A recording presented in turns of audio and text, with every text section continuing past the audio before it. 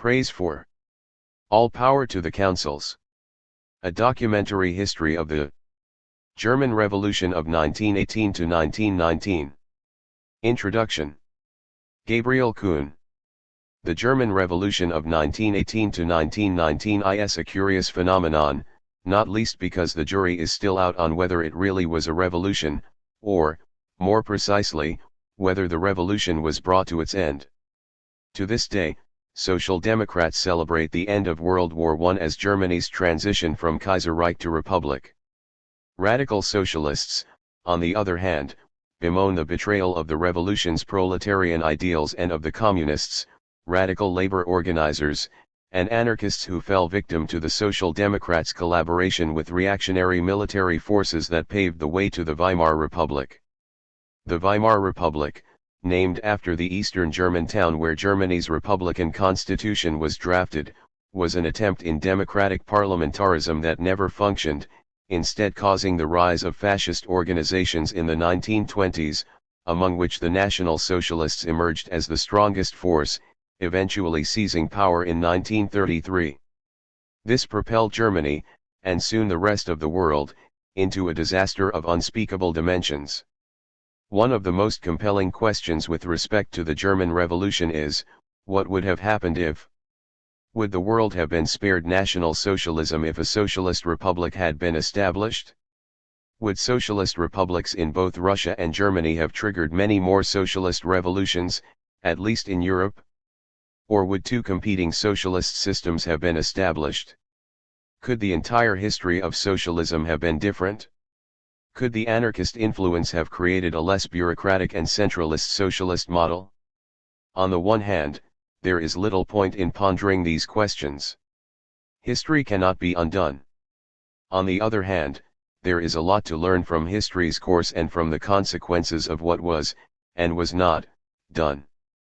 It helps strategizing for the future. This is one of the hopes connected to this publication.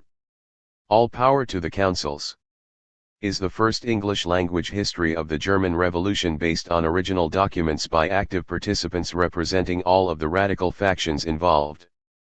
There exist a few general histories of the German Revolution in English, some of which are very good and highly recommended. See the bibliography for details. However, most of these histories are written from a strongly communist perspective and focus almost exclusively on the role of Karl Liebknecht, Rosa Luxemburg, and the Spartacus League. While the Spartacists played an important role in the events, their politics were not uncontested in the radical left, and in some sections of the proletariat as well as in certain regions, unionist, syndicalist, and anarchist influences were equally important. Furthermore, while historians have so far summarized their research in monographs, which make for very useful introductions and overviews, most of the eyewitness reports of the German revolutionaries have remained untranslated. In this sense, the volume presented here hopes to contribute to the ongoing study of the German Revolution by providing first-hand accounts of active revolutionaries, compiled in a way that chronologically traces the revolutionary developments. Using the introductory glossary and timeline, the background information to the individual chapters and texts, and the annotations, even the reader unfamiliar with the broad strokes of the German Revolution's history should not lose sight of the revolution's narrative, being able to also read this book as a general history of the events. At the same time, the English readers already familiar with the history shall find new texts and therefore perspectives and analyses that should deepen their understanding of the events and inspire their own perspectives and analyses. The main radical factions during the revolution were the Communists, first organized in the Spartakusbund Spartacus League and the Internationale Kommunisten Deutschlands International Communists of Germany, IKD, then in the Kommunistische Partei Deutschlands Communist Party of Germany, KPD, founded by the Spartacus League and the IKD on January 1, 1919. The Unabhängige Sozialdemokratische Partei Deutschlands Independent Social Democratic Party of Germany, USPD, founded in 1917, when the left wing of the Sozialdemokratische Partei Deutschlands Social Democratic Party of Germany, SPD, split from the mother party in protest against the SPD's continued support of the war. All Spartacus League members were part of the USPD before the founding of the KPD. Radical labor organizers, most notably the Revolutionary Stewards, who were predominantly factory workers with long experience in union struggles and strong trust among the radical proletariat. The anarchists, most notably Gustav Landauer and Erich Mussum. The differences between these factions will become apparent. The Spartacists, while critical of what they saw as authoritarian tendencies in Bolshevism most clearly expressed in the writings of Rosa Luxemburg, regarded a strong communist party as a necessary requirement to protect the revolution and to establish a proletarian council system. Most USPD members were open to certain parliamentarian concessions, mainly to avoid armed conflict. The Revolutionary Stewards championed the direct involvement of workers in the administrative apparatus, drawing on their experience as labor organizers. They criticized the Spartacists for their alienation from the working masses and for their insurrectionist tendencies. At the same time, both the communists and the Revolutionary Stewards perceived the anarchists as politically inexperienced utopians.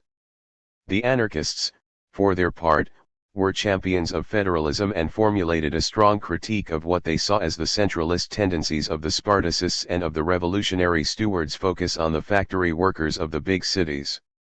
Despite these tensions, however, the different radical factions never hesitated in defending and honoring each other in the face of social democratic and bourgeois attacks. Landauer, for example, gave the Munich eulogy to Karl Liebknecht and Rosa Luxemburg after they were murdered in January 1919. Mussum called Luxemburg the flame of the revolution in an obituary published in his journal Kane.1. All of the radical factions were also united in their commitment to a council system and in their opposition to bourgeois parliamentarism.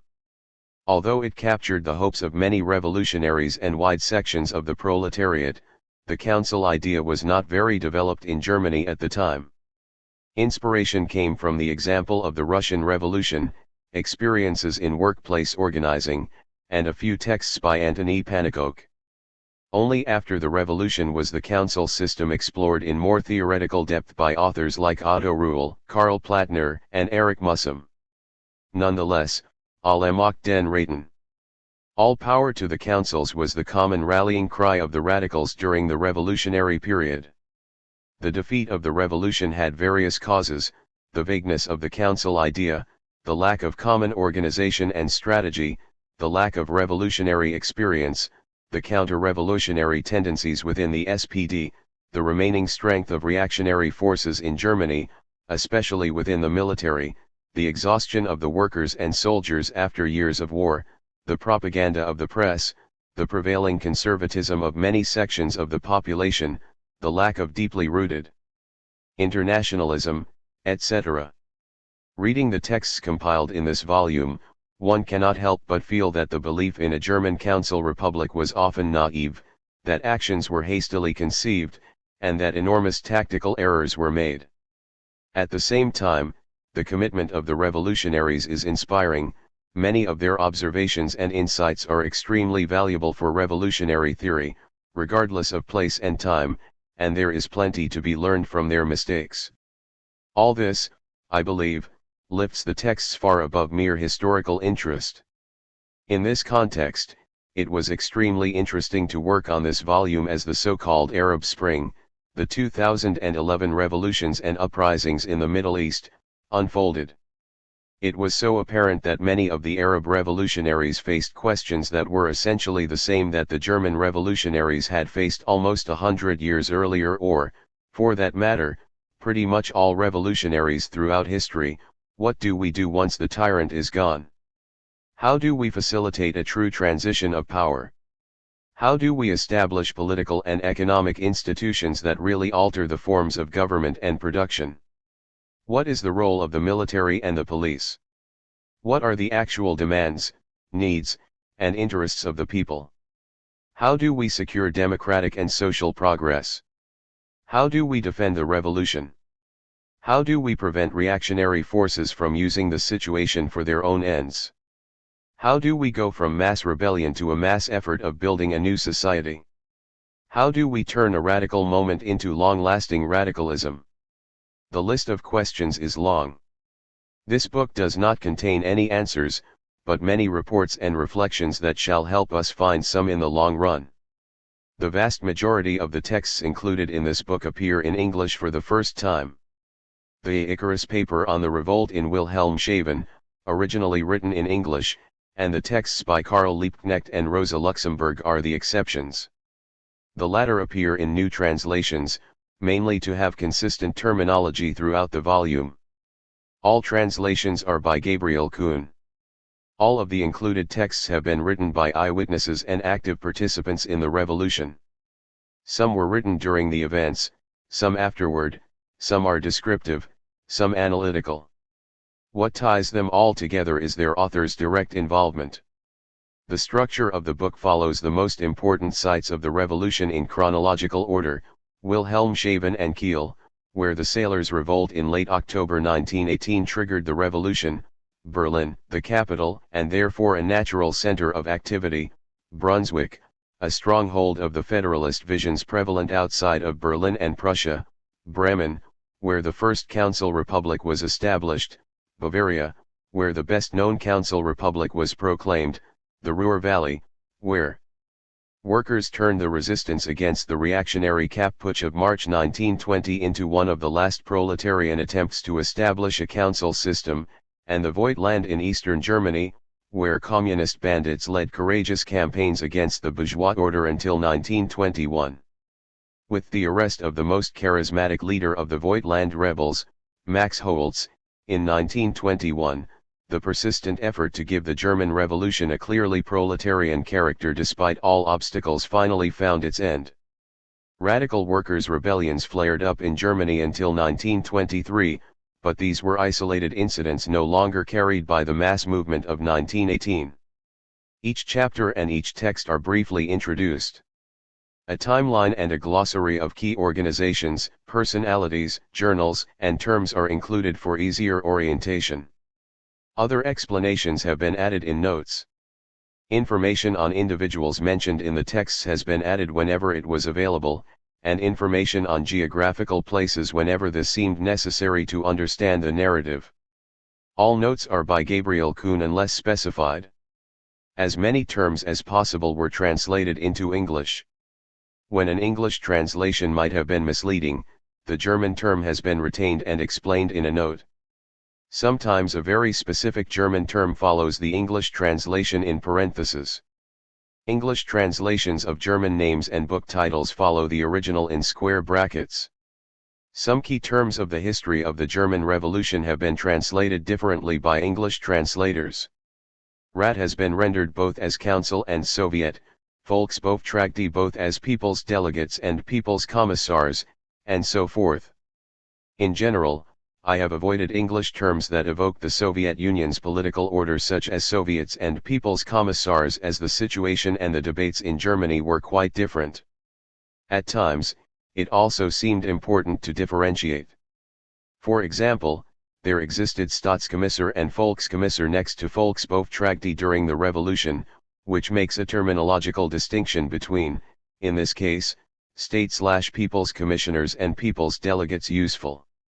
The language of German writers at the time, both male and female, was marked by an inclusive use of male terms. Given the many problematic implications of a modern cleansing of historical texts, the original patterns have been reproduced. Readability has been a priority in the translation work in order to make the texts included in this book relevant for a contemporary English audience. When this demanded a liberal rather than a literal translation, I opted for the liberal one. Needless to say, no liberties were taken that, in my judgment, would have jeopardized the intentions or contents of the original. As always, many people deserve thanks for having made this publication possible. Apart from the folks at PM Press, these include the wonderful staff at Stockholm's Arbetarrörelsens Arkiv och Bibliotek Workers' History Archive and Library: Wolfgang Eckhart, Theo Panther, Mark Harfeld, Chris Hurd, Ralph Klein, Regina Wamper and Siegbert Wolf. 1 Kane, January 1919. A translation of the obituary entitled Karl Liebknecht Rosa Luxemburg is included in Erich Mussum, Liberating Society from the State and Other Writings, A Political Reader, Oakland, PM Press, 2011, 117-119. Glossary. Organizations. Internationale Kommunisten Deutschlands, International Communists of Germany, IKD, founded in late 1918 by the Bremen group Linksradikale, left-wing radicals and other radical socialists, formed the KPD with members of the Spartacus League in 1919. Kommunistische Arbeiterpartei Deutschlands, Communist Workers' Party of Germany, KAPD, founded in 1920 by a revolutionary faction expelled at the October 1919 KPD Party Congress, split into various groups in the mid-1920s. Kommunistische Partei Deutschlands, Communist Party of Germany, KPD, founded in 1919 by members of the Spartacus League and the IKD. After the left majority of the USPD had joined, the party officially carried the name Vereinigte Kommunistische Partei Deutschlands, VKPD, from 1920 to 1922. After the Nazi regime, the party was revived in West Germany but had no big influence in East Germany. It became a part of the Sozialistische Einheitspartei Deutschlands, Socialist Unity Party, SED, in 1949. Sozialdemokratische Partei Deutschlands, Social Democratic Party of Germany, SPD, founded in 1890 as a successor of the Sozialistische Arbeiterpartei Deutschlands, Socialist Workers' Party of Germany, SAP, one of Germany's main parties to this day, also called Mehrheitssocialisten, majority socialists, or Reichssocialisten, right socialists, to distinguish them from the USPD. Spartakusbund, Spartacus League, a group of internationalist, anti-war SPD members that emerged from the Gruppe Internationale, Group International, founded in 1914. In 1917, the Spartacus members formed the left wing of the newly founded USPD. The name Spartakusbund, Spartacus League was officially adopted in November 1918, although the group had already been known as the Spartacus Group since the first Spartacus brief, Spartacus letters, published in 1916.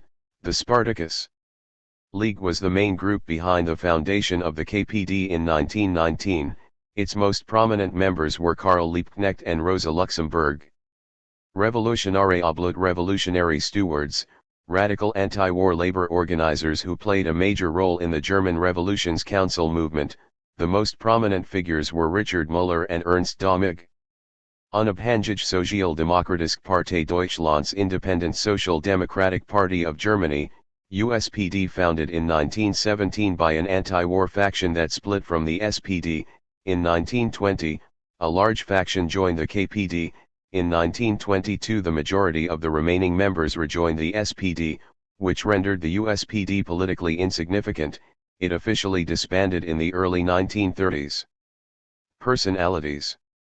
Artelt, Karl, 1890-1981, joined the SPD in 1908, later the USPD and the KPD, and, in 1946, the newly founded Sozialistische Einheitspartei Deutschlands, Socialist Unity Party of Germany, SED, in East Germany.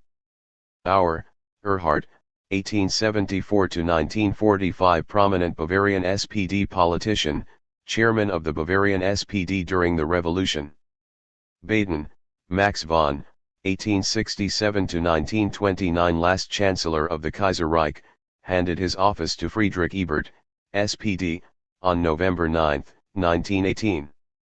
Barth, Emil, 1879-1941, trade unionist, SPD member and opponent of the war, joined the USPD in 1917 and was a member of the Council of People's Delegates, rejoined the SPD in 1922. Brandler, Heinrich, 1881-1967, expelled from the SPD in 1915 because of his opposition to the war, founding member of the Spartacus League and the KPD, chairman of the KPD together with August Thalheimer in the early 1920s. Brandler and Thalheimer became increasingly critical of the KPD party line and co-founded a splinter group in 1929, the Kommunistische Partei Opposition, Communist Party Opposition, KPDO. Clemenceau, Georges, 1841-1929, Prime Minister of France from 1917 to 1920. Dömig, Ernst, 1866 to 1922 SPD member and one of the Vorwärts editors until 1916 when he was removed from his post for opposing the war, joined the USPD in 1917 and became a member of the Council of People's Delegates, changed affiliation between Socialist and Communist parties several times after resigning in December 1918. Dittmann, Wilhelm, 1874 to 1954 SPD and USPD politician, member of the Council of People's Delegates for the USPD. Ebert, Friedrich, 1871 to 1925 SPD chairman 1913 to 1919, member of the Council of People's Delegates, and the first president of the Weimar Republic, 1919 to 1925. Eisner, Kurt, 1867 to 1919 key figure of the USPD in Munich, proclaimed the Bavarian Republic on November 7, 1918, and served as its first minister-president, assassinated by Anton Graf von Arco, a young aristocratic soldier, on February 21, 1919. Erdberger, Matthias, 1875 to 1921 prominent politician of the Catholic Deutsche Zentrumspartei German Center Party, signed the Armistice of 1918 for the German government, murdered by the reactionary organization Consul in 1921. Fröhlich, Paul, 1884 to 1953 lifelong communist activist, expelled from the KPD in 1928 because he supported the dissident faction around Heinrich Brandler und August Thalheimer, published a standard biography of Rosa Luxemburg, see the bibliography, and was the author of Die Bayerische Räterepublik. Tatsachen und Kritik the Bavarian Council Republic, Facts and Critique under the pseudonym P. Werner. The publication inspired Mussum to write von Eisner bis Levin from Eisner to Levin. Hasse, Hugo, 1863 to 1919 chairman of the USPD after its foundation in 1917, first vice-chancellor after the revolution and a member of the Council of People's Delegates until the three USPD members resigned in December 1918, severely injured by an assassin in October 1919, he died 1 month later. Hindenburg, Paul von, 1847 to 1932 appointed Chief of the General Staff in 1916, Hindenburg wielded strong influence during the last years of the Kaiserreich, served as the President of Germany from 1925 to 1934, paving the way for the Nazi takeover of the country. Holz, Max, 1889 to 1933 the son of a rural laborer, Holz was radicalized as a soldier during World War I, joined the USPD, then the KPD, then the KAPD. He led several workers' rebellions in eastern Germany in 1920 to 1921, sentenced to life in prison in 1921, released by an amnesty in 1928, emigrated to the Soviet Union in 1929 upon Stalin's invitation, drowned under mysterious circumstances in the Oka near Gorky in September 1933. Hoffmann, Johannes, 1867 to 1930 SPD politician, Bavarian minister-president 1919 to 1920. Janak, Karl, 1891 to 1968 soldier and SPD member during the war, joined the KPD in 1919 and remained a leading party figure until 1933. Incarcerated by the Nazis, he survived the war and became an said parliamentarian in Saxony. Jogi Ches, Leo, 1867 to 1919 co-founder of the Spartacus League and KPD member, KPD chairman after the murder of Liebknecht and Luxemburg, arrested and executed by reactionary soldiers in March 1919. Koski, Karl, 1854 to 1938 one of the main SPD theorists, co-founded the USPD in 1917, returned to the SPD in 1922. Landauer, Gustav, 1870 to 1919 one of Germany's most influential anarchists, editor of the Journal der Sozialist and founder of Sozialistischer Bund Socialist League, key figure in the Bavarian Council Republic, murdered by reactionary soldiers after the Council Republic's overthrow on May 2, 1919. Landsberg, Otto, 1869 to 1957 jurist and SPD politician, member of the Council of People's Delegates. Lassalle, Ferdinand, 1825–1864 highly influential early German socialist. Ledbuhr, George, 1850–1947 SPD and later USPD politician, close to the revolutionary stewards, resisted the early 1920s USPD defections to the SPD and KPD and remained USPD chairman until 1923, active in various socialist organizations before leaving Germany following the Nazi takeover in 1933.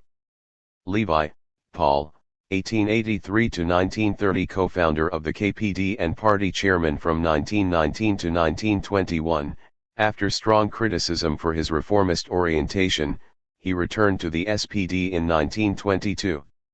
Levian, Max, 1885–1937 German-Russian Spartacus League and KPD member in Bavaria, kept close contact with the anarchists around Erich Mussum, escaped to Austria after the crushing of the Council Republic, moved to the Soviet Union in 1921, victim of Stalinist purges in 1937. Levine, Eugen, 1883–1919 German-Russian KPD member, leader of the Munich KPD during the Bavarian Council Republic, executed for his involvement in the Council Republic. Liebknecht, Karl, 1871–1919 son of the prominent SPD co-founder Wilhelm Liebknecht, the first SPD parliamentarian to oppose the war, founded the group International, later Spartacus League, with Rosa Luxemburg in 1915, after an anti-war rally on May 1, 1916, sentenced to 4 years in prison for high treason, released by an amnesty on October 23, 1918, murdered by right-wing soldiers on January 15, 1919, in Berlin. Lloyd George, David, 1863–1945 Prime Minister of the UK and head of the wartime coalition from 1916 to 1922. Ludendorff, Erich, 1865–1937 German general, appointed as Paul von Hindenburg's deputy in 1916, he wielded significant political influence during the last years of the Kaiserreich, involved in both the Kapp Putsch of 1920 and the Beer Hall Putsch of 1923. Luxemburg, Rosa, 1871–1919 active in the Social Democrat movement in Poland and Germany and an opponent to World War I, Luxemburg co-founded the group International, later Spartacus League, in 1915, murdered by reactionary soldiers on January 15, 1919, in Berlin. Mehring, Franz, 1846–1919 publicist, historian, and founding member of the Spartacus League and the KPD. Mussum, Erich, 1878–1934 one of Germany's most influential anarchists, editor of the journals Kain and Final Signal, key figure in the Bavarian Council Republic, sentenced to 15 years of confinement in a fortress for his involvement, freed by an amnesty in December 1924.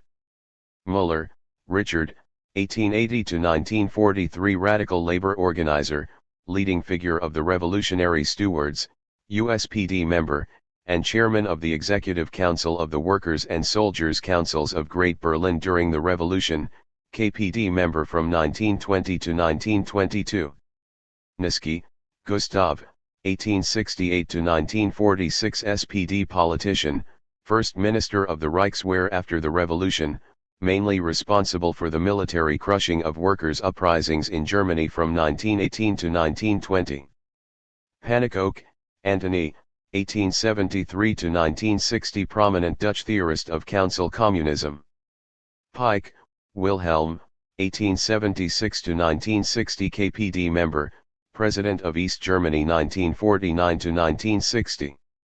Plattner, Karl, 1893–1945 left the SPD in 1914 as an opponent of the war, joined the KPD in 1919 and belonged to the founders of the KAPD in 1920, leader of several workers' uprisings and direct action campaigns from 1920 to 1922, arrested and sentenced to 10 years in prison in 1922, released in 1928, received great attention with the 1929 publication of Eros im Zuchthaus.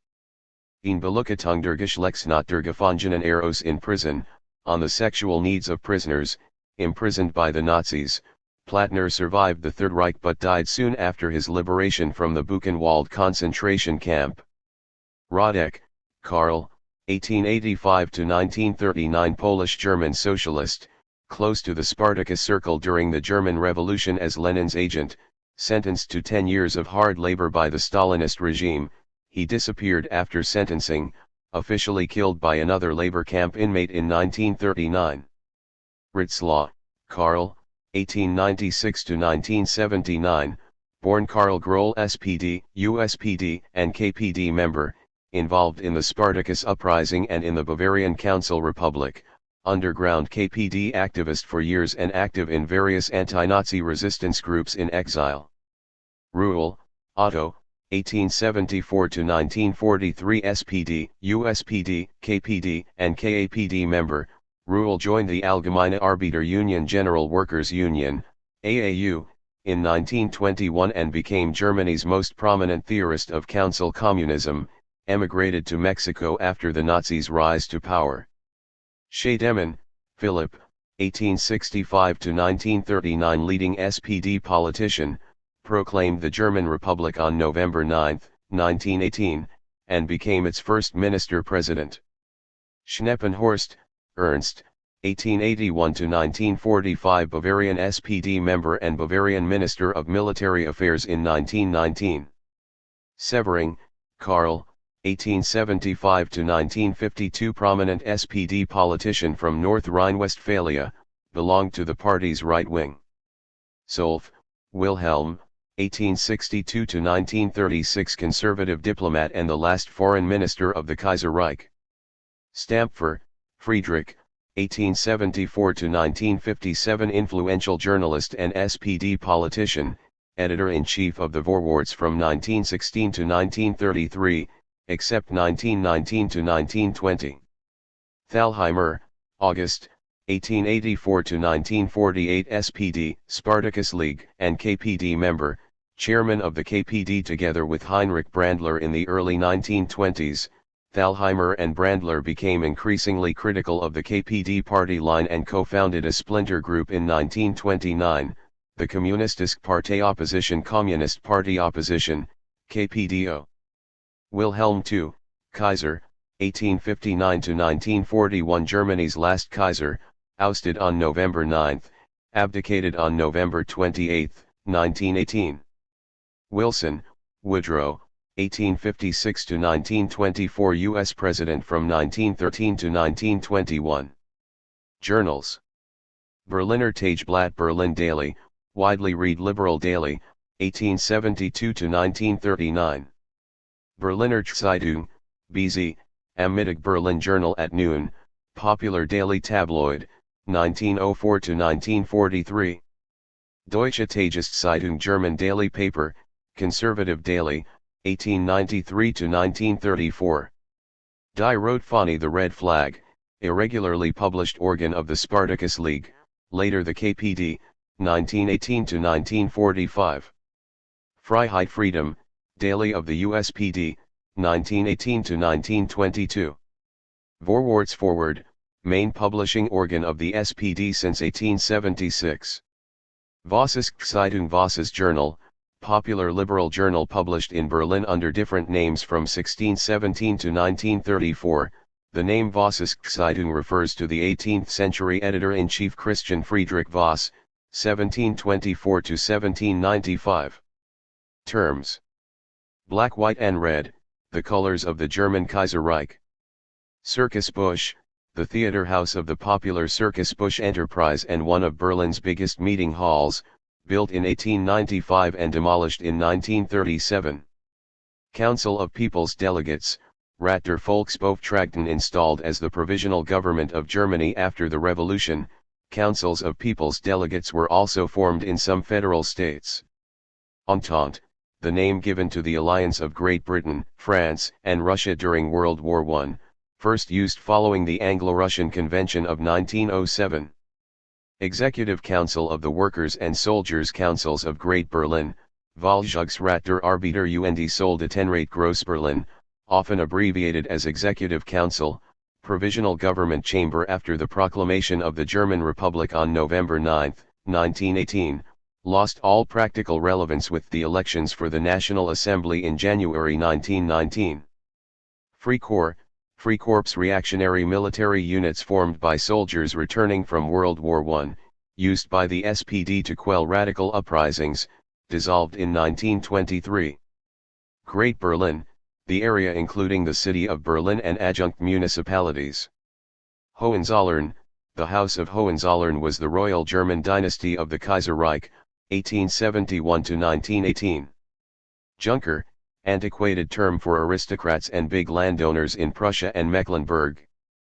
Kapp Putsch, reactionary coup attempt in March 1920, led by the civil servant Wolfgang Kapp, 1858 to 1922, and General Walther von Lüttwitz, 1859 to 1942, therefore also known as the Kapp-Lüttwitz Putsch. A general strike and a lack of obedience among civil servants made the coup fail. Landtag, provincial parliament. November Revolution. Since the proclamation of the German Republic occurred in November 1918, the German Revolution of 1918 to 1919 is commonly referred to as November Revolution in German. The term is not commonly used in English and has therefore been avoided here, except for translations of German book titles. Philistin, Philister here, a person bereft of soul and spirit, not a term indicating a lack of education, culture, or taste. Quiet and order, Ruhe und Ordnung, common German phrase referring to law-abiding behavior, order, and tidiness. Rathaus, town hall. Red Guards, originally used in the Russian Revolution of 1917 for revolutionary militias and military units. The term described armed groups of revolutionary workers, sailors, and soldiers in the German Revolution of 1918 to 1919. See also White Guards. Reich, the term Deutsches Reich German Reich, usually abbreviated to Reich, was commonly used as a substitute for Deutschland Germany from 1871 to 1945. Reichstag, National German Parliament. Reichswehr, official name for the German army from 1919 to 1935. Vendée, a department in western France where strong resistance was organized against the revolutionary government from 1793 to 1796. Volksmarine Division, revolutionary unit of sailors in 1918 to 1919. War bonds. Bonds were the main means of financing World War I in Germany. White Guards, originally used for a loose alliance of anti-communist and pro-Tsarist military forces during the civil war that followed the Russian Revolution of 1917, the term described reactionary militias and military units in the German Revolution of 1918 to 1919. See also Red Guards. Timeline. 1870, Otto von Bismarck unites the German states and fiefdoms, establishing the German Reich as a constitutional monarchy. Federal states keep a fair degree of autonomy and, in many cases, their own royal dynasties.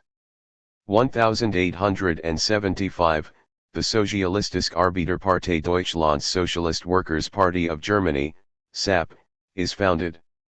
1879 to 1890, the so-called Sozialistengesetze socialist laws are in place, prohibiting all socialist organizations, including the SAP. 1890, after the abolition of the Sozialistengesetze, the Sozialdemokratische Partei Deutschlands, SPD, is founded as a successor of the SAP. August 1, 1914, Germany enters World War I on the side of Austria-Hungary.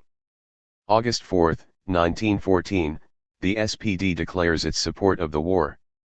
August 5, 1914, Rosa Luxemburg and 6 other SPD members opposing the war found the Gruppe Internationale Group International. December 2, 1914, Karl Liebknecht is the only SPD parliamentarian who votes against the war bonds. January 1, 1916, the Gruppe Internationale starts publishing the Spartakusbrief Spartacus letters and becomes known as the Spartacus Group. June 28, 1916, the revolutionary stewards organize massive strikes around Germany in protest against Karl Liebknecht's arrest for high treason after a speech at an anti-war rally. August 23, 1916, Karl Liebknecht is sentenced to 4 years and 1 month in prison. March-April 1917, strikes across Germany organized by the revolutionary stewards, mainly in the armament industry. April 8, 1917, the USPD is founded by SPD opponents of the war. July-August 1917, sailors revolt along the North Sea coast against the Imperial Naval Command, crushed by the authorities. The alleged leaders, Max Reichpeach, 1894–1917, and Albin Kobes, 1892–1917, are sentenced to death and executed on September 17, 1917. January 1918, strike wave against the war organized by the revolutionary stewards. January 31, 1918, Kurt Eisner arrested and sentenced to 9 months in prison for instigating an ammunition workers' strike. April 24, 1918, Erich Mussum detained in Traunstein, about 100 kilometers east of Munich, for anti-war agitation. October 3, 1918, Max von Baden appointed Chancellor. His cabinet includes the SPD member Philipp Scheidemann. October 29 to 30, 1918, sailors revolt in Wilhelmshaven. November 2, 1918, mass demonstrations in Kiel in support of the Wilhelmshaven revolt, 7 protesters killed and 29 wounded by police. November 4, 1918, armed mutineer soldiers and workers take charge of Kiel. November 6, 1918, Wilhelmshaven in the hand of the rebels. November 7, 1918, mass demonstrations and armed uprisings spread to several German cities, including Hanover, Brunswick, Frankfurt, Stuttgart, and Munich. November 7, 1918, in Bavaria, King Ludwig III abdicates. Kurt Eisner, USPD, proclaims Bavaria a republic. November 9, 1918, in Berlin, Philipp Scheidemann, SPD, proclaims Germany a republic while Kaiser Wilhelm II is in Belgium. Karl Liebknecht proclaims Germany a socialist republic on the same day. Chancellor Max von Baden hands his post to Friedrich Ebert, SPD. November 10, 1918, in Berlin, a provisional government is formed consisting of 2 bodies, the Council of People's Delegates with the members Friedrich Ebert, Otto Landsberg, Philipp Scheidemann, SPD, and Emil Barth, Hugo Hasse, Wilhelm Dittmann, USPD, and a 24-member Executive Council of the Workers' and Soldiers' Councils of Great Berlin with members equally divided between the SPD and the USPD. November 10, 1918, Brunswick is proclaimed a socialist republic. November 11, 1918, armistice signed between Germany and the Western Allies in a railway carriage in the Compiègne forest in France. 6 months of peace negotiations begin.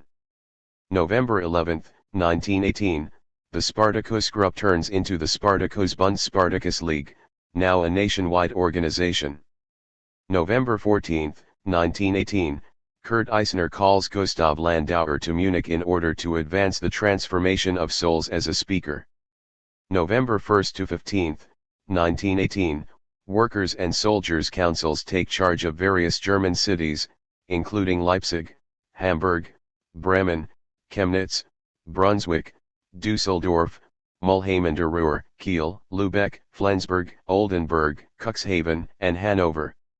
November 15, 1918, in Berlin, the SPD trade union leader Karl Legian signs a cooperation agreement with industry leaders that, among other things, pledges the suppression of radical socialist forces within the SPD-dominated trade unions and leads to the Zentralarbeitsgemeinschaft der Industriellen und Gewerblichen Arbeitgeber und Arbeitnehmer Central Partnership of Industrial and Commercial Employers and Employees. November 23, 1918, the Organisation Internationale Kommunisten Deutschlands, IKD, is founded. December 6, 1918, counter-revolutionary army units under the auspices of the SPD attack an unarmed demonstration of radical soldiers in Berlin, killing 16. December 10, 1918, in an incident of high symbolic relevance, armed former royal guards enter Berlin and pledge alliance to the Council of People's Delegates, but not the Executive Council of the Workers' and Soldiers' Councils of Great Berlin. December 16 to 21, 1918, General Congress of the Workers' and Soldiers' Councils of Germany in Berlin. The Congress delegates vote for a National Assembly and against the council system. December 24, 1918, violent clashes between the Radical Volksmarine Division and regular army units in Berlin. Around 70 people die, known as Weihnachtskampfe Christmas clashes. December 29, 1918, the USPD members resign from the Council of People's Delegates over the SPD members' disregard of the Council Congress's resolutions and its alliance with counter-revolutionary forces during the December 24 clashes. The SPD replaces the USPD members with two new SPD members, Gustav Niski and Rudolf Wissel, 1869–1962. Niski is appointed Minister of the Reichswehr. January 1, 1919, the Kommunistische Partei Deutschlands, KPD, is founded by members of the Spartacus League and the IKD. January 4, 1919, Berlin Chief of Police Emil Eckhorn, USPD, who had refused to attack demonstrators during the December 24 clashes, is dismissed by the government. January 5, 1919, in protest against Eckhorn's dismissal, thousands of workers, many armed, demonstrate in the center of Berlin, eventually occupying various newspaper offices, including that of the SPD journal Vorwärts, and forming a provisional revolutionary committee, Provisorisker Revolutionsausschuss.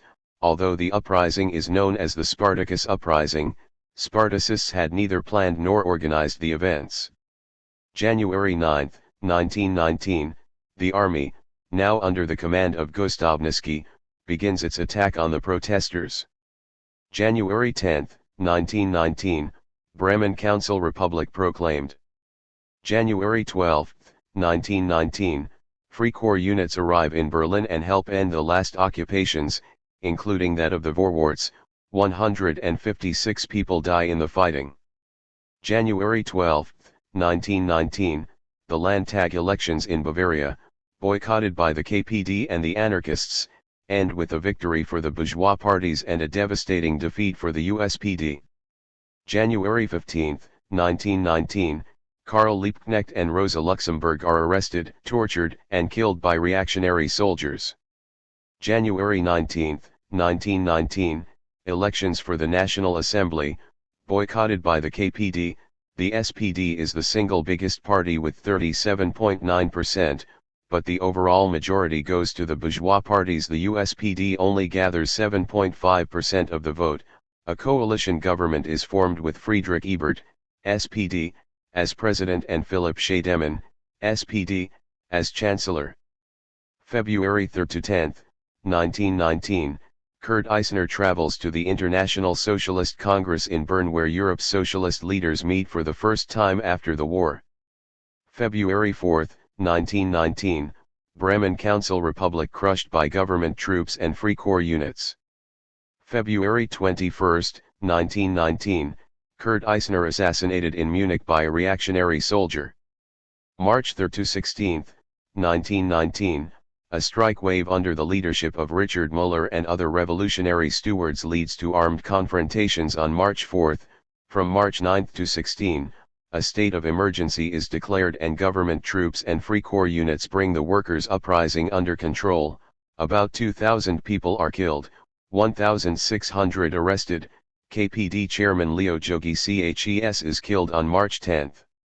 March-April 1919, widespread unrest in Upper Silesia, the Ruhr Valley, Württemberg, Magdeburg, Leipzig, and other regions and towns, brought under control by the military in late April.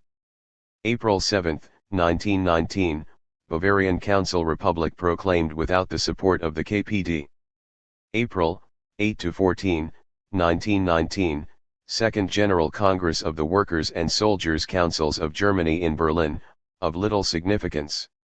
April 13, 1919, First military attack on the Bavarian Council Republic, repelled by the KPD's Red Guards. Some key figures, including Erich Mussum, are arrested and imprisoned. The KPD takes over the Council Republic's administration, which now becomes known as the Second Council Republic, the First Council Republic having lasted only 1 week. April 17, 1919, government troops and Free Corps units march into Brunswick and end the Socialist Republic. May 1, 1919, government troops and Free Corps units march into Munich and crush the Council Republic.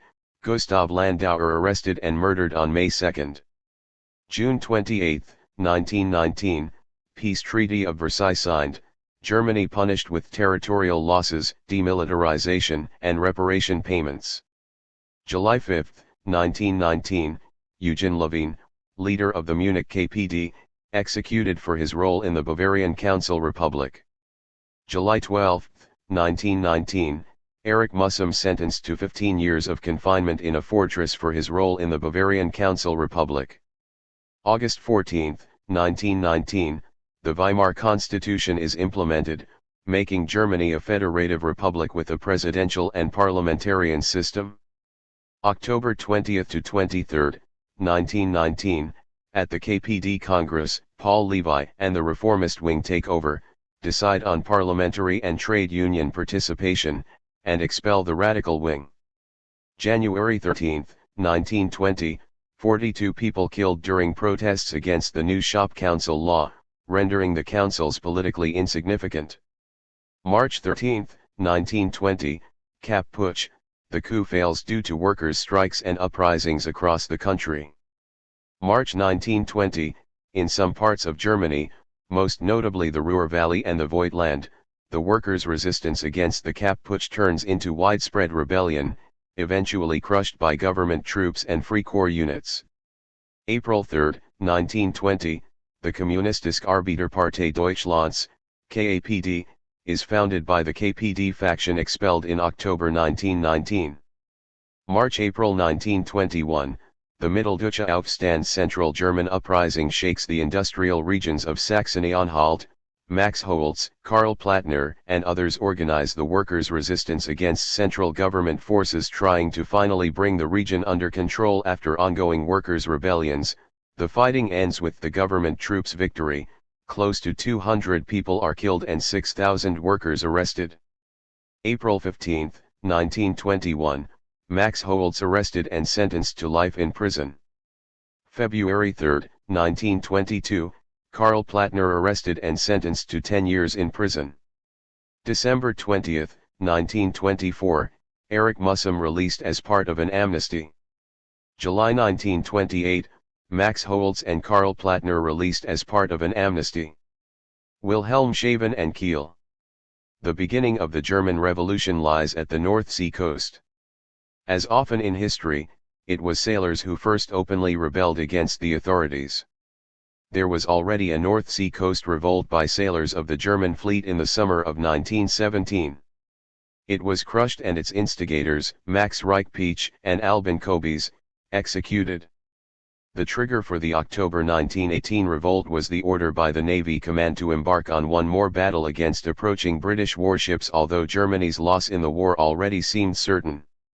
On October 29, hundreds of sailors in Wilhelmshaven refused to follow the Navy Command's orders.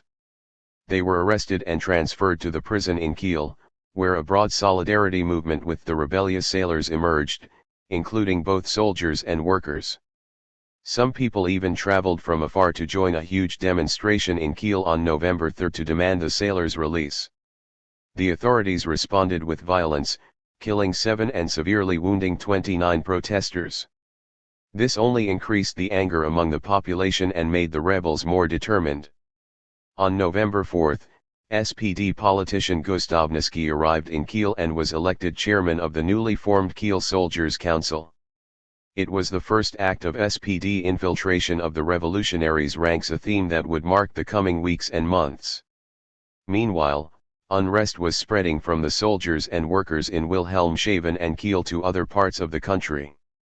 In Hamburg, Bremen, Hanover, and many other cities around Germany, soldiers refused to obey orders, workers went on strike, and broad sections of the population demanded the authorities to step down. The stage for the German Revolution was set. The texts in this chapter are eyewitness reports from Wilhelmshaven and Kiel. The so-called Icarus paper is an account about the Wilhelmshaven events written by Ernst Schneider, a communist union organizer who was active in various organizations, including the IKD, KPD, and KAPD, before escaping Nazi Germany in 1939. Schneider was nicknamed Icarus after a spectacular prison escape in 1920. He wrote his report in British exile in 1943. It covers the period from the Sailors' Rebellion at the end of October to the final attempt of radical Wilhelmshaven workers and soldiers to protect their councils against the increasing power of the SPD and its bourgeois allies in late January. The second text is an abbreviated version of Karl Artelt's report on the Sailors' Revolt in Kiel. Artelt was a radical soldier and a USPD member who played a leading role in the revolt. Although Kiel became the center of the Sailors' Revolt after the arrival of the sailors arrested in Wilhelmshaven, the radical resistance to the SPD waned quicker, not least because prominent SPD politicians arrived in the town early on and many of the most radical sailors moved on to other places. The Wilhelmshaven Revolt. A chapter of the revolutionary movement in the German Navy, 1918 to 1919. Icarus. Written in English and self-published as a pamphlet in England in 1943. While the original British spelling has been retained, some orthographical details have been adjusted to this volume's format. The version reprinted here is also slightly abbreviated, focusing on the actual description of events in Wilhelmshaven, leaving out some general political reflections and historical references, not least because the latter are often hard to verify. Omissions in the text are marked. All footnotes have been added by the editor/translator unless specified. The original pamphlet includes an introduction whose author remains unidentified. The following observation might be the most important, especially since Germany had seen its share of sailors and dock workers' strikes and rebellions since at least the mid-19th century. It is essential to note that service in the Imperial Navy was compulsory for every German seaman. The crews of the merchant fleet were almost identical with the sailors on board the warships. The rest of the men of the war fleet were recruited from other sections of the industrial proletariat. Thus, they had not only the same interest, but also the same insubordinate spirit. Author's note. The history of the Trawlers of the Sea has yet to be written, but when it is, it will form part of the history of the forward-storming vanguard of the proletariat. I, who had a full and active share in those events, consider it my duty, in the interests of the working class, to record the following account, even at the risk of not avoiding inaccuracies, so that whosoever wishes, may understand. Until the year 1935, I had in my possession the complete archive, but it had to be burned for reasons of safety for my comrades and myself. Those documents are, of course, lost, but it is better to lose documents than to lose one's life. After all, I have kept my head, I am, therefore, able to make further use of it. London, 1943. The war clouds gathered over Germany. The rank and file of the German labor movement, at that time, in numbers, the mightiest movement in the Second International, urged for measures against the approaching war. Crowded mass meetings were held, and the slogan was given, "Mass action against the war." But words, mere words. The mass of the workers under the influence of their organizations, strongly organized and disciplined in party and trade unions, were waiting for the call to action from their trusted leaders, but the call never came. Instead of action came complete political collapse. In contradiction to their previous teaching, the spokesman of the Social Democratic Party in the German Parliament on August 4, 1914, declared, "In the hour of danger we shall stand by our fatherland." The majority of the SPD leaders had found their fatherland. The workers were still without one. The problem of masses and leaders remained practically unsolved, despite the prolonged struggle of revolutionary socialists such as Rosa Luxemburg, Antony Pannekoek, Heinrich Laufenberg, Johann Neff, and others, one whose devotion to the cause was unquestioned, against the then already flourishing policy of class betrayal. The overwhelming majority of the SPD leaders rejected the idea of self-determination of the working class, and worked secretly through their revisionist apparatus Verein Arbeiterpresse II for the subordination of the proletariat to the bureaucratic organizations. The catastrophe was unavoidable. Many workers felt that their sacrifices had been in vain. They had not understood the dynamics of their own organization, so they felt betrayed, and they were. That brought disillusionment on the one hand, irritated nerves and indifference on the other. But still things went on. The secret committee of the North Sea Fleet and the naval base of Wilhelmshaven. Lennox called down with the war. The principal enemy is in your own country, was not in vain. It encouraged the opposition forces against the war. On board the cruisers, destroyers, torpedo boats, and other small fighting units, a whispering campaign went on among the sailors, and now and then acclamations, es Liebknecht. 3 Meanwhile, signals were given by a secret committee, later known as the Revolutionary Committee, or for short, RC. The committee issued definite instructions, warnings, information, and slogans, and these signals were promptly transferred from mouth to mouth within a certain alliance. No member knew more than 2 comrades, one to the right, and one to the left like the links of a chain. The first link was known by only one comrade, the committee. Under the cover of seamen's yarns in the lower decks, in the lockers, the munition rooms, crow's nests of the fighting masts, even in the lavatories, an underground organization was built up which did its share towards stopping the imperialist war, and sweeping away the semi-feudal monarchy. The examples set by this underground organization are of historical importance. Besides the organization of the RC, there appeared some instances of individual peace propagandists who were almost wiped out with the execution of 2 harmless conscientious objectors, the sailors Reich Peach and Cobes Point. For whatever their motives, their struggle formed part of our own struggle, and therefore they died for us and our cause. In this connection, it is a fact that a representative of one of these unfortunate sailors who consulted some prominent SPD members of Parliament, was shown the door. The SPD members of Parliament were not interested. Meanwhile, the unrest grew among the seamen in the fleet. A purge of the crews of certain ships was ordered by commanders of the fleet, but the growth of the movement was far ahead of the measures taken by the naval authorities, and the purging was, no doubt, more of a nuisance than a wholesome cure. Suspects, always the wrong ones, of course were promptly ordered off to their company's naval barracks. From there, thousands of seamen were ordered off to the Marine Division on the coast of Flanders. In March 1917, leaflets written in block letters, signed by the committee, were distributed by the sailors of the 3rd Sailors Regiment. Later on, meetings of the seamen were held at the East End Park 5. These meetings were, of course, illegal, but they were well protected. Without doubt, the underground movement in the Navy did not stop on the gangways and accommodation ladders of the warships. A left radical 6-member of the movement whilst on leave in Hamburg in April 1917, was one of the 18 participants of a secret meeting arranged by a Hamburg woman comrade held in the woods near Grossborstel, in the Inzum Grünenjäger. The result of the meeting was a broadsheet addressed to the women workers in the war industries, and to the soldiers. 2 days later, after 5,000 of the leaflets had been spread among the people and placarded on walls and buildings, spontaneous strikes in the war industries followed. Dozens of strikes and leaflet distributors were arrested and imprisoned. It must be noted that our active friends in Hamburg were all women war workers, shorthand typists, etc., who placarded the broadsheets. Many of these heroines and comrades, as well as the printer, a businessman who was not a member of the movement, were sentenced to penal servitude. Our sacrifices were heavy. To mention one's own personal sacrifices would be invidious. A fighter is bound to fight and suffer.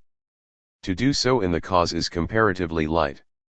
True enough, we must fight for the peace; if not, then it is the peace of the graveyard, the peace that will press down Europe and other parts of the world in a new era of darkest reaction. Rosa Luxemburg.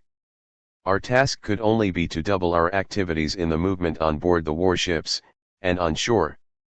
In July 1917, an example was given by the seamen of a squadron headed by the battle cruiser Prinz Regent, which lay anchored in the lower Elbe. At the order, "Weigh anchor, all hands to action stations," some signs and gestures were made by the seamen, but no move was made to obey the order. Their own order fires out proved mightier than the orders of the chiefs of the fleet. Hundreds of sailors were sentenced to penal servitude from 1 to 15 years. This event, and the attitude of the Admiralty, showed the situation in general, clearly, flurry and excitement among the authorities, but a staunch determination in the lower ranks. Again the seamen had shown that they did not shrink from armed resistance. They knew that they could only succeed by concerted action by the seamen of the fleet as a whole in close collaboration with their comrades in the army and in the industries. Theoreticians who exaggerate the difference between theory and the living reality may go astray, but seldom the practical fighters. The outlook of the latter was right. In January 1918 occurred the spontaneous strikes in the armament industries, followed by plundering of bakeries in the Reich. Then followed months of remarkable silence. It was the silence before the storm. Towards summer, a meeting was held in the Edelweiss, the biggest dance hall in Wilhelmshaven. The meeting was protected by columns of the underground movement of the fleet. It was late in the evening. The dance hall was filled with sailors, girls, and a few civilians. The orchestra had left the stage during the interval when, suddenly, the great curtain of the stage fell, and shouts were heard, "Stay where you are, do not move." Then, from behind the curtain was heard a loud voice, impressive and convincing, "We are on the eve of decisive occurrences. There will be, at last, no more war, no more oppression of the toiling and bleeding masses, but we must fight on, hard, long, and bitterly. For the sake of the cause, no imprudence. Our day is coming." It came. In September, a secret conference of the various groups of the workers' opposition took place in Berlin. Representatives of a number of industrial workshops, from northern, eastern, central, and western Germany were assembled. Summarizing the reports of the assemblies that the independent worker activities were constantly increasing all over the Reich, it was urged that the revolutionary class must violently explain its program to the broad masses, regardless of expense, and that this was to be carried out without delay. Instead of the term socialism, the term communism, i.e., the association of free and equal producers into free communes, was adopted. A manifesto written by the late Comrade Franken in order to enlighten the social democratic duped masses, to untie them from their careerist leadership, was issued in many thousands of copies, and some days later on distributed within reach. The Socialist Republic, Wilhelmshaven. At the end of October 1918, there was a spate of cases of insubordination and disobedience among the sailors at the base of the North Sea Fleet, and an outburst appeared inevitable. Warships of all classes and types were alongside the docks and quays of Wilhelmshaven. Major ships, including the battleship Baden and the battle cruiser Hindenburg, were ready for action and awaiting orders from the chief of the fleet. Ships anchored outside the docks and in the Jade River, the cruiser squadron, torpedo boat, and destroyer flotillas were also ready for action. Rumors circulated to the effect that it had been decided to engage the enemy in a final encounter, in which the German fleet would triumph or die for the glory of the Kaiser and the fatherland. The sailors of the fleet had their own views on the glory of the fatherland. When they met, they saluted one another with a long live Liebknecht. The crews of the ships moored at the quayside were to be found, most of the time, not on board, but in the workshops and large lavatories ashore. Officers, contrary to custom, carried revolvers and ordered the men to return to their ships. The men obeyed, but meanwhile others had left their ships and swelled the number ashore. The situation was favorable. The committee passed the message, guarded meeting after dark at the new soldiers' cemetery. Send delegate from every unit. According to the rules of the secret organization, delegates had to proceed to the meeting alone or at most in pairs, and at suitable distances so as not to attract attention. The meeting took place and showed how general was the response to the call of the committee. The meeting place was guarded by sailors. Those present stood, knelt, or sat between the graves. There was no time for discussion or speeches. The names of the ships moored in the harbor and river were called, and out of the dark the almost invisible delegates just answered, "Here." One comrade spoke, briefly but firmly, "The time has come. It is now or never. Act carefully but resolutely.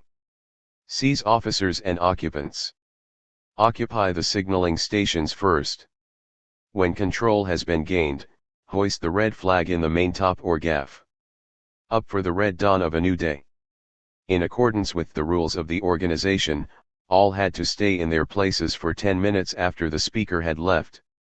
Fortunately, it was a dark night.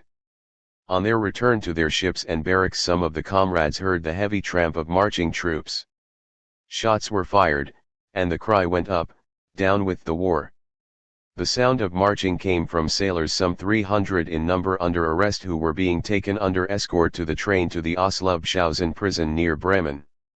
They were warmly cheered by the passing sailors. When a dozen or so sailors were passing the building of the Admiralty, they noticed that the guardhouse was occupied by soldiers from a town, Marxen, in East Friesland. It was a machine gun detachment. The sailors without hesitation carried out an attack, and in a moment had captured 15 machine guns. The commander of the detachment, an old sergeant major, after a short palaver, declared himself in solidarity with the sailors. The sailors then marched to door A of the Imperial Shipyard 7 and upon reaching the watch, found it already in the hands of the revolutionaries. Continuing towards the battleship Baden, it was seen that the small units had also been taken over by the revolutionary sailors. On board the Baden they elected a new commander. He was a member of the committee. By this time the dawn had come. Shots were heard on board a small light cruiser lying in dry dock, and the white ensign was seen to be still flying in the maintop. After a struggle of about an hour, every ship except the Hindenburg was in the hands of the revolutionaries. From the Hindenburg the white ensign still flew. The commander of the Baden signaled, "Surrender, or we shoot." A struggle was observed on board the Hindenburg, and a detachment of stokers and firemen of the Baden prepared to board the Hindenburg and give a hand. But before they reached their destination, the White Eagle ensign was hauled down and the red flag hoisted. At the same time, a signal was received from the cruiser squadron that, there too, the revolutionaries had gained the upper hand. At the orders of the committee, a mass meeting was held outside the building of the Admiralty. A great crowd of 20,000 attended and later marched round the naval base, headed by the 15th Torpedo Half Flotilla. A comrade announced that all the commanders and admirals of the North Sea Fleet had been deposed, and as long as they kept to their quarters, they would suffer no harm, but if they moved, they would be dealt with. 3 of 4 commanders entered the Admiralty building and informed the Admiral what had happened. His Excellency answered regretfully, that he could not do anything for the moment. He was informed that for the moment nothing would happen to him if he remained quiet and stayed at home. By this time, the crowds of war workers were streaming into the streets. It is regretted to have to state the fact that sections of the workers were still waiting for a call from their anti-revolutionary leaders, and had to be forced to be free. Their behavior, as also was their leaders and the bulk of the white-collar proletarians, was consciously or unconsciously reactionary during this period. Events moved quickly. Big demonstrations took place and processions converged at the training ground. After speeches and reports on the events, elections of workers and sailors' councils were held. Every ship had its council and delegate. The same was done for each factory and town district. That evening a meeting of the delegates took place, which constituted itself as the revolutionary government. A council of 21 sailors was elected, which was, so to speak, the administrative government. This, in its turn, elected a body of 5 members with executive powers. But when the first meeting of this council of 5 took place, it transpired that 4 of the members were not revolutionary socialists. The 5th member told the others that the revolution could not be made by namby-pamby revolutionaries, and that he could not successfully work with them. Circumstances, however, allowed them to carry on for some time. In fact, there were from the beginning two governments in Wilhelmshaven, the Council of Five, with its headquarters in the officers' casino, and the Revolutionary Committee, backed by the Revolutionary Socialist seamen with headquarters on board the Baden and in the 1,000-man barracks. 8. The critical point. By this time, power was practically in the hands of the workers, soldiers, and sailors' councils, if not all over the Reich, at least in Wilhelmshaven, Bremen, and Brunswick. The revolutionary proletariat pressed for a clear decision. Street and barricade fighting in towns and villages was the order of the day. Shock columns of revolutionary sailors were sent to all parts of Germany. For the purpose of ensuring permanent communications with Kronstadt 9, several hundred fully armed sailors were sent by the Revolutionary Committee to occupy the wireless station at Nauen, near Berlin, at that time still in the hands of the Ebert government.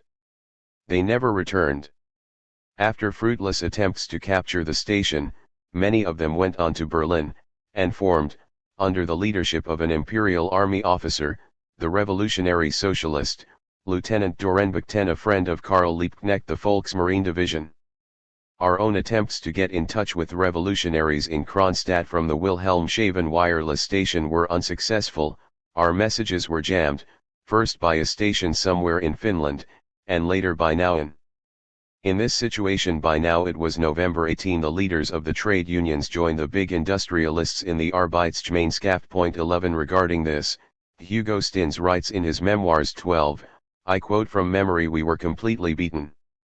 In this hopeless situation there came the great man Legion, chairman of the General Committee of Trade Unions in Germany, as our savior. 13 He did, in fact, save us, and this shall not be forgotten." Stinnes did not forget. A millionaire industrialist and one of the biggest ship owners in Germany, he named one of his biggest ships Karl Legion. If ever a working class in any country in the world was treacherously betrayed, it was the German working class. Let us lift the curtain. It was K. Radek, the then Russian plenipotentiary in Germany, who declared openly a victorious workers' revolution in Germany now means a lost revolution in Russia. Stalin, discussing the situation in Germany in 1923, urged, in my estimation, the German workers must be restrained, not spurred on. Indeed, as time has shown, the Comintern has not only bloodily liquidated the genuine revolutionaries in Kronstadt and in the Ukraine, but also has purposely prevented the workers' revolution in Germany. The seamen supporting the Revolutionary Committee felt that it was their duty to carry forward their activities and assist their class comrades at all costs. To do so, they were determined even to make use, in case of necessity, of the units of the battle fleet, which, though bound by the clauses of the armistice, were still armed and fit for use. But there were other difficulties to be faced. Hundreds of thousands of workers were still held in the bonds of obsolete systems of organization, dominated by conservative leaders. This was glaringly illustrated on the occasion of the First General Congress of the Workers' and Soldiers' Councils of Germany in Berlin, December 1918. It sounds unbelievable, but out of this revolutionary parliament it was found necessary to form a revolutionary group. And when Karl Liebknecht, as the chief speaker, very rightly pointed out, the counter-revolution is in the midst of us, some of the delegates raised their rifles against him.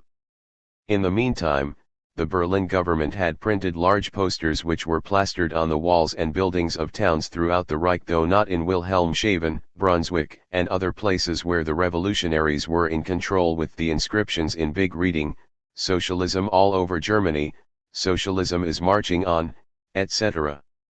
What in fact marched on, however, were the old reactionary forces led by the People Emancipating Social Democracy.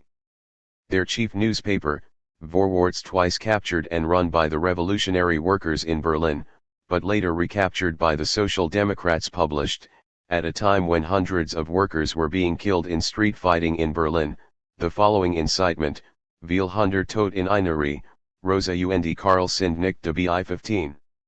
To the social democratic propaganda in favor of a national assembly. 16. The revolutionary communists replied with, No National Assembly. Arm the workers in the factories. Establish revolutionary tribunals to try the war criminals and counter-revolutionaries. At this time, the Civil War was far from its climax.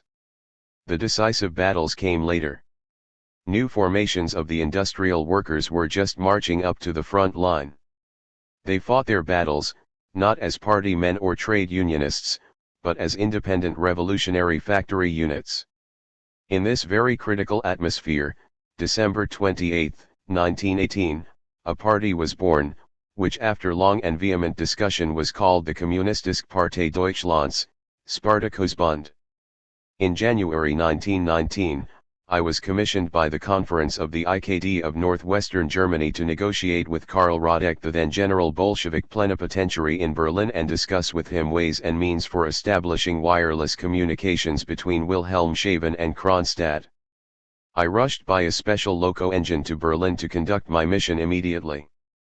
Searching for Radek in vain throughout that day, I accidentally met Karl Liebknecht at midnight, who told me that Radek was hiding in the suburbs in a certain flat of the Workers' Cooperative Society. 17. Mass strikes raged in the city and its surrounding districts. No buses or streetcars were running. When I, after a strenuous journey, arrived at Radek's secret flat, the latter was occupied with some exciting lady visitors. At last, a political debate took place, and it became clear to me that the Bolshevik Party dictatorship did not concern itself with the task of developing the world revolution. Prospects and possibilities. Early in January 1919, the situation in general was fully understood by the class-conscious seamen in Wilhelmshaven, who were mostly quartered in the 1,000-man barracks, on the submarine training ship Deutschland, and in smaller vessels such as destroyers and torpedo boats. To make sure that nothing should go amiss, the seamen set about educating and training themselves. Lectures were given on Marxian socialism, communism, and strategy, on board ships and ashore. Instead of the discredited as a result of social democracy term socialism, the term communism was adopted. In close cooperation with the revolutionary socialist workers' groups in northwestern Germany and the industrial centers of Westphalia, Ruhr district, a strategic plan was drawn up to drive the reactionary forces from the waterside and southwestern Germany towards Berlin. Such a plan, it was thought, was better than to allow the reactionaries to fight on ground of their own choice. It was hoped also to relieve the revolutionary forces locally, and conquer Berlin for the oppressed class. The revolutionary seamen of the North Sea Station were determined to fight, to win, or die, for the cause. They swore that the old class society should be ended, never to arise again, that there should be no more slavery, no more capitalist war. They had had enough. To describe in words the spirit of these seamen is impossible. In their minds they saw a new worldwide society of workers, free, without fear or want, a society based on worker democracy developing into a single unit of mankind. On January 15, Rosa Luxemburg and Karl Liebknecht were murdered in Berlin by officers of Ebert's soldiery. In Wilhelmshaven a general strike was proclaimed by the IKD, which had at that time, apart from several hundreds of industrial workers, more than 500 members of the seamen of the fleet. Mass meetings and armed demonstrations were held. On the flagstaffs of the warships and the flag mast of the 1,000-man barracks, the red flags fluttered in the wind at half-mast. The proletarians of the sea were mourning two beloved comrades, while the murder-provoking writer of Vorwärts had his bloody prize.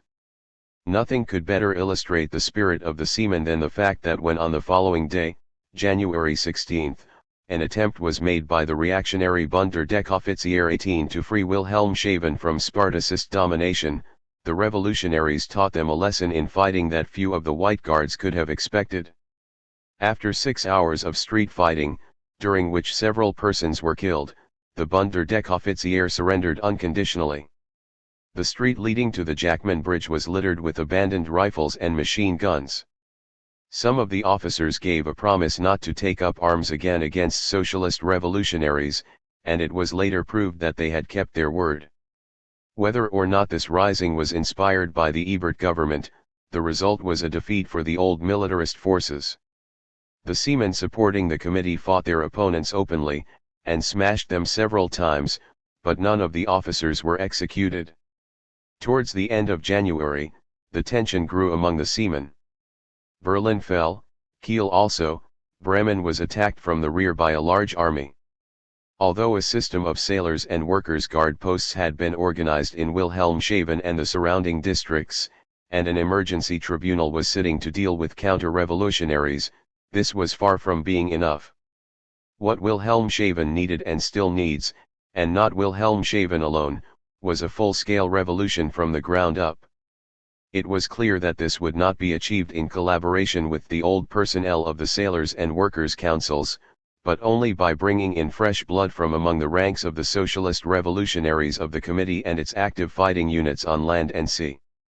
In the economic sphere, the committee envisaged an association of free and equal producers, based on a system of workers' democracy, utilizing, since they would probably be isolated, the gold of the Reichsbank as a means of exchange with capitalist countries, and of course, that meant the gold could not be used against the revolutionary workers. The great hope seemed to be Russia. In any case, there was no time for talking, the final moment had arrived for acting, if unsuccessfully, then as an example. The revolutionary Wilhelmshaven Commune. The struggle along the whole waterfront in northwestern Germany increased in ferocity, and the revolutionary groups, fighting under extremely difficult conditions around Bremen 19, were wiped out after a stubborn resistance. In this situation, the Revolutionary Committee in Wilhelmshaven ordered ashore all available sailors of the fleet, supported by some torpedo boats that were at anchor, but ready for action in the Jade by 20 to fight the approaching White Army. The advanced squads of sailors marched 15 to 20 kilometers from Wilhelmshaven to the front line, taking up their positions in trenches dug long before. These squads, each from 10 to 30 sailors, with an elected steward 21 or confidential man, undertook to hold their ground against the advancing army of Ebert's troops.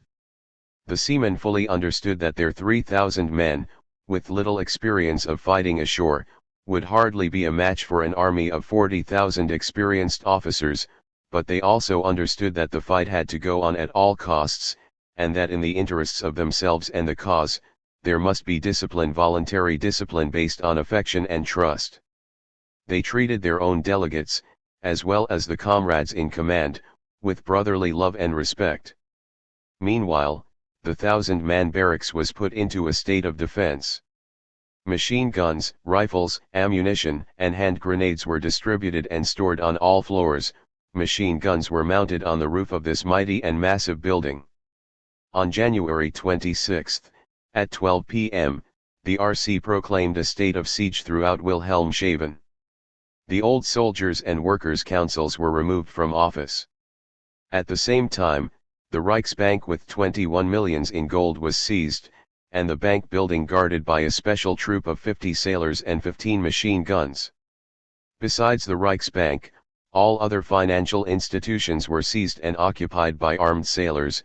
Further, all statistical bureaus, postal telegraph and telephone offices, water and electricity works, all means of transport and traffic, railway stations, food and raw materials depots, printing shops, and all government buildings. Trains were stopped, they could come in, but not go out. In 5 different broadsheets printed in huge letters, placarded all over the town, were given the essentials of the things to come. Workers, old age pensioners, all toilers in distress, particularly those who lived in huts and wooden barracks, were told to seize the almost empty houses of the rich and occupy them immediately. This was done without delay. There were also many previous prisoners of war, who were freed without any discussion of different races and nationalities. Class consciousness had solved these problems on the spot. It is the social existence of man that determines his consciousness. 22. On January 27, in the forenoon, one of the stock houses, which was crammed full with provisions of the Navy, was opened by order of the RC, and many thousands kilograms of salt meat, salt pork, bacon, peas, rice, and tinned foods were distributed gratis amongst the Wilhelmshaven inhabitants. Those in need received according to their necessities. Meanwhile, Information was received from the observers, who were watching the movements of the approaching army, that Wilhelmshaven was cut off on all sides except the waterfront, and that some of the sailor units, supported by a small boat gun, had already opened the battle with the advancing Ebert troops. In fact, these comrades were in touch with the officer troops, who rushed at them and lost ground. By this time, fighting was going on in the streets and at the barricades throughout Wilhelmshaven. Heavy losses were inflicted on the reactionaries, who fought in close column. A hail of hand grenades descended upon them from the roofs and windows of the houses, and their shouts of Ebert, Scheidemann, were drowned by those of the revolutionaries, Liebknecht, Luxemburg. Again and again, the followers of Ebert were driven back, but ever again new officer columns appeared, mostly to suffer the same fate. Sometimes the firing died down, and only single explosions were heard, but then it would break out again, a roaring hurricane in a sea of splinters and wreckage. In these circumstances, 34 fatally wounded comrades, amongst them Comrade A, were moved to a torpedo boat, which shipped them to a small town on the lower Elbe. Meanwhile, as the night drew on, the 14-hour battle for the 1,000-man barracks began. Among the 588 defenders, mostly sailors from the battle fleet, were a dozen or so workers, some of them women, and, dressed in a sailor's uniform, an 18-year-old girl, the daughter of a naval officer of high rank. In a very short time, a shell of medium caliber crashed into the gymnasium, followed by others which fell around the barracks. A disagreeable odor, something like gas, filled the air. Then shells began to burst at short intervals, in the western part of the building. But the sailors had their turn too. Volunteers were called for. Comrade C took the lead, and within half an hour, he had smashed up a column of officers, taken 3 prisoners, and captured 2 heavy machine guns and a 5.3 cm gun. The battle went on throughout the night, reaching its climax in the early hours of the morning, when mine after mine was hurled into the barracks.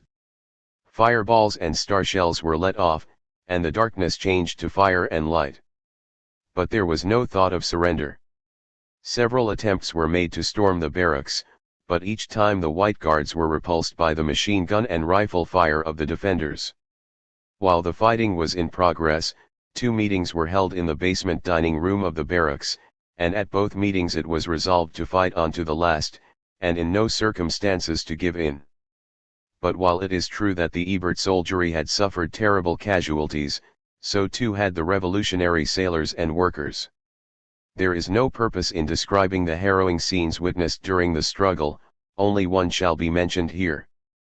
Comrade H, mortally wounded, breathed, "Communism or death," as he clasped the hand of the man next to him, and his fellow combatant knelt down and kissed the forehead of a brother in arms he had never known before. It was daybreak, 2 comrades were still firing the only machine gun left undamaged. And from the masthead of the 1,000-man barracks was torn down the tattered red flag of the Wilhelmshaven Commune, riddled with gunfire. Here ends a chapter, but a chapter only, of the history of the revolutionary proletariat of the sea. With the red flag to Vice Admiral Suchan. Karl Artelt. Originally published as mit der Roten Fahne zum Vizeadmiral Suchan in Vorwärts und nicht Vergessen or Levensbericht aktiver Teilnehmer der November Revolution 1918/19 Forward and Never Forgetting, accounts by active participants in the November Revolution of 1918 to 1919, edited by the Institut für Marxismus-Leninismus beim ZKD Central Committees Institute for Marxism-Leninism, Berlin, Dietz, 1958. Slightly abbreviated. In late October, we were told that the German fleet should depart for one last desperate battle. In response, the reactivated ombudsman of the sailors declared that no more blood was to be spilled and that the sailing of the fleet had to be prevented under all circumstances. If necessary, the firemen were encouraged to sabotage the boilers. When the reactionary forces got wind of this, they arrested most of the ombudsmen. However, such measures could no longer intimidate us and we led a successful campaign. The firemen and soldiers prevented the intended slaughter. On October 31st, late at night, the 3rd Navy Squadron arrived at Kiel Harbor. They brought 200 of the arrested soldiers. 1 This only fueled our revolutionary commitment. We were determined to free the sailors. On November 1st, the ombudsman who had escaped arrest met at the Union Hall in Kiel. They issued a declaration demanding the immediate release of their arrested comrades. It was decided to hold another meeting at the Union Hall the next day. We announced a magician's show to mislead the authorities. However, the Navy leadership must have been informed about our plans. When we arrived at the building, the gates were guarded by security forces prohibiting all soldiers from entering. Before the start of the show, an army officer appeared on stage and ordered all military personnel to leave the hall and return to their troops instantly. We left the hall, but instead of returning to our troops, we gathered on the drill grounds in the forest and agreed to call a people's and soldiers' meeting there on Sunday, November 3rd. The following evening, the USPD office printed leaflets to announce the meeting. The ombudsman encouraged the Navy crews to leave their ships and barracks early Sunday morning. After the USPD had acted in solidarity with us, I went to the local SPD chapter for support. However, the SPD officials only laughed and asked whether the suppression of the 1917 sailors' revolt had not taught us any lesson. 2 I stood my ground, though, and demanded them to join the meeting. On Sunday morning, thousands of sailors left their ships and troops. The soldiers' and workers' bitterness was enormous, and it only needed a small spark for an explosion. The commander's office seemed prepared. Hornists and alarm patrols marched through the streets of Kiel and demanded all sailors to return to their troops. No one did.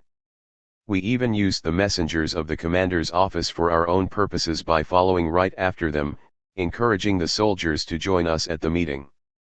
Many came, along with a big number of ordinary citizens. The drill ground was full of people. I opened the meeting with a speech. I addressed the current situation and demanded the people to act with determination. It seemed that my words reached the audience. The following day, a bourgeois paper in Kiel wrote, "The man with the lion's voice spoke so loud that everyone could hear."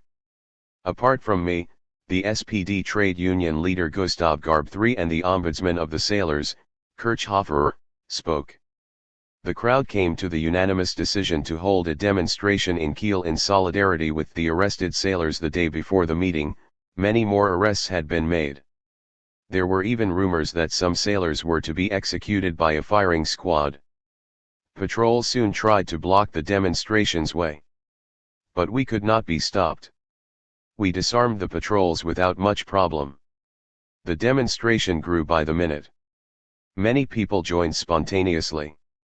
In front of the Café Kaiser we suddenly heard machine gun fire. We stopped and made sure that no one had been hit. Then we proceeded. Now, however, the shooters fired directly into the crowd. 40 to 50 people, including women and children, collapsed.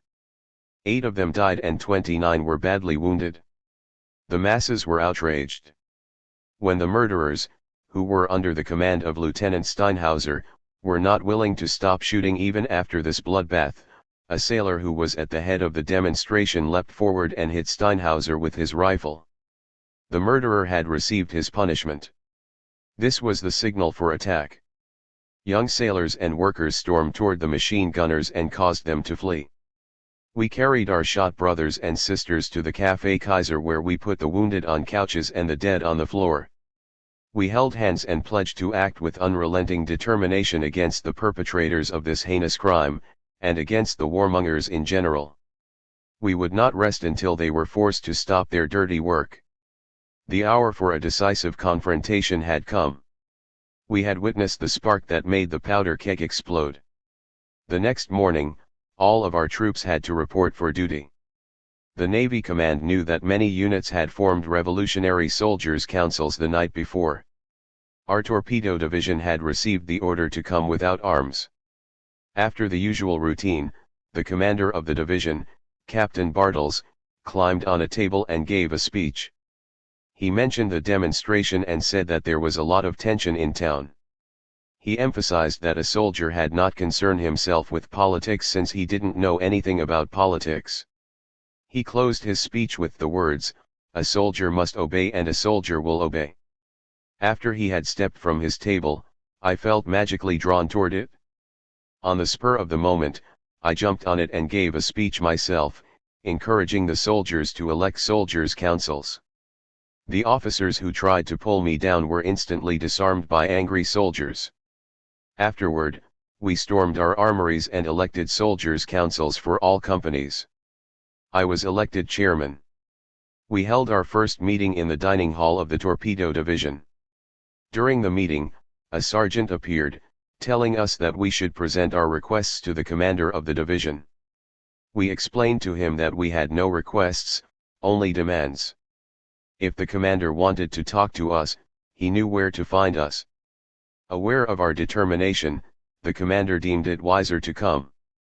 We presented our demands. The immediate end of the war. The abdication of the Hohenzollern. The end of the siege. Point 4. The release of the arrested sailors of the 3rd Squadron. The release of all the sailors imprisoned in Celle due to their involvement in the revolt of 1917. The release of all political prisoners.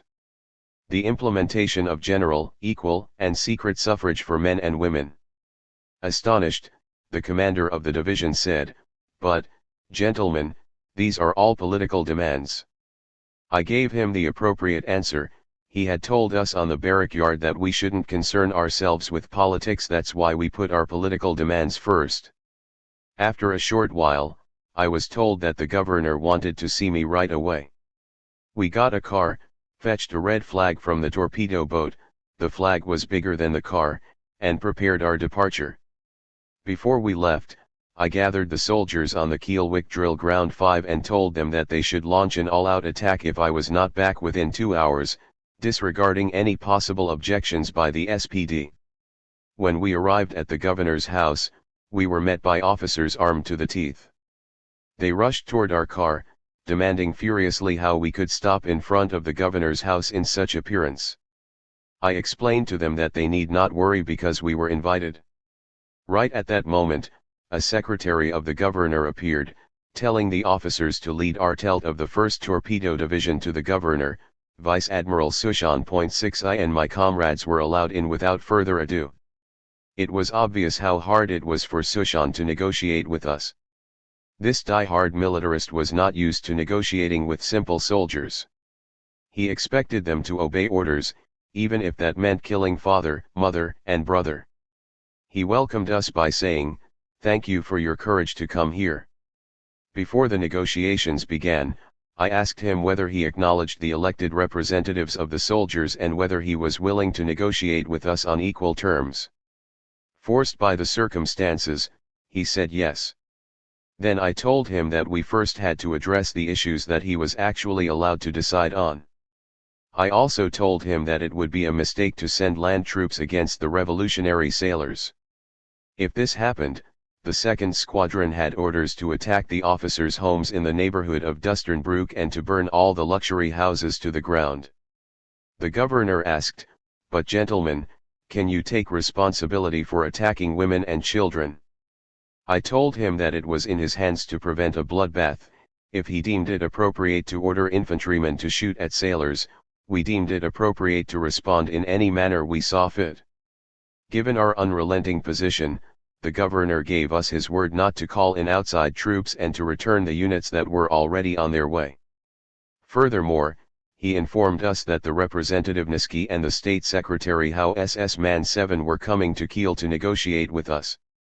In the evening, we heard that despite the governor's promise 4 infantry units were approaching. We jumped in our car and drove toward them. We reached them at the post office, talked to them, and explained the situation. Then I ordered them not to shoot at the sailors and to either surrender their weapons or to join the revolution. The infantrymen, like all of us simple workers and peasants forced into a soldier's uniform without any actual relation to the war, joined our revolutionary movement. The officers were disarmed. Our comrades had been very effective during our absence. They had won over the shipyard division that was stationed at our barracks. This division largely consisted of organized, class-conscious workers. Now we had about 30,000 men. This was a strong revolutionary force. Unfortunately, we did not have a revolutionary working class party at the time, which would have been necessary to give the revolutionary movement a clear objective and organizational stability. We more or less depended on ourselves and had no connection to the movement in the rest of Germany. We had to operate in isolation. Our next task was the liberation of the arrested sailors. We summoned our military band and all the revolutionary seamen. We marched to the detention center in Kiel to demand the release of all political prisoners. Accompanied by the chief of Kiel's Court of Justice, I inspected the inmates' list to see who was imprisoned for political or disciplinary reasons. We demanded these prisoners be freed immediately. Once I knew who they were, I went with the wardens through the entire detention center, ordered the relevant cells to be opened, and informed each comrade personally about the end of his detention. The joy of the freed soldiers cannot be described. They all gathered in the prison's entry hall. Meanwhile, I went outside and told the gathered soldiers that the times of saluting pompous officers was over. Now we ought to salute political prisoners. Everyone agreed enthusiastically. Then, upon my command, the prisoners left the detention center and were received with all honors to the tunes of the Socialist March 8 and the Internationale. The same day, we drove to the train station to receive Niski.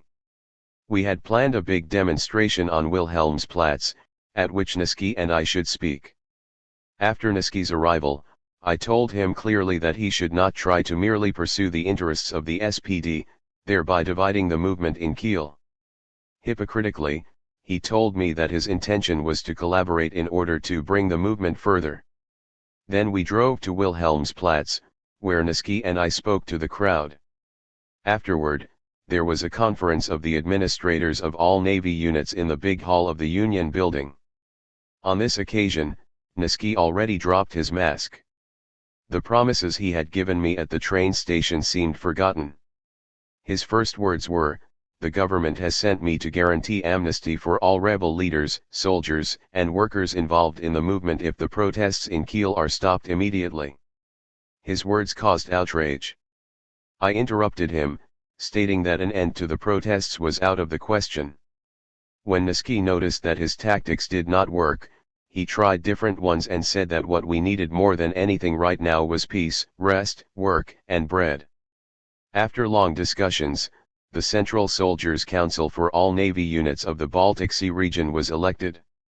Niski had proposed himself as a candidate, although he wasn't a soldier. In response, we also proposed a non-soldier, namely Lothar Popp, the chairman of the local USPD chapter, as a candidate. 9 I was elected chairman. Niski tried to take control of the revolutionary movement in order to suffocate it.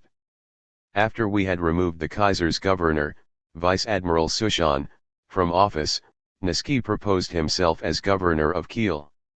He was appointed, but his powers were not to exceed mine as the chairman of the Central Soldiers' Council.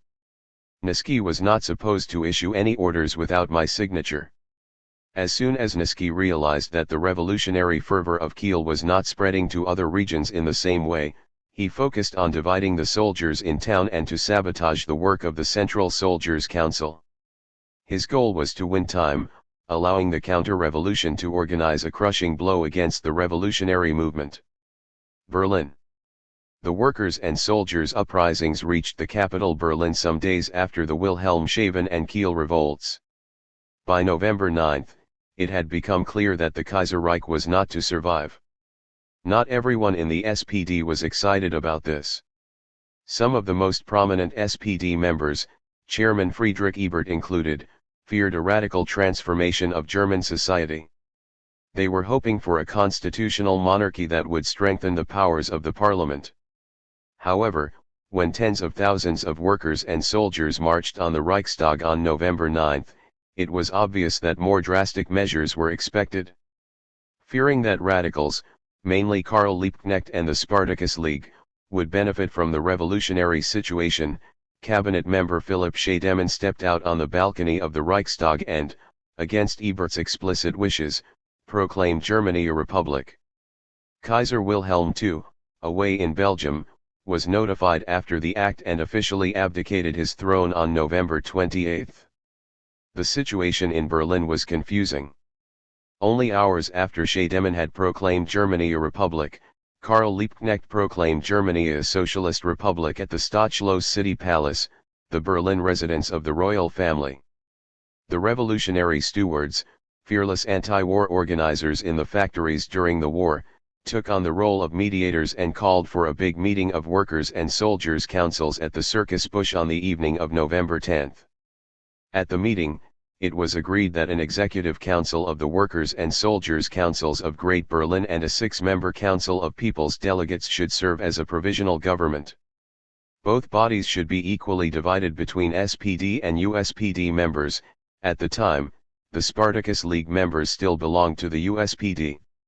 The people's delegates were Friedrich Ebert, Philipp Scheidemann, and Otto Landsberg for the SPD, and Hugo Hasse, Wilhelm Dittmann, and Emil Barth for the USPD.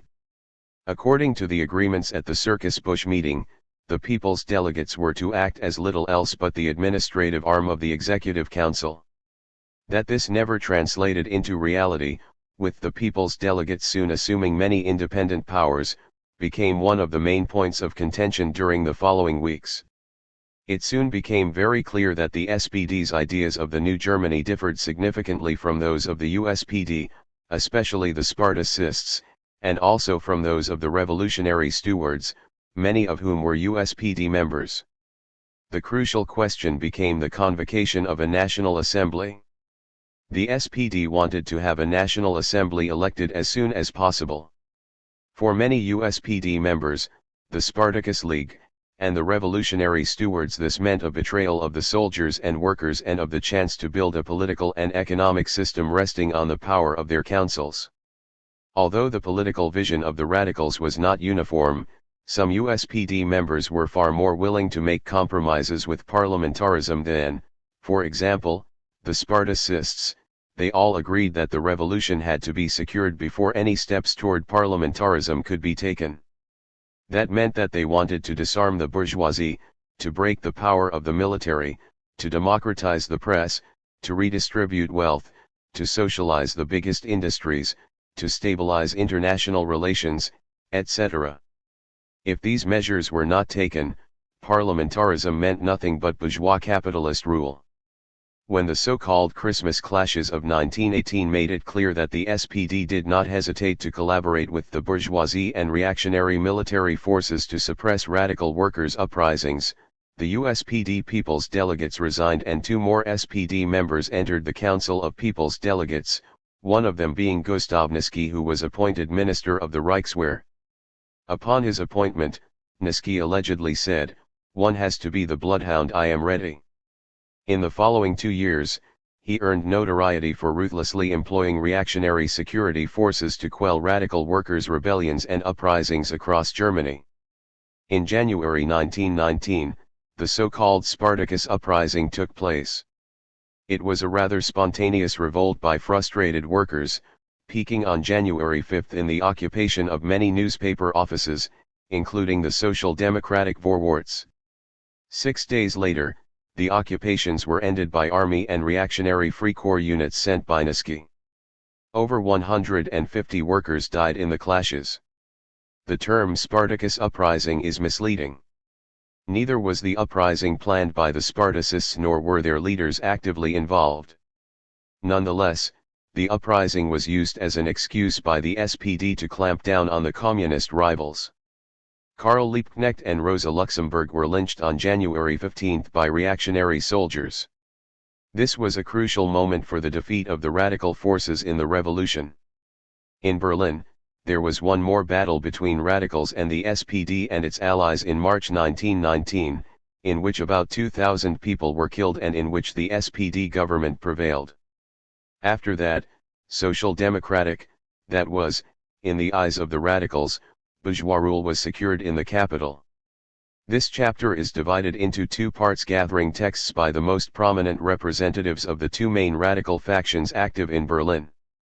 Richard Müller and Ernst Dömig were leading figures among the revolutionary stewards, radical labor organizers who had earned deep trust among the proletariat by organizing various strikes during the war.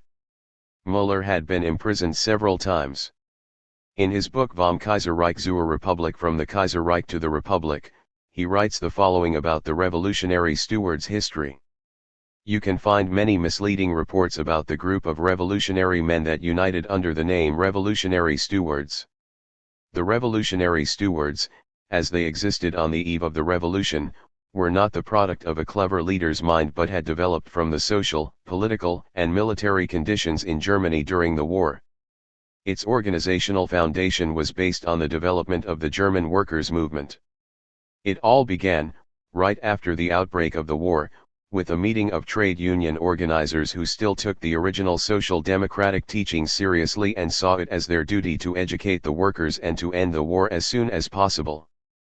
In the beginning, this circle was limited to a few people organizing Berlin's iron and metal workers. However, they soon organized concrete actions in support of their goals. It took less than a year for the circle to widen and to extend to other sectors of the war industry. It also spread from Berlin to other parts of the country.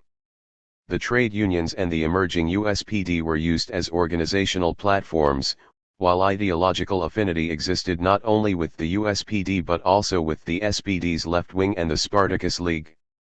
The Revolutionary Stewards were no mass organization in which everyone could partake, but a selected circle of men educated and experienced in daily politics and workplace struggles, men with an influence in the workplace. They were a vanguard of the proletariat in the true meaning of the word. Point 1. The Revolutionary Stewards have perhaps been the most overlooked faction in the German Revolution.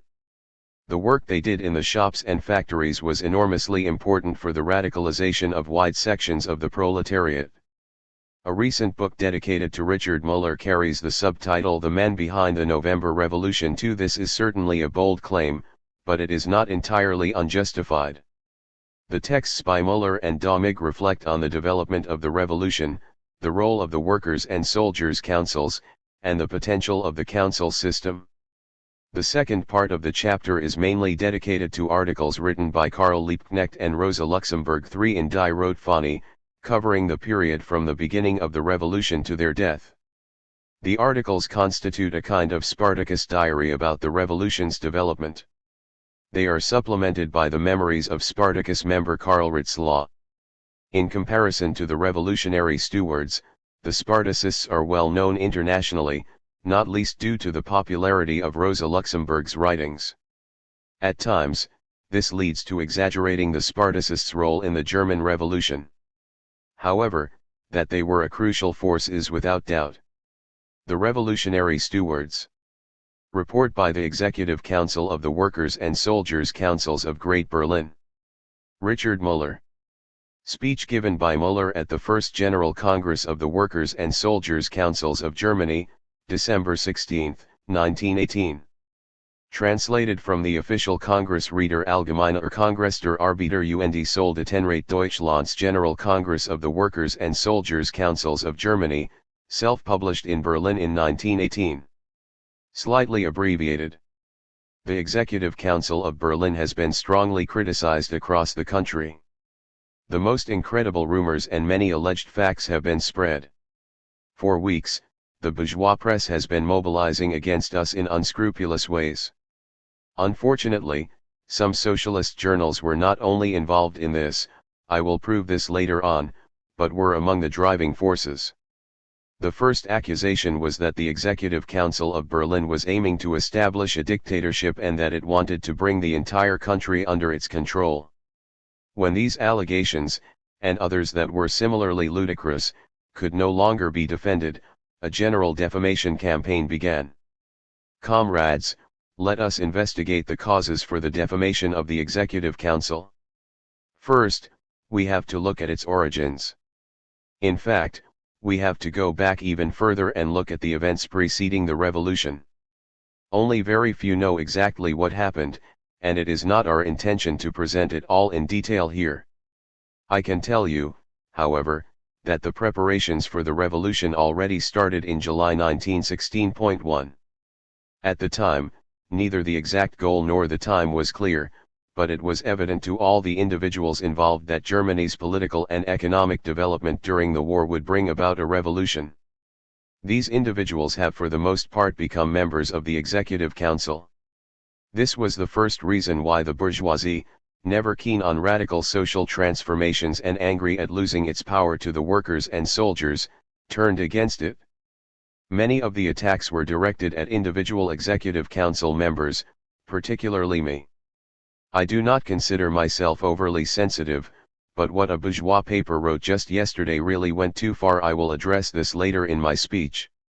The second reason for the attacks on the Executive Council lies deeper. It concerns the fact that the Executive Council and the Workers' and Soldiers' Councils it represents are, in fact, the only tangible results of the revolution. The revolution overthrew the old governmental system, and the power of the state is now contained in the Workers' and Soldiers' Councils that took its place. The domination of the imperialists and the bourgeoisie has been undermined. The new order rests on the shoulders of the Workers' and Soldiers' Councils, and it is their task to ensure social and political developments living up to socialist ideas and principles. The Executive Council of the Workers' and Soldiers' Councils of Great Berlin was implemented as the provisionary central organ of the German Workers' and Soldiers' Councils, and it was recognized as such. It became the revolution's visible expression. Otherwise, everything remained the same. The entire political and economic life is the same, only that the Workers' and Soldiers' Councils, embodied in the Executive Council, represent the sovereignty of the state. Therefore it is not surprising that the ones who have lost power, that is, the bourgeois parties and their press, are focusing their anger on the Workers' and Soldiers' Councils and on the Executive Council in particular. Right after the revolution, this was not so obvious. The press was intimidated. It probably feared the power of the Workers' and Soldiers' Councils. But when it became clear that the danger was not that big and that the councils demonstrated sheepish patience, the defamations began and became worse by the day. This is a natural phenomenon. Those who want to re-establish the old order must remove the Workers' and Soldiers' Councils, and therefore they must fight them with tooth and nail. It is crystal clear that the Workers' and Soldiers' Councils are the only real achievement of the revolution. If they fall, not much remains of it. Those who fight the Workers' and Soldiers' Councils want consciously or unconsciously to re-establish the old order and to take the political power from the workers and soldiers. The fight against the Workers' and Soldiers' Councils is a logical consequence of the present conditions. We, the members of the Executive Council, have contributed to the escalation of the fight. By revolutionary force, we declared ourselves the highest political authority in Germany on November 11. We demanded that all communal, regional, national, and military boards worked under the control and the orders of the Executive Council. At the time, no one objected, and we proceeded to formulate our political guidelines on November 17. These guidelines must have frightened the reactionary forces. We declared: workers and soldiers have removed the old governmental system. In the revolutionary organization of the Workers' and Soldiers' Councils, the new state power is taking shape. This power must be secured and expanded so that the achievements of the revolution will benefit the entire working class. This cannot happen by transforming the German state into a bourgeois democratic republic. The German state has to become a proletarian republic on the grounds of a socialist economy. The wish of the bourgeoisie to elect and install a national assembly as soon as possible is destined to rob the workers of the fruits of the revolution. The resolution of November 17 said with all clarity that we wanted to maintain and secure the achievements of the revolution, that we would not allow anyone to take them away, and that the political power had to remain in the hands of the manual and intellectual workers and, of course, the soldiers, even if the soldiers' councils are only a temporary phenomenon, as they will soon vanish. We also spoke out very clearly against the National Assembly. However, I do not want to say much about this now. We will discuss this later. According to the Congress Schedule Point 2, in any case, it was inevitable that our stance would provoke the enemies of the revolution to come out and fight. Comrades, before I will report more on the activities of the Executive Council and on the activities and the identity of its adversaries, I would like to quickly recall its origins. The revolution took its first steps outside of Berlin, especially at the North Sea coast. Ironically, we who had prepared for the revolution had already determined our first move when the news from revolutionary uprisings in other parts of Germany reached us. The insane plan of the old rulers to send our entire navy fleet with tens of thousands of our best sons into a last desperate battle against England under the motto, "To win or to perish with dignity," was revealed at the right time and prevented. It led to the outbreak of the revolution before we in Berlin could even conceive it. On November 9, the revolution reached Berlin itself. The day before, masses of soldiers arrived in the city. It seemed that the imminent uprising was to be suppressed by arms. The bourgeois press, including the Vorwärts, did everything to prevent open rebellion. In its morning edition of November 9, the Vorwärts urged Berlin's workers not to go on strike before all means of negotiation were exhausted. Point 3 But the revolutionary sentiments had already become too strong. The old rulers did not have the courage to fight for their chartered rights. As it had to be expected, November 9 was a very chaotic day. We had not foreseen that the old rulers would leave their posts so quickly. In the midst of the chaos, those who had prepared for the revolution tried to uphold some kind of order, and it was them who, on November 10, called for a meeting of the delegates of Berlin's workers' and soldiers' councils in the Circus Busch. Point 4. In the meantime, the two social democratic parties collaborated in forming a government, the Council of People's Delegates, which was composed, in equal parts, of members of the SPD and the USPD. This council was approved as the provisionary government in the Circus Busch. At the same time, however, the Executive Council was elected. Born from the revolution, the workers' and soldiers' councils that formed all across the country were the carriers of the revolution, and we as the Executive Council of Great Berlin saw ourselves as the central council of the workers' and soldiers' councils of all of Germany. We were convinced that it was necessary to form a central council for Germany. The German Socialist Republic needed a central political organ, a defender of the sovereignty of the working masses. On this basis, we published the declaration that I cited above, putting all regional, national, military, etc. boards under our control and asserting our central role in administering the country. Given the rapid developments, it was always clear that our measures could only be provisionary. We never said anything else. We always emphasized that our power was provisionary and that a different body, appointed by a broader electorate, should take our place as soon as possible. Given the role that the Executive Council played, I understand that it might have appeared as if we wanted to establish a dictatorship over the entire country. Unfortunately, our opponents exploited this fear. They convinced many Germans that this was indeed our intention. However, we never had any such intention and we never proclaimed anything of that kind either. It is discouraging that even socialist journals spread this lie nonetheless, undermining the trust of the workers' and soldiers' councils across Germany in the Executive Council of Great Berlin.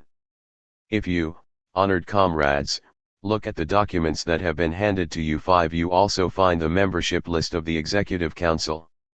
This list proves that the Executive Council was widened as far as possible. Today, there are no longer 28 but 45 members. Point 6 This, I believe, is clear proof that the members of the original Executive Council never intended to concentrate the power of the state in their own hands.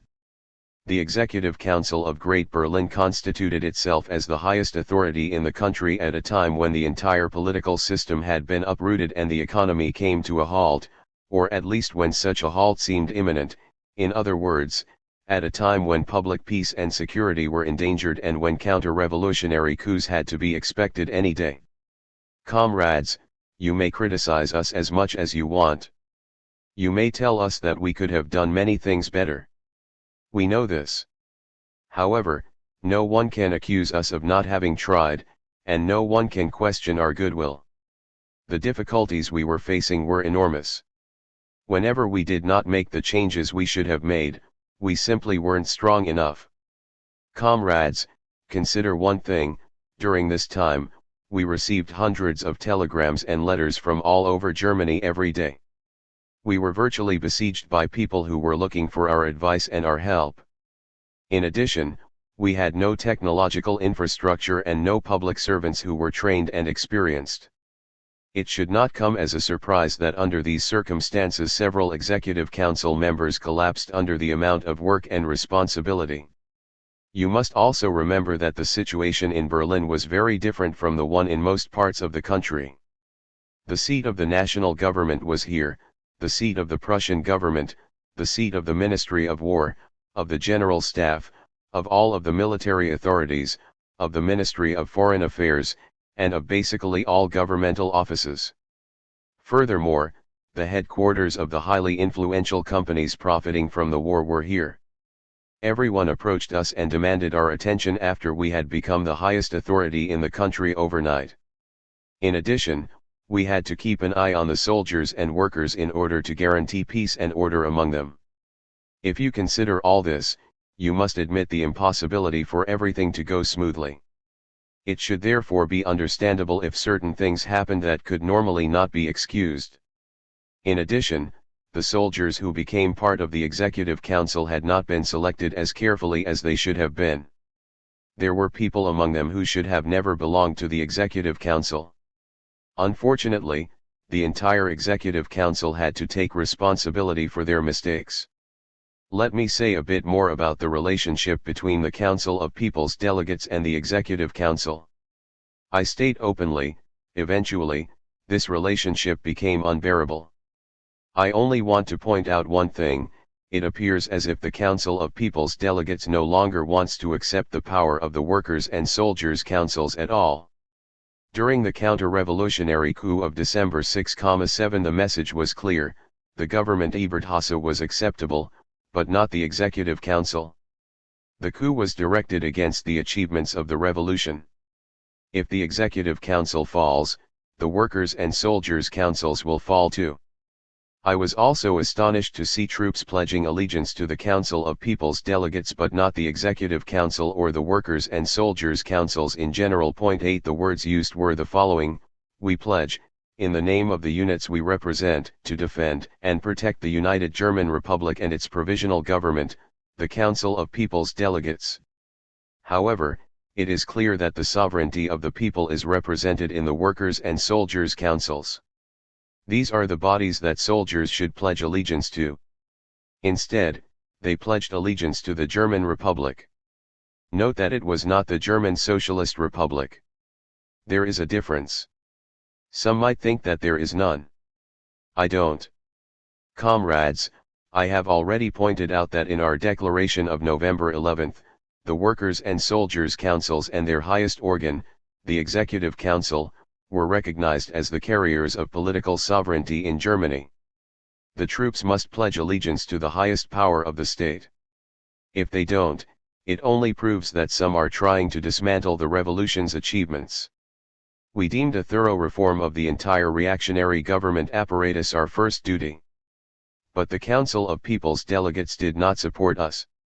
To the contrary, we have had nothing but problems with the Council of People's Delegates. Right after the revolution, we negotiated the division of powers and duties. The negotiations weren't easy. It was not the fault of the Executive Council that it needed 5 days to come to an agreement. You find the result in the documents presented to you under number 25. There, the constitutional duties of the Workers' and Soldiers' Councils and the People's Delegates are laid out in 5 points. The political power lies in the hands of the Workers' and Soldiers' Councils in the German Socialist Republic. It is their duty to maintain and to expand the achievements of the revolution and to suppress the counter-revolution. Until an assembly of delegates of all Workers' and Soldiers' Councils has elected an Executive Council of the German Socialist Republic, the Executive Council of Great Berlin fulfills this role. The Workers' and Soldiers' Council of Great Berlin appoints a cabinet and transfers certain powers to it. The right to appoint and dismiss cabinet members lies with the Executive Council, which also monitors the work of the cabinet. This also applies to the government of Prussia until the relationship between the German Socialist Republic and Prussia will be clarified. If the cabinet wants to appoint special ministers, they have to be approved by the Executive Council. In the negotiations, we stated clearly and rightfully, I would like to emphasize that the Executive Council had to retain the right to act on its own in case of imminent counter-revolutionary danger. In fact, this did not only apply to the Executive Council but also to all local workers' and soldiers' councils. While we had transferred governing powers to the cabinet, we insisted on maintaining control over them. I still believe that this was the only option we had. Let me ask you clearly, when the cabinet disregarded all of our resolutions, what were we supposed to do? We could have only removed it by a motion of no confidence. To be honest, our influence on the government has all but disappeared since those days. The cabinet has simply ignored all of the Executive Council's resolutions and proposals. Increasingly, the relationship is turning into one of competition rather than collaboration.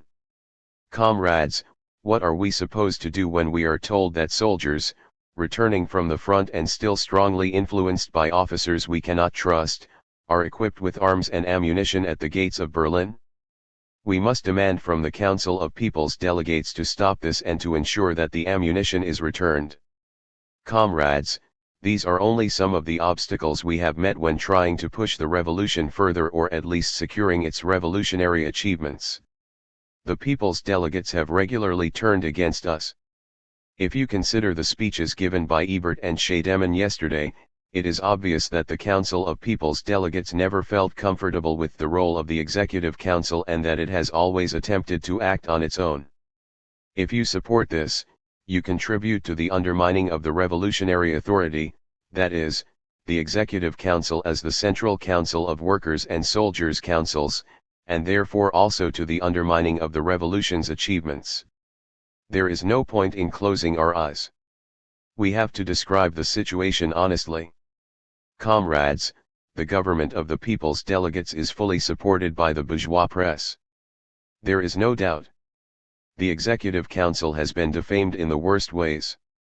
Leaflets have been distributed in which the Executive Council is held responsible for everything, even the mistakes of the rotten, fallen regime. Everyone points at the Executive Council saying, "Soldiers, you who have defended the fatherland for 4 years against a superior enemy, free the German people from this abscess." It is clear that campaigns like these have effects. While we are defamed, the counter-revolution organizes and mobilizes. This led to the coup of December 6. We have had heated discussions about this in the Executive Council and with the Council of People's Delegates. I will not go into the details, but I want to say one thing, convinced that I have most of the Executive Council members on my side. I was very alienated by the behavior of the People's Delegates during the coup. The coup came from the right. The coup from the left is not as bad as some here might imagine. We know all the instigators of the coup and we have proof. All of these counter-revolutionary leaders are free men today. They can do the same thing again. The main conspirator, Captain Lawrence from the Ministry of War, has been released upon orders from his superior, the minister. Comrade Barth has told me on the telephone that the Ministry of War insists on conducting the investigation against Captain Lawrence itself. If Comrade Barth now tells me that a special commission has been formed to handle the case, then I ask why this commission did not exist when Captain Lawrence was released. This was the reason why the entire cabinet was put into question, because no one could understand how a person with so much evidence against him could be set free. Now, Lawrence can continue to organize the White Guards that might remove the last of the revolution's achievements. I could continue with examples illustrating the relationship between the Council of People's Delegates and the Executive Council. But I won't. I think I have already illustrated sufficiently how difficult it is for the Executive Council to do its work, how it meets new challenges every day, and how it has to struggle against both natural and unnatural enemies. The Executive Council and all the workers' and soldiers' councils are children of the revolution. No child grows up without teething troubles. The Executive Council and all of the workers' and soldiers' councils had to experience the same. But how do these problems compare to the horror of the old regime? We have been accused of wasting national assets. In 6 weeks, the Executive Council has spent 500,000 marks, almost exclusively for urgent matters that needed to be taken care of.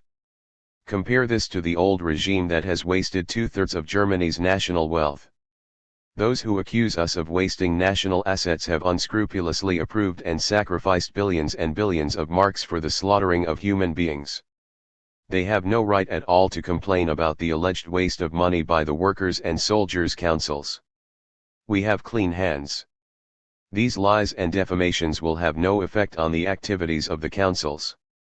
At the same time, comrades, the attacks on the Executive Council, and on the workers' and soldiers' councils in general, have harmed us greatly. They have had consequences not only in Germany but also beyond. Abroad, people believe that anarchy reigns in Germany since the workers' and soldiers' councils have taken over. The workers' and soldiers' councils are the target of the counter-revolution. If they crumble, then the last achievement of the revolution crumbles as well.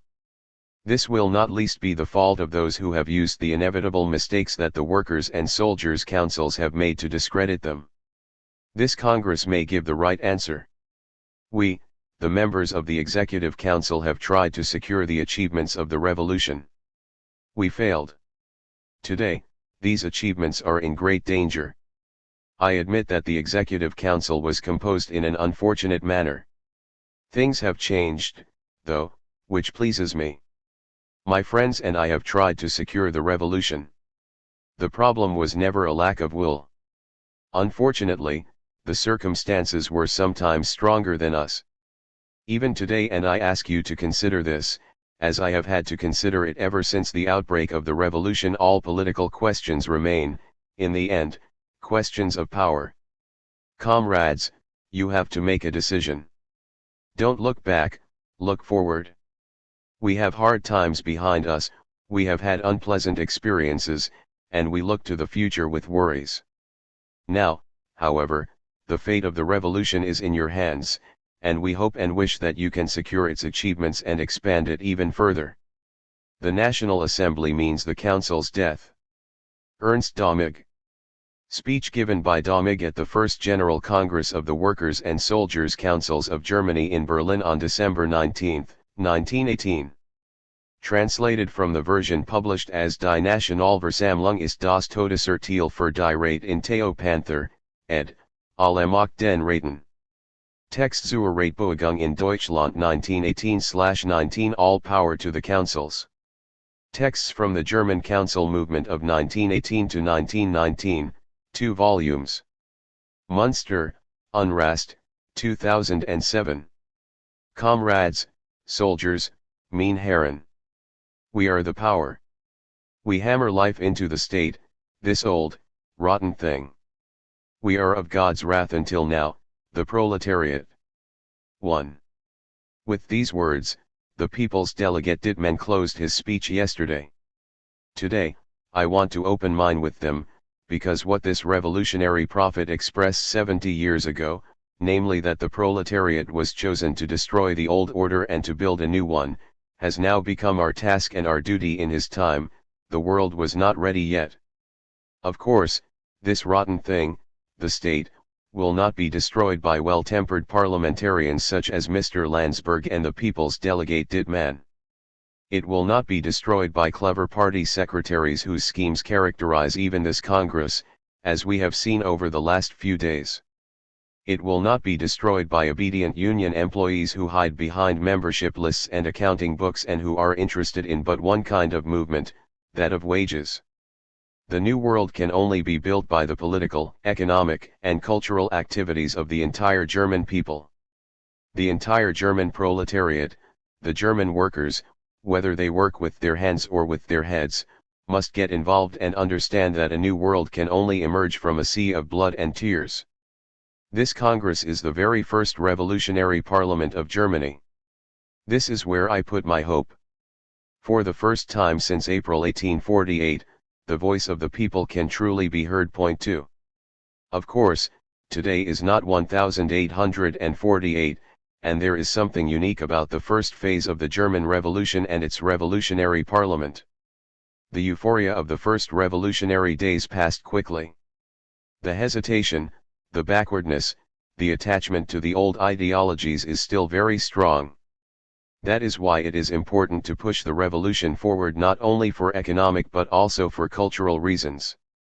It is mandatory to make it a true people's movement that includes the bottom of society. This seems clear, but it is not clear enough for everyone to understand. Mein Herren, not a single revolutionary parliament in history has had such a sober, doughty, let me say, Philistine spirit as the one assembled here. Where is the grand transformation of the people's souls, of their ideas, that characterized the National Convent in France? Where is the youthful passion of March 1848? Where is the anthem emerging from the German people's passion for liberty? We can feel nothing of it. It is very telling that the colors and the insignias of the old regime still adorn the government buildings. Above them flutters a pitiful red ribbon. This is what the revolution looks like. Yes, I am talking about exterior things, but they express the situation we are in. However, in one aspect, this revolutionary parliament resembles all revolutionary parliaments, in the blindness and self-delusion about how far one has come. One refuses to accept the iron laws of history that determine the course of revolutions. Some of you might have laughed and joked when our workers and soldiers arrived at the Congress. But theirs are the voices from the bottom of society, and I can tell you, don't expect these voices to fall silent. They will become louder and clearer. When the history of the revolutionary weeks in Germany will be written, people will ask themselves, were those folks really too blind to see how they put a rope around their own necks? After all, it should be obvious to anyone able to think clearly that the wonderful decision to elect a National Assembly means nothing but the death sentence for the current system, that is, the council system. If you have the desire to form a political suicide club, I leave you to it. I want no part of it. Comrades, soldiers. I assume I will not offend anyone in this room if I state that only very few of us have ever really pondered the council system. How did you become members of the Workers' and Soldiers' Councils? Basically, you were carried by a colossal event, but you did not necessarily grasp the deep meaning of these institutions. Where did the council idea come from? It emerged in 1905, when the Russian proletariat led its first heroic fight against the dreadful Tsarist regime. Spontaneously, without much preparation at all, workers' councils arose from the nucleus of the New World, the big factory. In 1905, these councils led the struggle. In 1906 to 1907, the council members who had to pay for their heroic courage, either in the drumhead courts-martial or in the Siberian ice. The idea of the council system, however, remained alive. It re-emerged like a flame in March 1917 when the Great Russian Revolution started. We are familiar with this history. But how could the council system play such a pivotal role during the events of November 1918 in Germany? The answer is this: because the council system is, and has to be, the organizational structure of modern revolutions. Of course I know, and this concerns especially the comrades in uniform, that the system smells of Bolshevism. But neither I nor anyone with a clear vision will be detracted by this.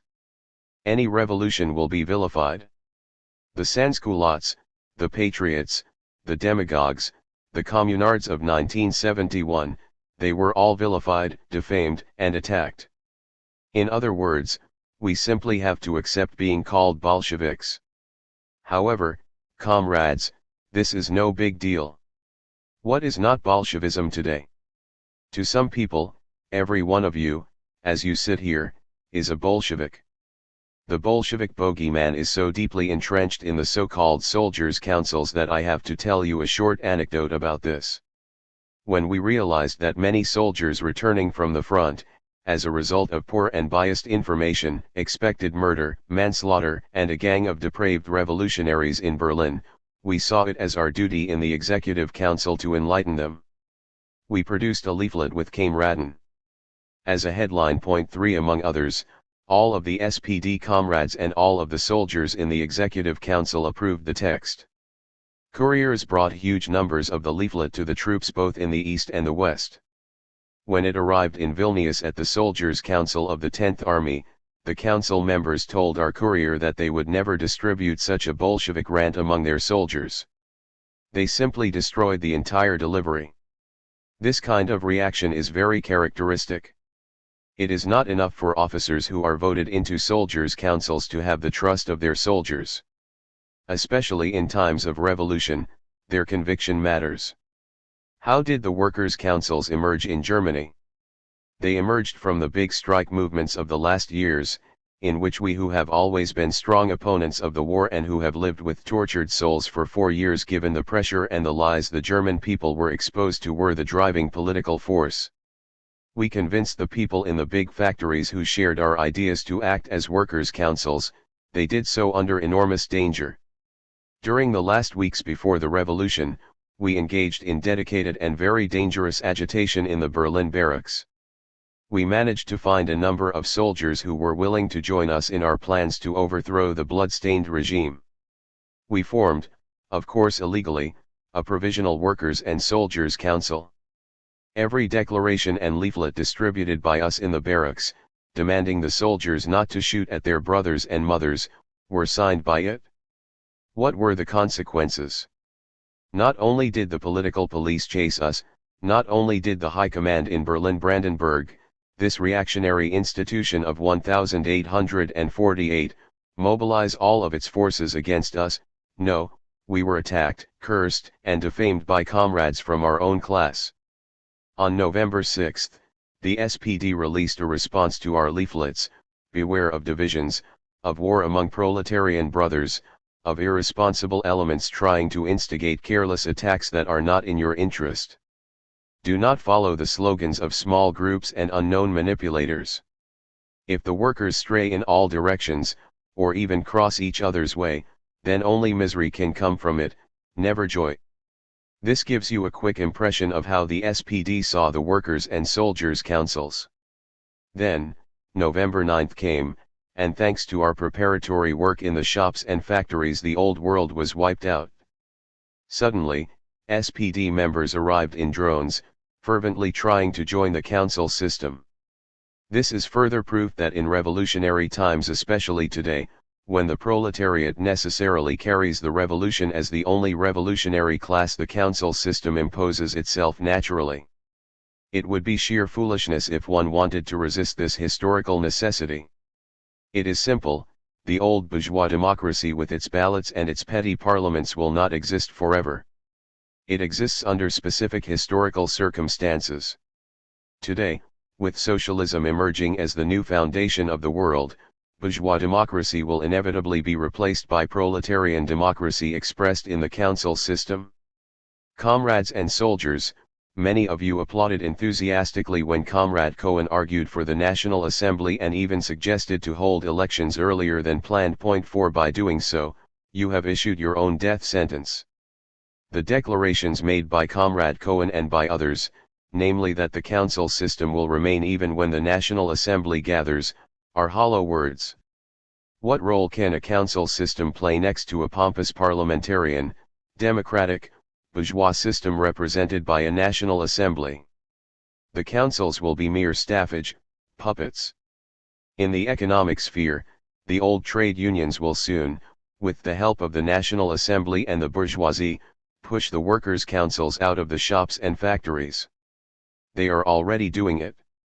No, these two things do not go together. You have to choose one or the other. I warn you, though, if you choose the old system, you can bury all your dreams about a new, free, also culturally and spiritually free, Germany, about a Germany shedding the old spirit of subservience that still haunts it, a Germany whose affairs are really determined by active people doing more than running to the ballot box every 2 or 3 years.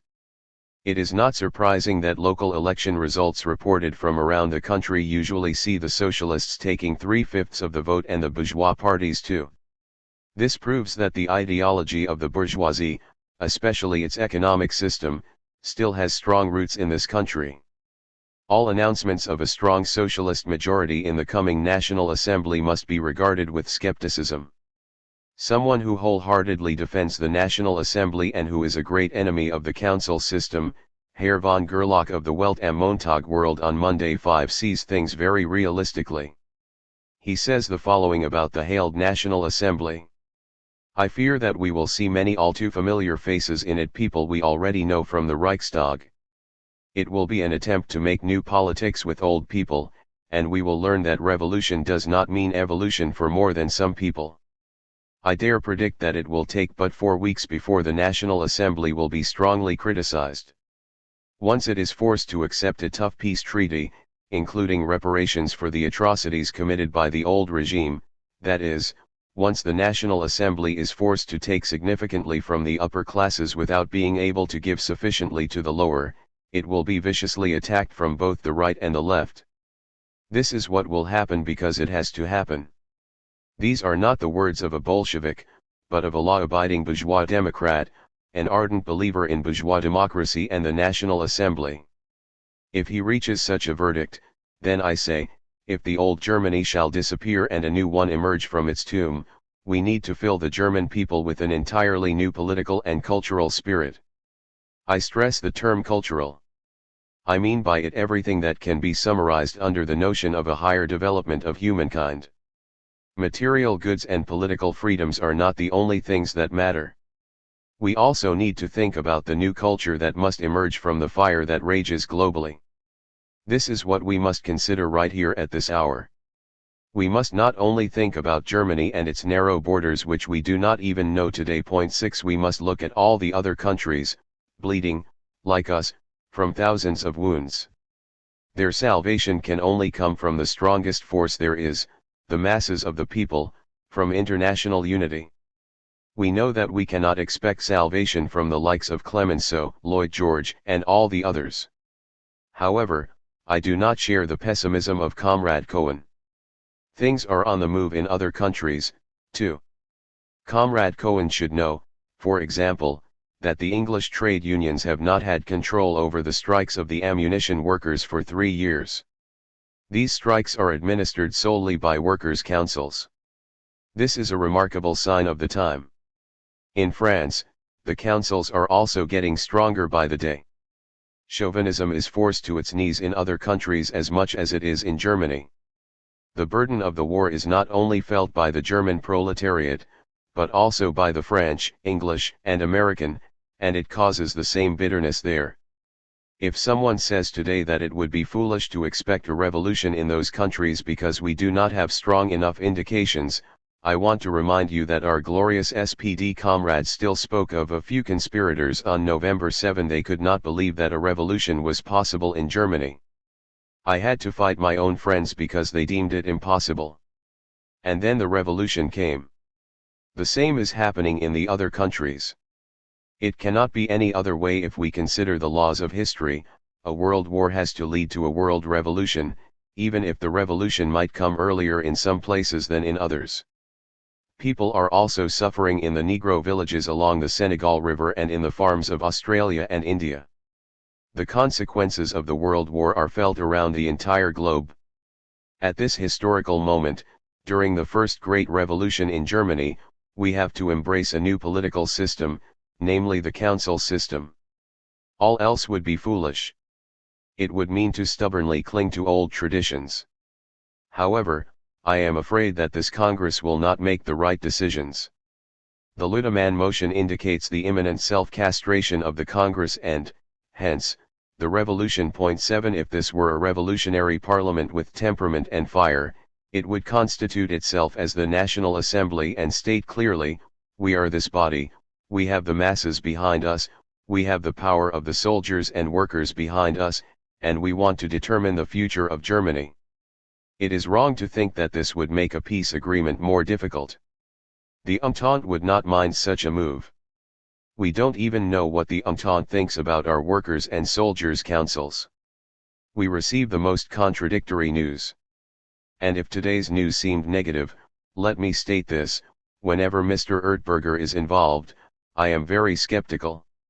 If the Council of People's Delegates has not yet removed Mr. Solf, and all the other remaining employees of the Ministry of Foreign Affairs who engage in secret diplomacy, we have to assume that they are using the same old poisonous channels they used during the war, and that they maintain the same connections, reaching from Berlin's Wilhelmstrasse to Bern, Christiania 8 etc.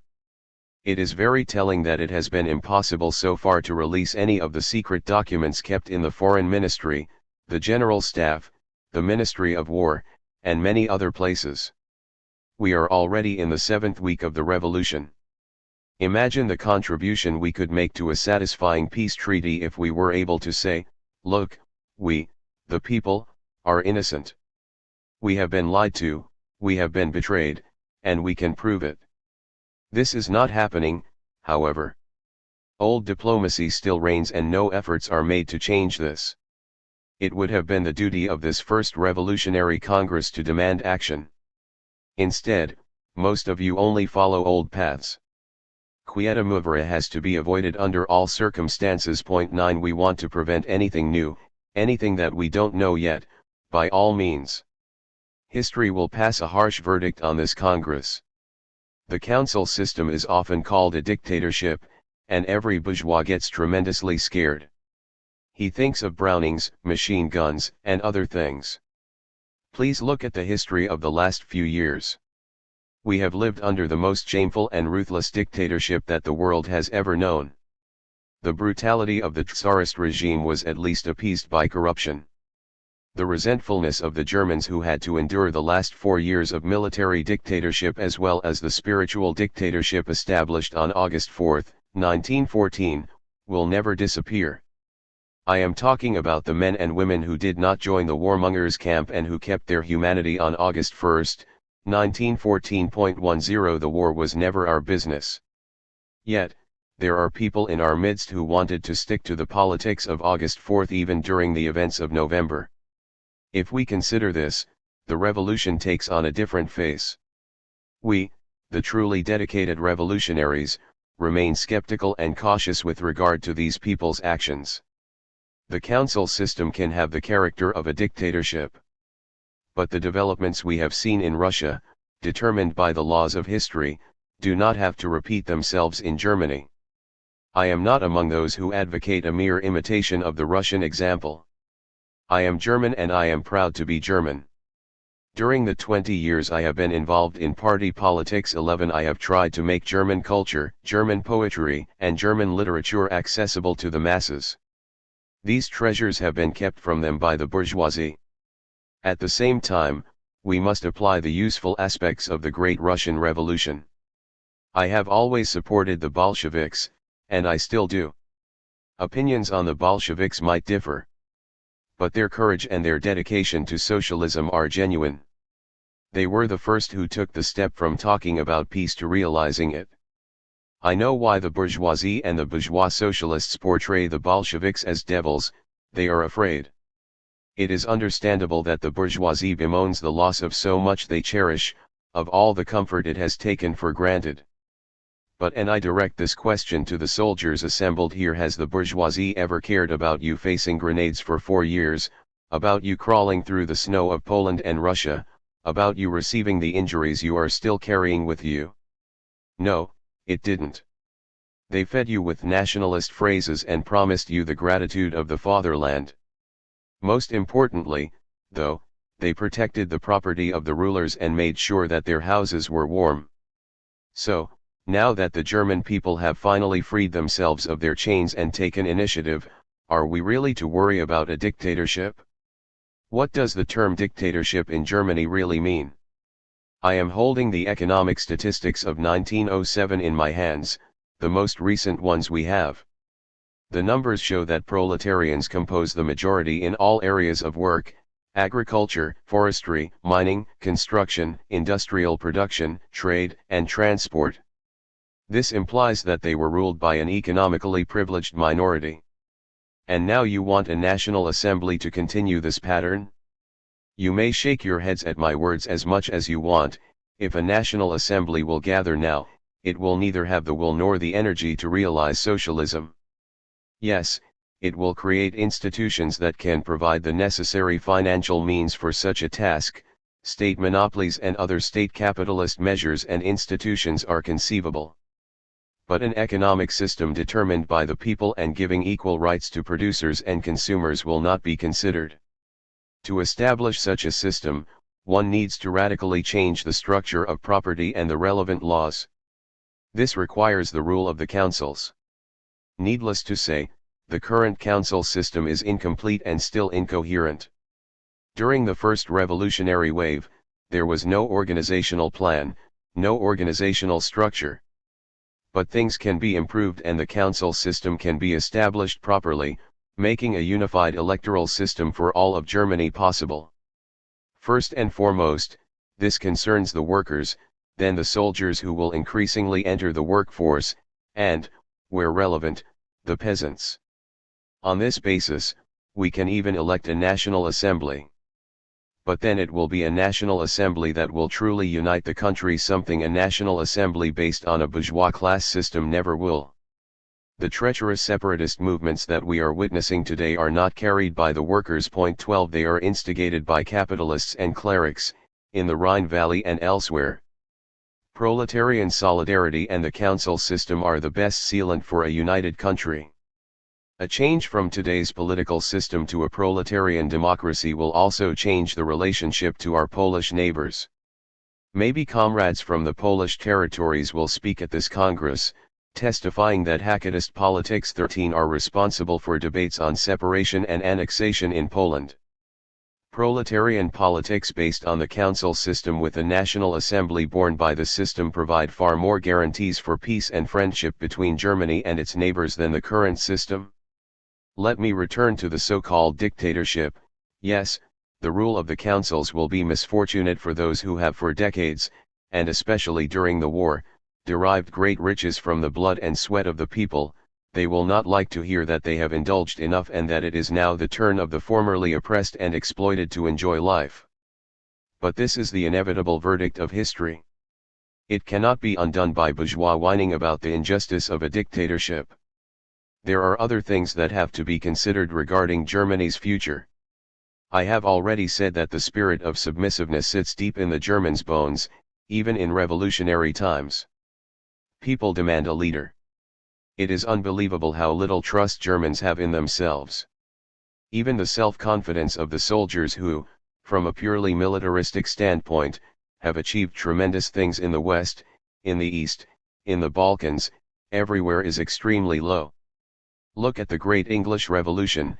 It created its own parliamentary army with carters, merchants' assistants, and horse drivers turning into colonels and brigadiers. Cromwell and his Ironsides trashed the Cavaliers, the reactionary forces of the time. Yes, this happened 200 years ago, but the world should have advanced and it should be even easier today.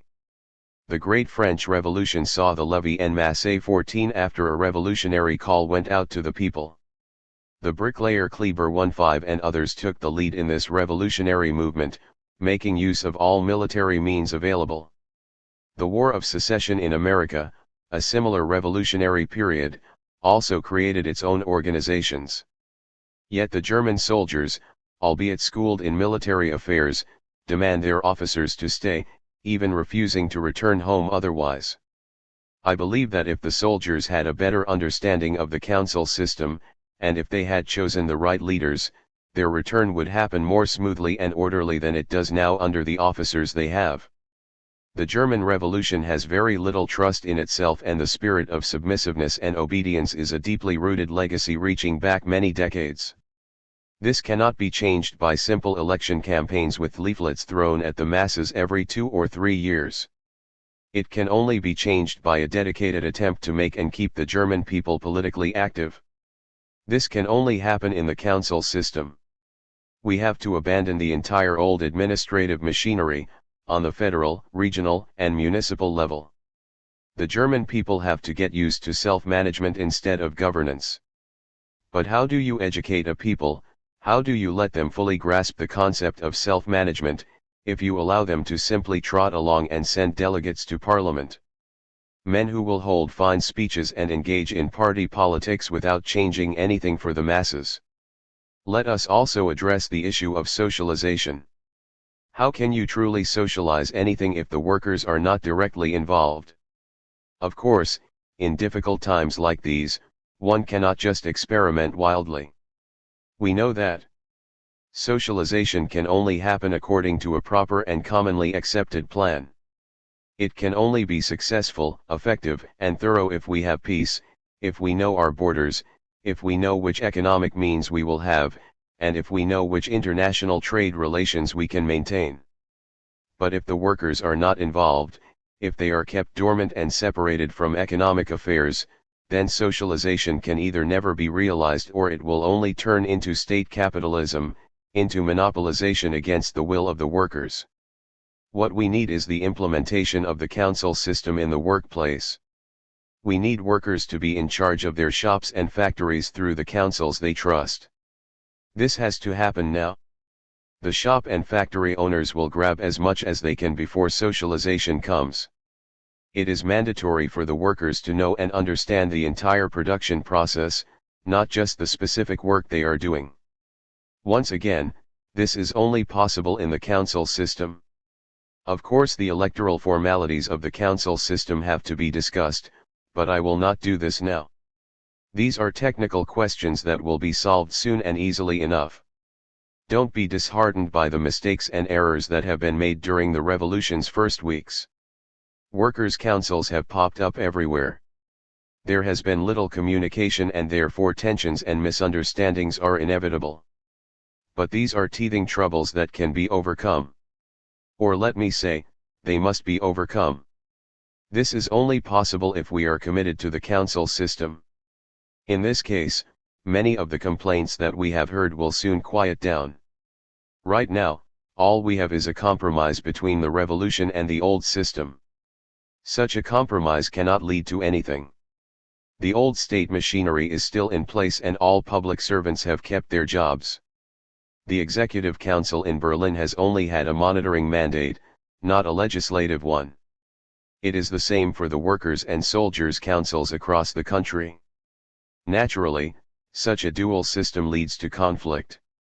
It is also more expensive than a unified system. Yesterday, by passing the Lüdemann motion, you have essentially declared that a dictatorship of millions of workers is a bad thing for Germany, while the dictatorship of 6 men is good. Once again, this proves the German ideology of submissiveness. We need the workers' councils to really take on administrative responsibility. Then everything giving reason to complain now will be history. This also goes for the above-mentioned cultural education. It can only take on life in the council system, which involves all classes and allows everyone to be interested and active. We must not deceive ourselves, the moral harm caused by the war can still be felt everywhere. There is no point in denying that it is a problem in the ranks of the workers. The workers need to understand how important an intensive period of production is right now for the common good. This is the only way to overcome the corrupting effects of the war bonds, etc. But how can the workers understand this if they are handed a ballot every 2 years? How shall they develop an interest in the state? A state that, in order to be socialist, has to unite politics and economics. This can only be done on the grounds of the council system. I know that what I am saying is not popular in this circle. Nothing new is ever popular in the beginning. But I'm not worried. Even if you reject the council system, it will come anyway. You may send the smartest parliamentarians to the National Assembly and draw up the finest constitution, but you cannot stop the developments on the ground. Do not think that the German Revolution was limited to a few days in November. It will continue. Maybe Germany will experience the same as Russia. Our Russian friends say that the February Revolution was the beautiful revolution and the October Revolution the ugly one, yet it was the October Revolution that really brought social change. So don't be surprised if the German Revolution returns in the near future with waving hair and strong steps, asking, "Why did you throw away the chance I gave you in November?" I cannot say when this will happen, but everyone who knows just a little about world history knows that it will happen. So, vote against us, celebrate the National Assembly, ask for elections already on January 19, do whatever you want, but you cannot stop destiny. There are mass graves in the East and in the West. Those who have died believed that they gave their lives for a better Germany. They were misled, and it is our duty to turn their belief into reality. Not far from here, in Friedrichshain, not only the rebels of 1848 are buried but also those of November 1918. They include my young friend Erich Habersoth. I consider it a duty to mention his name here. He represents the working youth of Germany who have served the revolution courageously. Yes, he was one of the often vilified youth of Berlin. Erich Habersoth has sat at my feet when I lectured and distributed leaflets with passion and determination. In the morning of November 9, he stormed out of the barracks with the bravery of the youth. A bullet pierced his heart. Coming from the mass graves of Friedrichshain, I hear a voice, and you shall hear it too, reciting more words of Freilagrath: be prepared, be ready, free the earth in which we lie firm and stiff. Let us not be haunted by the memory that we were free before we became slaves again, destined to remain that way. 16. The Council Idea and its Realization. Ernst Domig. Originally published as Der Rategedanke und die Seinverwirklichung in die Revolution. Unabhängiges Sozialdemokratisches Jahrbuch für Politik und die Proletarische Kultur 1920. The Revolution, Independent Social Democratic Yearbook for Politics and Proletarian Culture 1920, Berlin, Freiheit, 1920. I. Council Idea, Council System, Workers' Councils, Shop Councils. Just a year ago, many of you had probably never heard of these terms. Their meaning was even less known. But the storm of November 1918 saw workers' and soldiers' councils emerge all over Germany, spontaneously and without any preparation. The revolution created its own expression with elementary force. The council idea does not come from the mind of a particular individual. It can be found in any revolution in which workers lead the struggle for freedom and pursue proletarian and socialist goals. The council organizations that have appeared in history have not been random and superficial organizations. They are the organizations that correspond to a revolutionary situation. Council organizations are strongest where masses of workers fight uncompromisingly for socialism. If one wants to do the council idea justice, one must not forget its revolutionary origins. All attempts to build council organizations within the framework of bourgeois society and on the grounds of capitalist production will either create distortions or they will not survive. The council idea is inherently progressive. Even with a republican facade, a council organization is a proletarian and socialist means of struggle, destined to remove capitalist production and the authority of the state based on capitalist production. The council organization strives for socialist production and self-managed communities. In its purest form, the council idea is nothing other than practical socialism. It creates the conditions needed by the proletariat to realize the teachings of socialist science propagated by the socialist parties. Council organizations have to be formed according to this calling, and the council system will mark the completion of the process. Since the council organization is the child of a revolutionary situation, its formation will never follow a set of bureaucratic rules. Rather, it will take on its exterior form and its tactics according to the demands of a particular revolutionary situation and a particular revolutionary development. At the same time, the council system must follow some general guidelines and always stays true to its main goal, the removal of capitalist production and the implementation of socialist production. The workers' and soldiers' councils that formed during the first days of the revolution were, as already stated, improvised. They remained improvisations for almost a year. Yes, the soldiers' councils disintegrated after a mere 6 months due to their own incompetence and the political short-sightedness and spinelessness of their leaders. Today, as these lines are written, it will be decided whether the leading sections of the German proletariat have the insight, the will, and the force to build a council system that lives up to its historical calling, or whether the council idea shall be warped in pitiful employees' organizations that carry the council label in order to consciously deceive the masses. It depends on the outcome of this tension whether the German proletariat will create socialism with courage and purposefulness, or whether it will remain for years, maybe decades, under the yoke of capitalism. The essence of the council idea rests on the following principles. 1. Only the proletariat can carry the council idea, that is, all manual and intellectual workers forced to sell their labor to capital in order to survive. The council idea stands in sharp, and natural, contrast to the common democratic idea that perceives the citizens as a unified mass without regard for the huge contradictions between capital and work and the implied class differences. 2. Since the sections of the proletariat championing the council idea are clearly anti-capitalist, they cannot tolerate any capitalist representatives in the council organizations. 3. Since parliaments within the current formal democratic system are made to serve capitalism as long as the capitalist mode of production exists, the council idea cannot be realized within parliamentarism. It has to spread from the cells of capitalist production, the workplaces, to the different institutions of the authoritarian state based on capitalist production.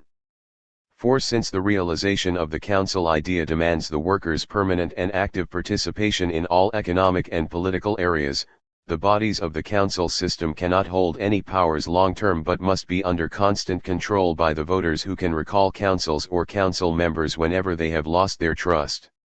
5. Since the council idea's goal is the liberation of the entire proletariat from capitalist exploitation, the council organization cannot be the domain of a single party or a single profession but must include the proletariat as a whole.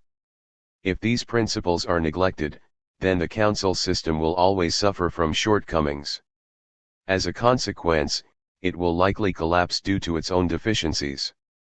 In the worst case, it will complicate and prolong the final assault on capitalism, for which the proletariat will pay dearly. 2. The neglect of the above-mentioned principles during the first phase of the German Revolution was the reason for the complete disintegration of the soldiers' councils and the increasing loss of influence of the workers' councils. I do not want to dwell on the sad story of the soldiers' councils here. The laughing heirs at their grave are the new German mercenaries, callous enemies of the council system who have repeatedly expressed their hostility in savage ways. 2. However, let us briefly examine the causes that have led to the demise of the workers' councils.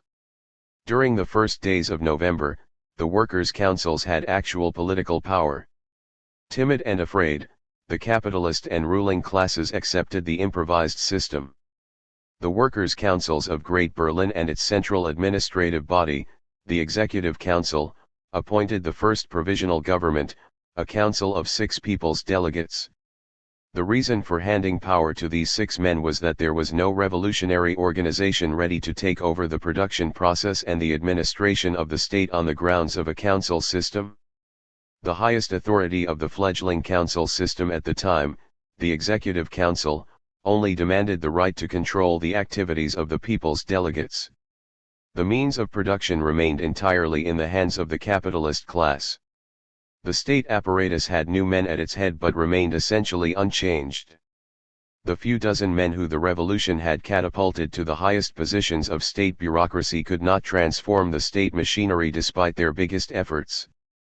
Furthermore, some of them were far from committed revolutionaries and rather exploited their position for personal interests.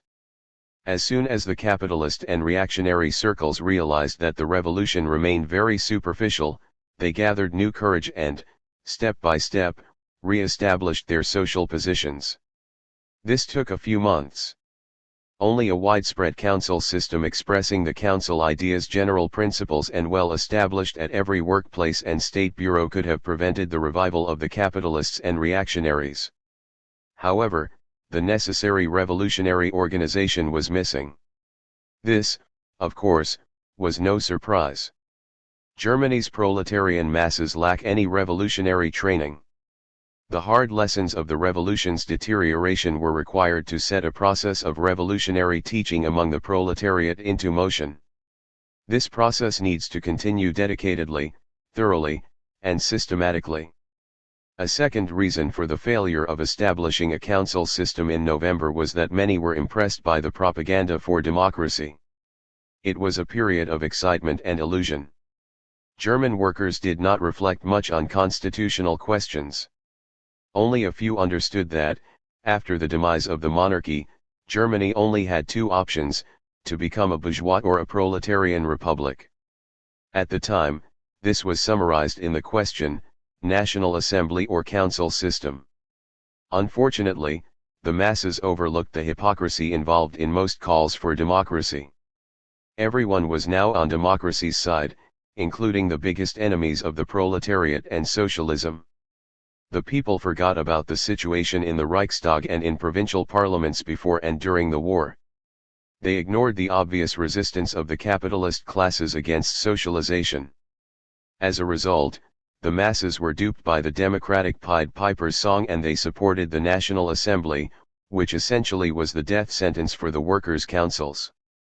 The defenders of formal democracy and parliamentarism are perfectly right. The council idea and the council system cannot coexist with democracy in a capitalist world, since democracy in a capitalist world can never amount to anything more than formal political equality. The formal democratic system is embodied in the National Assembly and the parliamentarian government. Let us look at the first German government elected after the revolution. It consisted of three parties. One is rooted in the Middle Ages and worships divine and worldly authorities, another fights for the interests of the financial and industrial capital under the flag of democracy, and the third wants to wave the socialist flag in government by all means. Point 3 Just like the parliament supporting it, such a government can only be an enemy of the proletarian and socialist workers' councils. The same is true for almost all of the provincial parliaments and governments that have been elected in Germany since the revolution, and even on the municipal level, where workers' councils played the strongest role in the revolution's early stages. Everywhere, the power of the workers' councils has been undermined. The conflict was fueled by strike movements that are characteristic of revolutionary periods. They are strongest wherever the proletariat is a driving force of the revolution. The victory of democracy in Germany did not lead to mitigating but to intensifying class differences.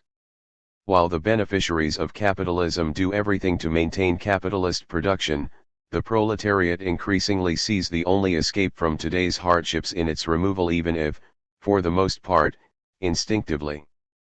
The most revolutionary workers were already sternly committed to the council idea during the first months of the revolution despite all the problems in implementing it. Then, in February and March, the great strike movements forced the government to concessions. It promised to enshrine the workers' councils in the constitution. On the one hand, this proves that the proletariat can enforce changes if it fights with dedication. On the other hand, it proves that these changes will amount to little more than compromises if there is no united workers' front.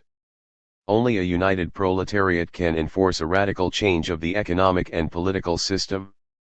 In the case of the February and March strikes, the government only made the concessions it absolutely had to make given the situation.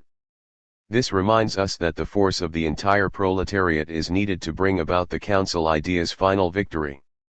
To enshrine workers' councils in the constitution is a curse disguised as a gift, just like a Trojan horse. Making councils elements of a capitalist constitution means to strangulate, or at least paralyze, any serious implementation of the council idea. A council system under the auspices of the government will inevitably be drawn by the cart of capitalism. The Constitution's council legislation, particularly the shop council laws, confirms this point, for the council idea will always lose its essence when linked to the parliamentarian system. A further reason for the disintegration of the council system during the revolution was that the workers' councils, with few exceptions, were not formed by the proletarian masses or at the heart of the proletarian revolution, namely at the workplace. Instead, they largely relied on party affiliation. In many cases, the members of the workers' councils were simply appointed by the leadership of the two social democratic parties without even consulting the rank and file. The original principle of appointing an equal number of SPD and USPD members in each council was increasingly lost because reformist socialism and revolutionary socialism cannot go together. Only in a few regions do the councils actually manage the production process. The power of the so-called communal workers' councils usually hardly exceeds the right to monitor local authorities and a few state offices. Nonetheless, the state bureaucrats try constantly to shut them down by ministerial decrees, municipal enactments, etc., always citing democratic rights. In most places, the parties don't consider the councils important. With proletarian mass support lacking at the same time, many of them simply disappear or are marginalized to the point of complete insignificance. They only remain in areas where capitalism and the state find a proletarian facade useful, for example when illegal trade or housing shortage needs to be covered up. A problem for many communal workers' councils is also the conflict between party discipline and proletarian duty. It leads many social democrats to embrace their role as council members only half-heartedly. Many council members actively undermine the power of the councils because their party leaders are hostile to the council idea. Which they have to be, for reasons of self-preservation alone. Where communal workers' councils survive, they are hardly ever controlled by the proletariat, and not even by the party's rank and file. As a result, the principle of recalling delegates has become meaningless, and a kind of council bureaucracy has formed, at times even a system of council corruption. All this means that all the current forms of the council system have to be eradicated shall the council idea remain alive and eventually be victorious. We need a council system that truly reflects all of the council idea's demands. 3. I have already stated that the duty of the revolutionary council system consists of turning the theory of socialism into praxis. Socialist theory as well as the experience of social struggle tells us that this can only be achieved by the proletariat. This also means that the council system is closely related to the dictatorship of the proletariat. The phrase has always threatened the bourgeoisie. Lately, however, even the reform socialists portray the dictatorship of the proletariat as the ultimate evil. Recent developments in Russia, Hungary, Munich, etc., seem to justify this. 5. A dictatorship that is not built on the proletarian masses, only on a proletarian minority, and only able to defend its power by military means is destined to fail. A dictatorship, however, in which millions of class-conscious proletarians strive for the realization of socialism is not dependent on military means, violence, and terrorist acts, it can rely on the proletarian masses and their power. Of course things will never go entirely smoothly, and there will be confrontations with the counter-revolutionary enemy that make the use of weapons necessary and might impose civil war upon the workers. The first task of the council system is to prepare the dictatorship of the proletariat by establishing the necessary organizational structures. Then, political power has to be seized. Finally, the dictatorship of the proletariat has to take control of the production process and the state apparatus. In practical terms, this means that the establishment of the dictatorship of the proletariat must imply a thorough expropriation of the capitalist class whose private ownership of the means of production must be replaced by common ownership. It is important, however, that the production process is not interrupted. This can never be in the interest of the people. The council system must carefully prepare the continuation of production under socialism. At the same time, it must focus on more than just the economy. It lies in the nature of the revolution that the council system has strong political implications and that it will be involved in many struggles on that plane, directly or indirectly. On the basis of these insights, we now have a vanguard of class-conscious revolutionary proletarians pursuing a council system that shall first be established in the production process. 6. The first steps toward this end have caused an outcry among capitalist, bureaucratic, and military circles. The rulers have a fine sense for class conflict and instantly recognize any danger to their possessions and their power. For us, however, their reaction only confirms that we are on the right way. The council system favored by the government does not even deserve its name. The council organizations that the government is willing to tolerate completely disregard the revolutionary nature of the council idea and make a travesty of its proletarian and socialist origins. At the core of the government's council system stands the so-called shop council law, Betriebsratgesetz, in which the councils play no role whatsoever in the production process, let alone work toward the abolition of capitalist production. Rather, the councils shall prevent trouble in the workplace and help the capitalists achieve the company's ambitions. The company's ambitions are of course nothing but profit, dividends, shares, etc. All aspects of the council system that the government wants to build on the basis of the shop council law are full of wormholes. For example, district economy councils shall be implemented in which shop council members will discuss socialization with the shrewd representatives of the propertied class. The councils are also allowed to present ideas to the authorities, employers' associations, etc. I believe that it is evident that such a council system does not remove but firmly secure capitalist production. The council system label is used to dupe the proletariat into serving the interests of its capitalist class enemy. In the revolutionary council system, there is no room for the propertied class. The revolutionary council system builds on the workplace, the core of the production process. In the workplace, all proletarians, no matter their party affiliation, stand on common ground. They are all exploited by capital, and the contradictions between proletarian and capitalist interests are obvious. The class-conscious workers familiar with socialist ideas have recognized this contradiction most clearly. Therefore, they form the first line in the struggle for the revolutionary council system. However, their influence on the indifferent and politically uneducated workers must become much stronger. All workers have to understand that the council system is the only means to escape capitalism. There must be tireless agitation since it is essential for the council system that the workers' political participation is not limited to casting a vote. The workers must always examine the action of the councils. This demands constant intellectual awareness. Only then can the council idea serve as an effective means against the herd tendencies within the proletariat. At this point, I do not want to write much about the organizational details of the revolutionary council system. There are enough opportunities to discuss the proper council organization at the workplace. However, I want to address one more thing. The tasks of the council system sketched above imply that the council system is not only relevant for the manual worker but also for the intellectual worker. The monitoring and control of capitalist production and the transformation to socialist production require numerous skills, including those of engineers, technicians, accountants, scientists, and others. Therefore, these people must have a place in the council system. In relation to capital, the majority of intellectual workers are nothing but proletarians. They, too, have to sell their labor in order to survive.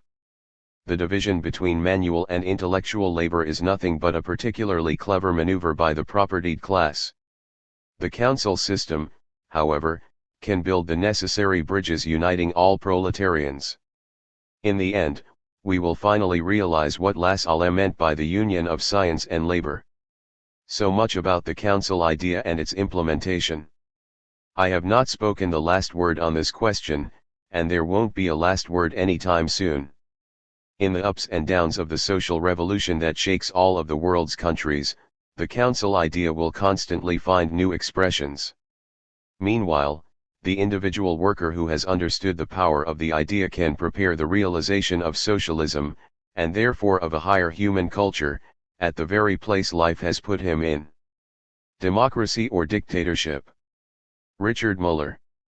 Published as Demokratie oder Diktator in vom Kaiserreich zur Republik, Band 2, Die November Revolution from the Kaiserreich to the Republic, Volume 2, The November Revolution, Vienna, Malik, 1925.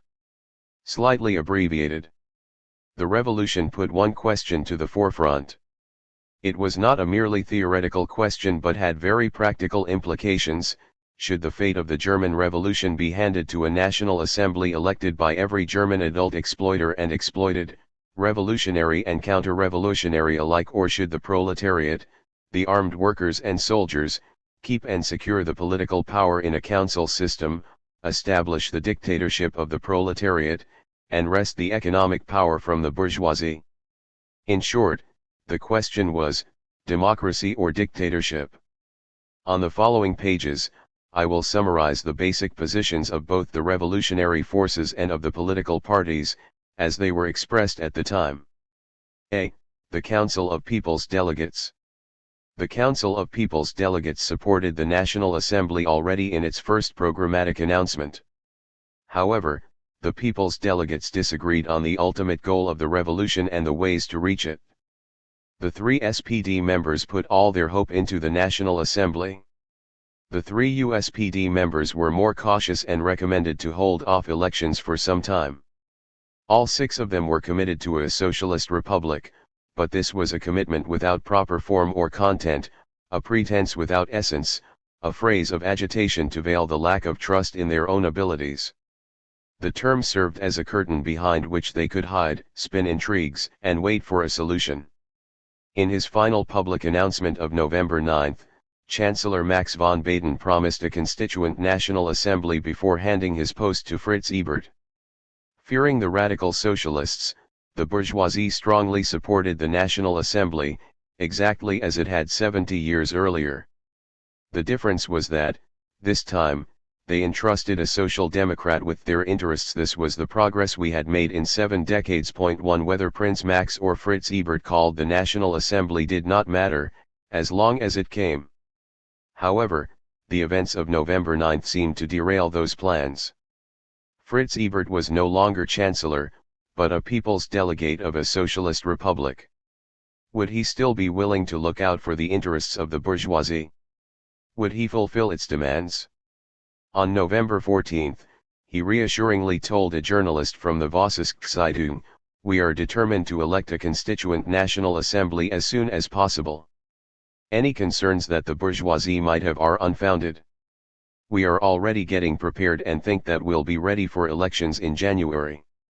The same day, Ebert decried Bolshevism at a meeting of the soldiers' councils, meaning all ideas that went further than the bourgeoisie's demands. The three USPD members stressed the need to secure the revolution before discussing a constituent National Assembly. However, when Ebert promised elections for January, they remained silent. They also remained silent when Ebert, who increasingly acted as if it was his calling to lay out Germany's future, declared on November 16, "The government of the Reich stands and falls with the National Assembly."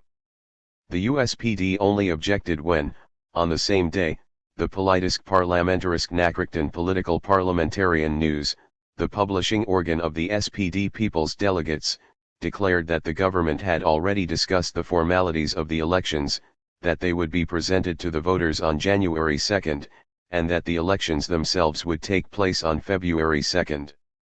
When all these lies were repeated in the SPD journal Vorwärts the next day, the USPD announced in its own journal, Freiheit, that nothing of that kind had ever been discussed by the government. This was eventually confirmed by all 6 of the people's delegates in a cable sent by Wolf's Telegraphisches Bureau, WTB. 2. Already during the first days of the revolution, Ebert, Scheidemann, and Landsberg proved themselves worthy successors of the Kaiser's diplomats. The way he clears his throat and spits, you copy it well. 3 The right hand did not know what the left hand was doing.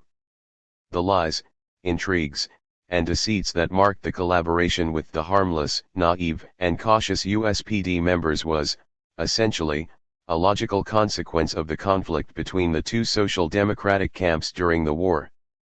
While the 3 people's delegates of the USPD had supported the USPD leadership's decision that no elections for a National Assembly would be held before April, they still voted for elections on February 16 in the Council of People's Delegates. Only when the Executive Council objected, it was agreed to leave the final decision to the General Congress of the Workers' and Soldiers' Councils in December. B. The Executive Council of the Workers' and Soldiers' Councils. The first and most important duty of the Executive Council was to give the revolution a program, and thereby content and direction.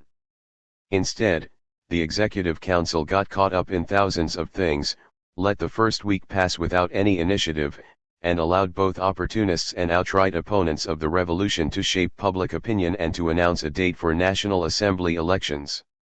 There was only one way to drive the revolution forward, to fulfill the demands of the proletariat, and to secure and expand the workers' power. The momentum of November 9 had to be carried into the future. Each hour that was lost had to be regained by weeks of desperate fighting if it was to be regained at all. Many things would have been easy to do during the first days of the revolution because no one dared to interfere and the power of the proletariat was much too strong. Only 1 week later, however, it had become much harder to do these things, and several weeks later it had become almost impossible. How urgent a clear and understandable revolutionary program would have been for the masses, became already apparent on November 10 during the assembly of the Workers' and Soldiers' Councils at Circus Bush. There, the opponents of the revolution already tried to influence the developments, just as they did when the Red Guards were formed shortly after. These attempts should have been undermined right away. But it took until November 16 before the Executive Council responded to the revolutionary program drafted by Ernst Dömig 3 days earlier. 4. Dömig's program was not a legal document. It wasn't a list of articles. At the time, it would have been impossible to present anything like that.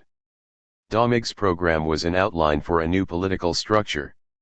Most pressing was to formulate and secure the new laws created by the revolution, that is, to replace the class rule of the bourgeoisie by the class rule of the proletariat. As a next step, the administrative organs of the toppled regime should have been replaced by the class organs of the proletariat. This did not necessarily entail the end of the old regime's entire administrative structure but the transfer of all legislative and executive powers to the proletariat. The Executive Council should have presented such a program and demanded its implementation by the people's delegates. Had the people's delegates refused, they should have been dismissed. This would have kept the revolutionary struggle alive. With a clear program presented soon after November 9, and with a clear commitment to its implementation, the Executive Council would have prevailed. Ernst Dömig based his draft for a revolutionary program on the power relations created by the revolution in early November. He considered it crucial to secure the new power structure and to strengthen it further in the interest of the proletariat. This, he reckoned, could only be done the Workers' and Soldiers' Councils. Dömig rejected the National Assembly categorically, because it could only lead to a bourgeois democratic republic and rob the workers of the revolution's achievements. Dömig demanded a proletarian democracy that only grants rights to working people, finding its administrative expression in a central council of the Workers' and Soldiers' Councils.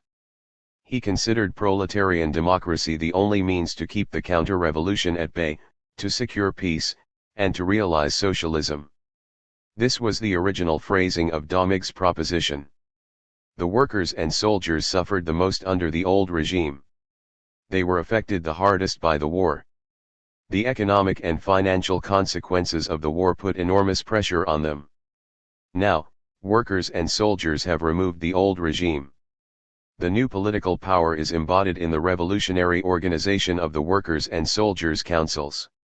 This power has to be secured and expanded so that the achievements of the revolution will benefit the entire working class.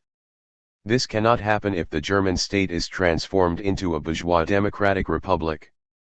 Germany needs to become a proletarian republic on the grounds of a socialist economy, in which only the working people, that is, all manual and intellectual workers, have public rights. The ambition of the bourgeoisie to convoke a national assembly as fast as possible will rob the workers of the fruits of the revolution. The Executive Council of the Workers' and Soldiers' Councils of Great Berlin therefore rejects a constituent national assembly. Instead, it demands the strengthening of the Workers' Councils, which shall determine the fate of all working people in this country. In order to unite all of Germany's Workers' Councils, a central council has to be formed.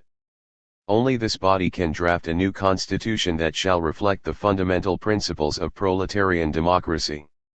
Hermann Müller, spokesperson for the SPD in the Executive Council 5, rejected the class rule that Dömig and the other USPD members demanded. Müller stated that the current situation was only acceptable due to the extraordinary historical circumstances and that it was essential to elect a national assembly as soon as possible. He emphasized that all citizens had the same rights and duties. Müller declared that the majority of Social Democrats in a newly elected National Assembly was without doubt and that social democratic principles would guide the Assembly's politics. Colin Ross, spokesperson for most of the soldiers, supported the National Assembly because a majority of soldiers had supported it at a recent Soldiers' Council's meeting. After a long and heated debate, Domig's proposal was rejected by 12 votes to 10. Some SPD members had voted for it. Eventually, a compromise was passed with a few more SPD votes and those of a few soldiers. It consisted of the first of Domig's proposed steps and added the following ones. The Executive Council of the Workers' and Soldiers' Councils demands the convocation of a Delegates' Assembly of the Workers' and Soldiers' Councils of Germany. This assembly will decide on an electoral system allowing to elect a Central Council of German Workers' and Soldiers' Councils. This council will draft a new constitution, reflecting the fundamental principles of proletarian democracy. This constitution needs to be ratified by a constituent assembly summoned by the council.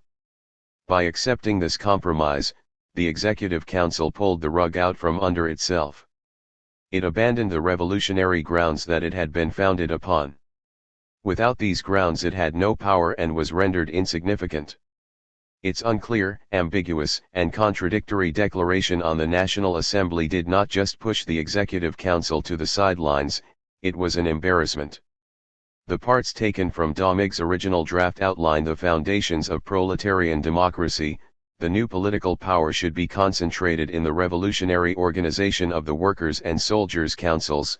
A proletarian republic was favored over a bourgeois democratic republic expressed in a National Assembly. The added parts, however, introduced the concept of a constituent National Assembly.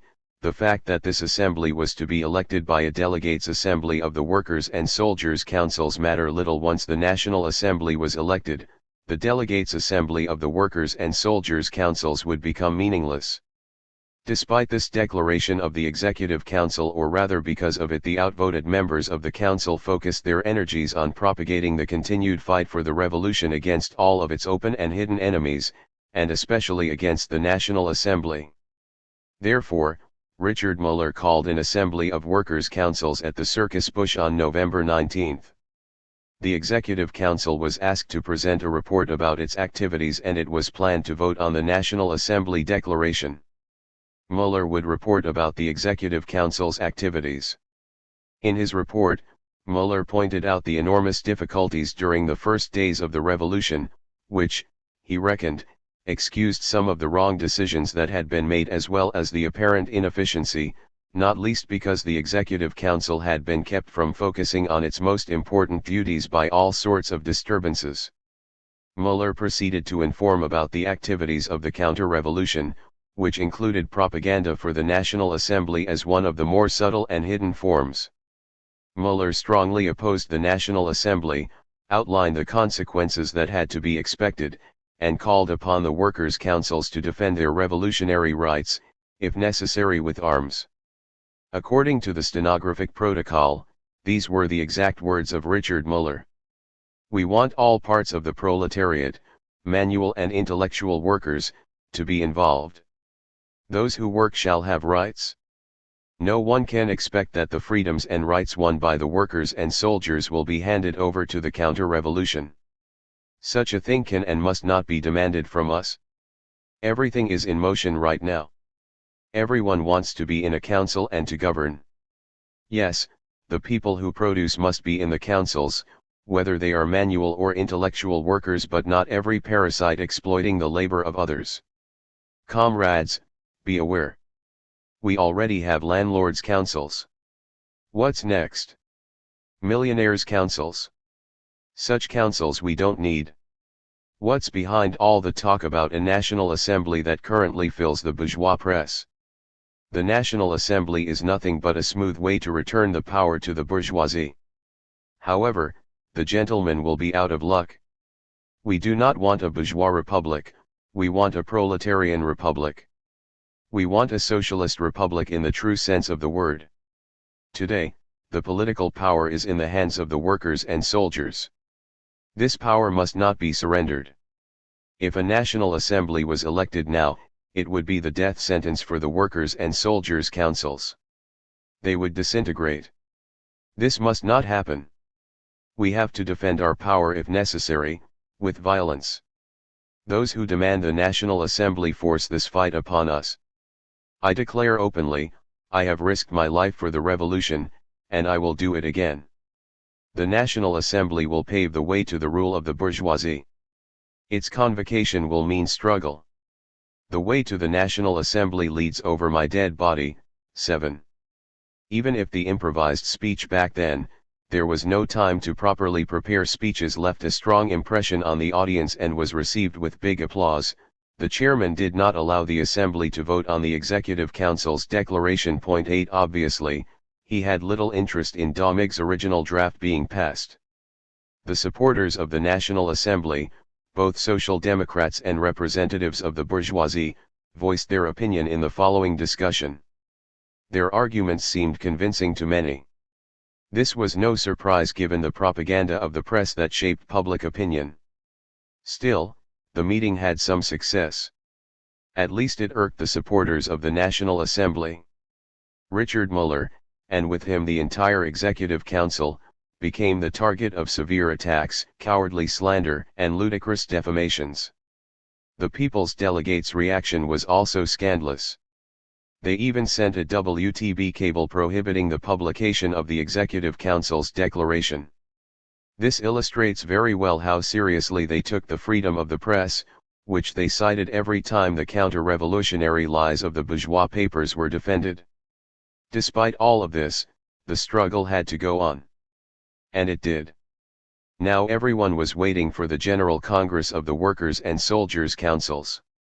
See, the Social Democratic Party, SPD. The Social Democratic Party of Germany does not fight for new class privileges but for the abolition of class rule and the class system, as well as for equal rights and duties for all, without difference of gender or ancestry. On these grounds, it not only fights against current exploitation and oppression of wage laborers but against all forms of exploitation and oppression, whether it is directed at a class, a party, a gender, or a race. This sentence from the Erfurt program of the SPD-9 was probably evoked as frequently during the revolution as it is today. Let us only state this here and leave the discussion about whether this has helped the proletariat or not for a future publication. Friedrich Stampfer is the intellectual voice of the SPD. In a Vorwärts article published on November 13, 1918, he cited the Erfurt program and stated that the constitutional change proclaimed by the Kaiser before November 910 implied the principle that no government lacking the trust of the people may remain in office, while all military power must be controlled by democratically elected civil authorities. Stampfer considered this principle universal, since it reflected the Erfurt program. As a consequence, the people's delegates were not to remain under the orders of the Workers' and Soldiers' Councils but had to become delegates of all Germans as quickly as possible. According to Stampfer, this could only be guaranteed by a constituent National Assembly. Such considerations, essentially, condemned the revolution. Stampfer implied that the Kaiser's proclamation had implemented the demands of the Erfurt program. Therefore, no revolution had been necessary. In fact, any proletarian revolution could be rejected with such reasoning. On November 14, after the people's delegates had declared their commitment to a constituent National Assembly, Stampfer wrote about Die ersten Gesetze der Deutschen Republik, the first laws of the German Republic. It is now clear that the German Republic and its laws do not veer toward Russia's Soviet constitution but toward democracy in the sense of the SPD's Erfurt program. This course could only be changed in violation of the law and with the help of violent means.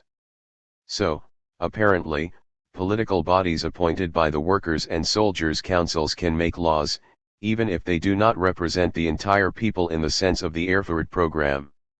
At a SPD party meeting, the general, equal, direct, and secret suffrage of all adult men and women was hailed not only as the most important achievement of the revolution but also as the means to transform the capitalist order into a socialist order if the people so desired. This reflected long-standing party convictions. However, it also meant that the most important achievement of the revolution had already been realized before the revolution, at least according to Stampfer. Further examples could be named, but I don't consider it necessary. It should be clear that a party expecting to reach socialism by democratic means gets confused in a revolutionary situation. One day, it commits itself to democratic progress, the next day, it interprets progress as a result of revolution. It is important to note that no one can ever say whether a revolution has occurred in the name of all people, or even in the name of a majority. Revolutions are never democratic in that sense, which, I suppose, means that no staunch SPD member can ever support them. SPD politics after November 9 were determined by many factors. This is well illustrated by a leaflet of which millions of copies were distributed in late November. The SPD distributed an enormous amount of leaflets and pamphlets. You ask, how were they able to finance this? Today we know that the bourgeoisie was among those who provided the funds. The said leaflet, with the telling title, "Nur über mein Leiche, only over my dead body," includes the following paragraphs.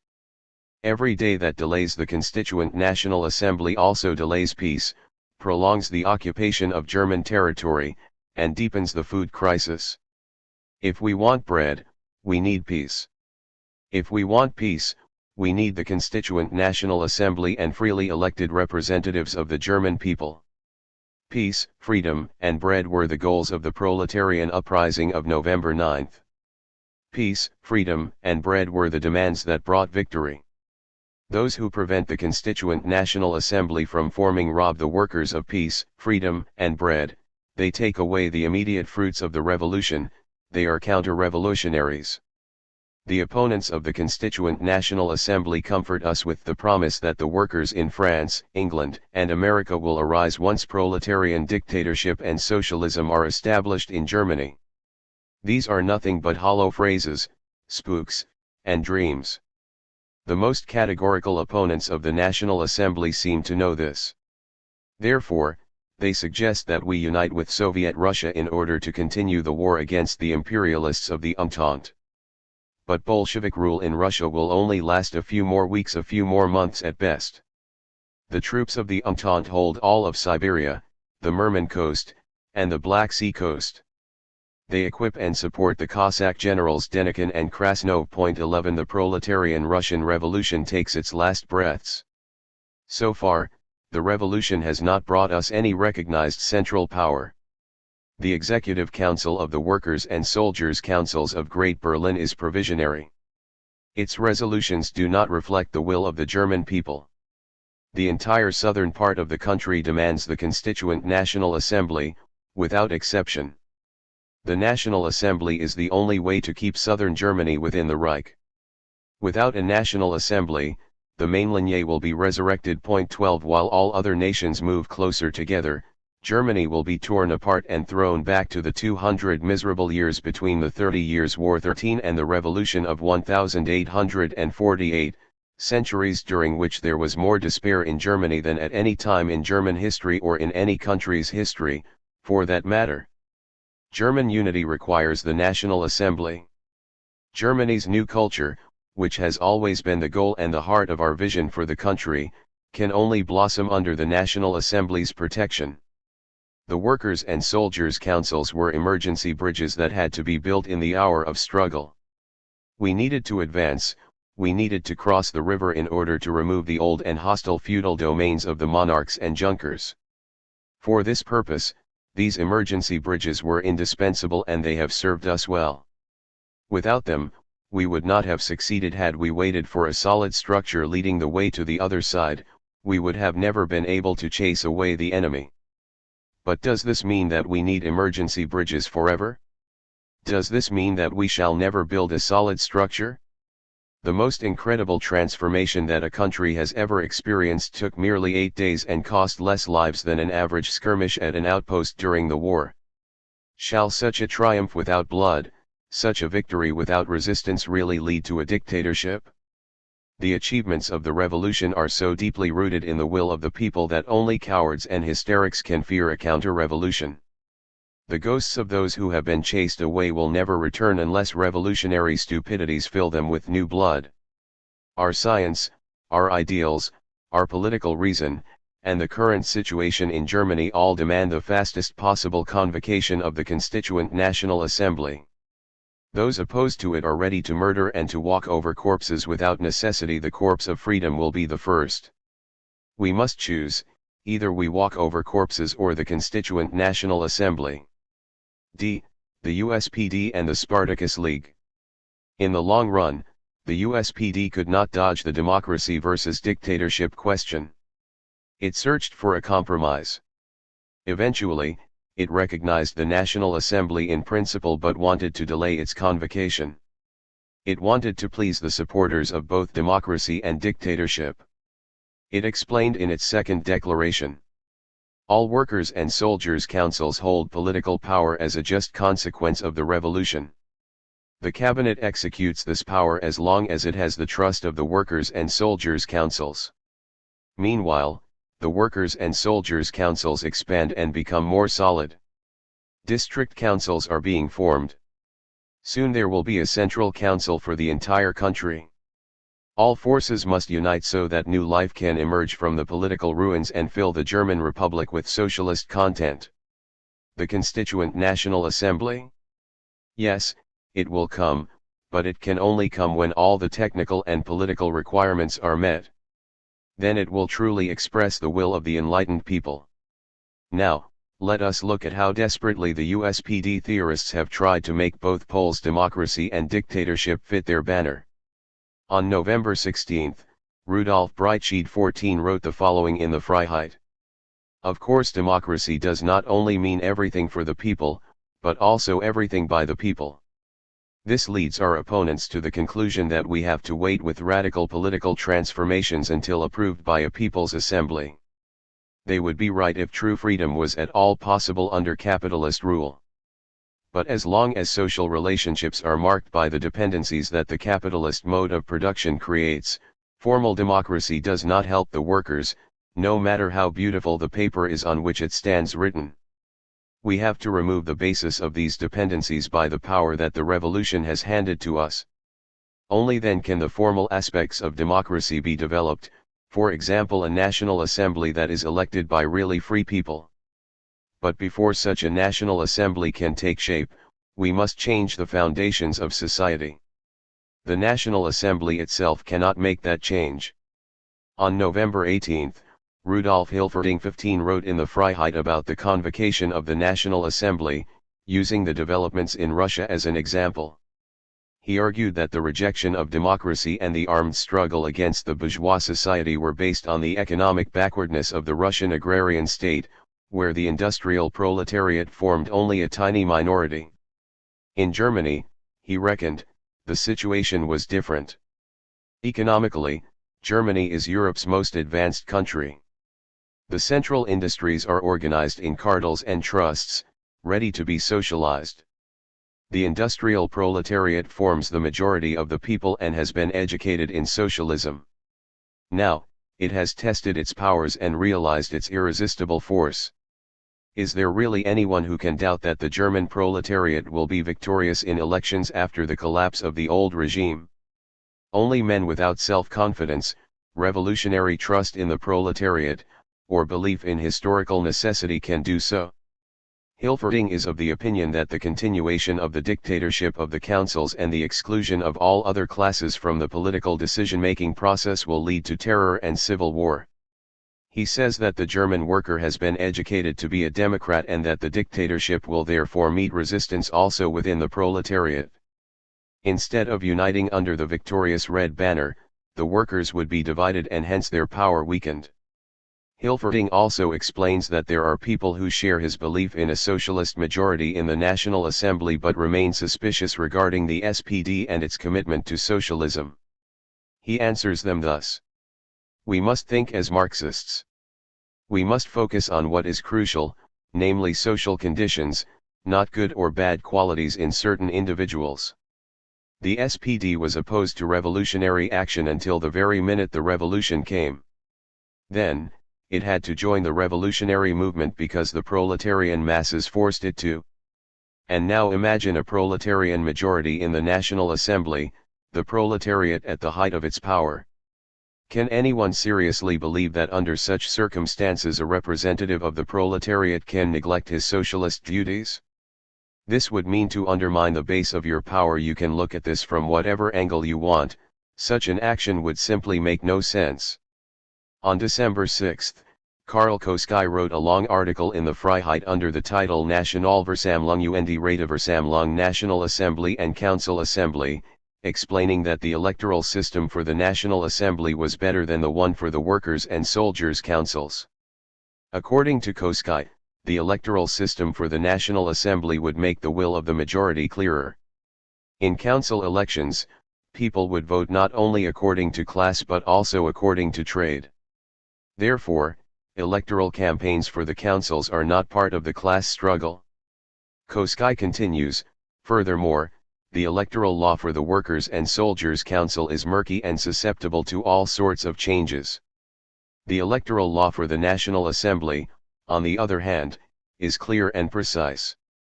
The results of council elections will therefore never have the same moral authority as the results of National Assembly elections. They can never legitimize the rule of the masses in the same way. This is why terror became necessary in Russia. Koski states that it is not his intention to declare the Workers' and Soldiers' Councils inferior to the National Assembly.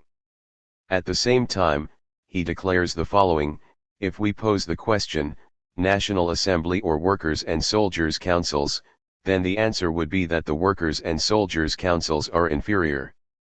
But this is not the proper question to ask. It is much too general and therefore wrong and misleading. The question is, which tasks belong to the National Assembly and which to the Workers' and Soldiers' Councils? Where and when do we need the former, and where and when do we need the latter? Koski deems the councils necessary and indispensable during the first phase of the revolution, when the dismantling of the old powers is the primary objective. This dismantling will cause disorder and unrest, and the councils need to defend what has been achieved, while the National Assembly would be incapable of doing this. But the second phase of the revolution is one of consolidation, of building socialism. This needs decades and requires a functioning production process. It needs peace and order, which can only be secured if the people trust in the stability of the new regime. Koski concludes, since this is most likely achieved by a National Assembly replacing provisional institutions, this assembly is an economic necessity and a requirement of the socialist revolution, at least if the revolution is not reduced to mere proclamations but really wants to establish socialist production. Today, it is urgent to leave the provisional state and all its insecurities behind. Koski wants to waste no time in electing the National Assembly. He mocks those who are not convinced that a socialist party will gain the majority. He calls it pitiable for any socialist to have such doubts. According to him, the National Assembly is on its way and the only consequence of socialist resistance will be a lower number of socialist seats.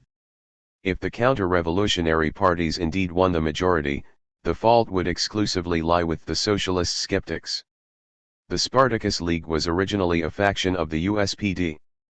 Its program of November 10 was very clear: armament of the people, control of all military and civil offices by ombudsmen of the Workers' and Soldiers' Councils, abolition of the national and all provincial parliaments as well as of the existing government, transfer of governmental power to the Workers' and Soldiers' Councils of Great Berlin until a nationwide central council was established, election of Workers' and Soldiers' Councils all over Germany, executing legislative and administrative authority. On November 18, Rosa Luxemburg wrote the following about the first necessary steps in Die Rotfahne. The abolition of the rule of capital and the realization of the socialist order, this, and nothing less, is the historical task of the current revolution. It is a monumental task that cannot be fulfilled from one day to the next, perhaps with a couple of swift decrees issued from above. It can only be fulfilled by the conscious action of the working masses in the cities and in the country. The strongest of spirits and bottomless idealism will be needed to sail the revolutionary ship through all the storms we have to expect into a safe harbor. The goal of the revolution clearly lays out its path, and the task its method. The guidelines for all measures of the revolutionary government are to place all power in the hands of the working masses, that is, in the hands of the Workers' and Soldiers' Councils, and to protect the revolutionary process against its enemies. Each step, each deed of the government must indicate this direction and function as a compass. What is needed includes the following: The re-election and expansion of the local workers' and soldiers' councils in order to replace the councils appointed spontaneously amid a chaotic situation with councils conscious of the goals, tasks, and ways of the revolution.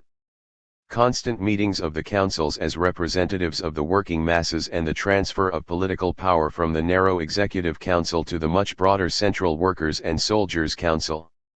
The fastest possible convocation of a national body of workers and soldiers in order to constitute the proletarians of all of Germany as a common class and a strong political power, able to defend the revolution and to push it forward. The immediate organization not only of the peasants but also of the rural proletarians and the small farmers, a class that has not taken any active part in the revolution so far. The formation of proletarian Red Guards for the protection of the revolution. The creation of a workers' militia enabling the entire proletariat to support the Red Guards at any time. The abolition of all remaining administrative, legal, and military organs of the absolutist army and police state. The immediate confiscation of the wealth and possessions of the royal dynasties and the great landlords as a first measure to guarantee basic supplies for the people, since hunger is the strongest ally of the counter-revolution. The immediate convocation of a Workers' World Congress in Germany to emphasize the socialist and internationalist character of the revolution, since the future of the German Revolution depends on the international and the proletarian world revolution. The state of the German Revolution corresponds to the state of the German spirit. In this sense, the likes of Scheidemann and Ebert are fitting government representatives. Meanwhile, the USPD members in government reveal to be little more than their loyal aides when claiming to establish socialism with the SPD and celebrating a purely socialist government in the Freiheit. On November 29, Die Rotfahne wrote, "The National Assembly is a means to rob the proletariat of its power, to paralyze its class dynamics, and to let its socialist objective evaporate in blue haze. The alternative is to put all power into the hands of the proletariat, to turn the revolution into a decisive class struggle, and to pave the way for a socialist society. For this purpose, the political rule of the great masses of the workers, the dictatorship of the workers' and soldiers' councils, has to be established. One is either for or against socialism, for or against the National Assembly, there is no in-between." Where did the majority of the party stand? In the General Assembly of the Berlin Party members on December 15, the motion Hilferting got 485 votes, the motion Luxemburg 195. This ratio probably reflects the opinions of the members in the rest of Germany. The bourgeois parties. The collapse of the old regime numbed the entire bourgeoisie. By bourgeoisie, I do not only mean the exploiting class, the noble circles, and the big industrialists, but also the intellectuals, the middle class, and the peasants, groups that are strongly related ideologically.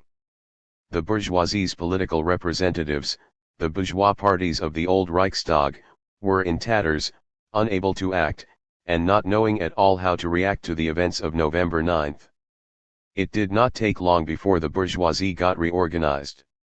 The parties dropped their old names and found new ones that seemed to fit the new political conditions.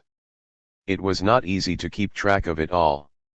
The right-leaning parties, the Freie Conservative Partei, Free Conservative Party, the Deutsche Conservative Partei, German Conservative Party, and the Christliche Soziale Partei, Christian Social Party, united in the Deutsche National Volkspartei, German National People's Party.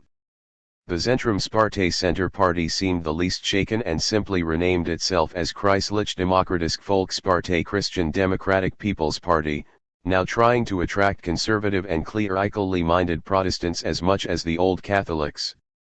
Parts of the Nationalliberal Partei, National Liberal Party, and of the Fortschrittliche Volkspartei, Progressive People's Party, united in the Deutsche Volkspartei, German People's Party, while the respective parties' remaining members formed the Deutsche Demokratische Partei, German Democratic Party. 16 The Deutsche Vaterlandspartei, German Fatherland Party, a product of the war, disbanded.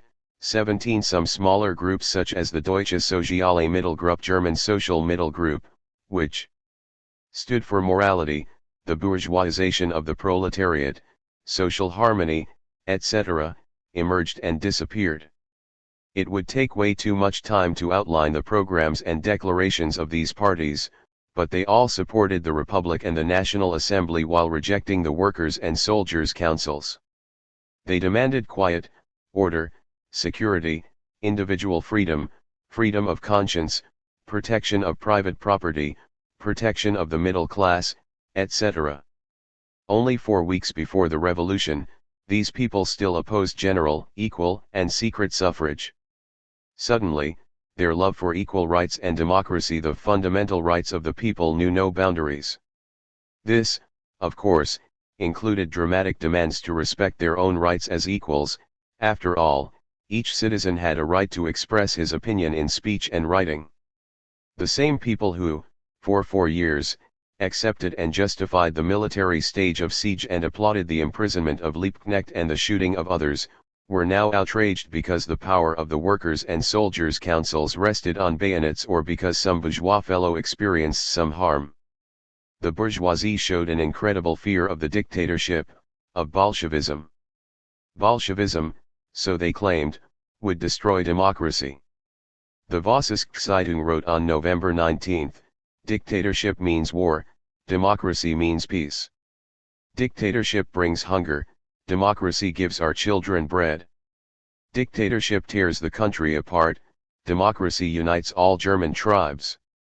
Dictatorship ruins the achievements of the social revolution, democracy transforms the German economy in the spirit of social justice." Were these not the arguments of the SPD? If one reads the German press from those days, from the Vorwärts to the Deutsche Tageszeitung, it appears as if all divisions, all fundamental and principal contradictions, all class differences were wiped out by the revolution. The ideological unity was staggering. Reading the articles, one realizes another thing: the bourgeoisie did not need to forge any intellectual weapons against the revolution, the SPD did it for them. The end.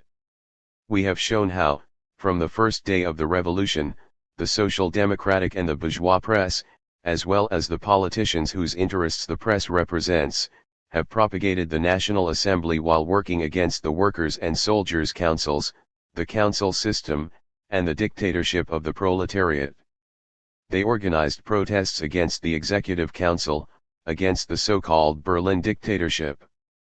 This was expressed in numerous resolutions and telegrams sent to the Council of People's Delegates. The governments of the federal states, the soldiers' councils, most troops abroad, the bourgeois associations, and the urban administrative bodies demanded the National Assembly. Many threatened action in case it would not be elected. The General Congress of the Workers' and Soldiers' Councils that gathered in Berlin from December 16 to December 21 was strongly marked by these campaigns.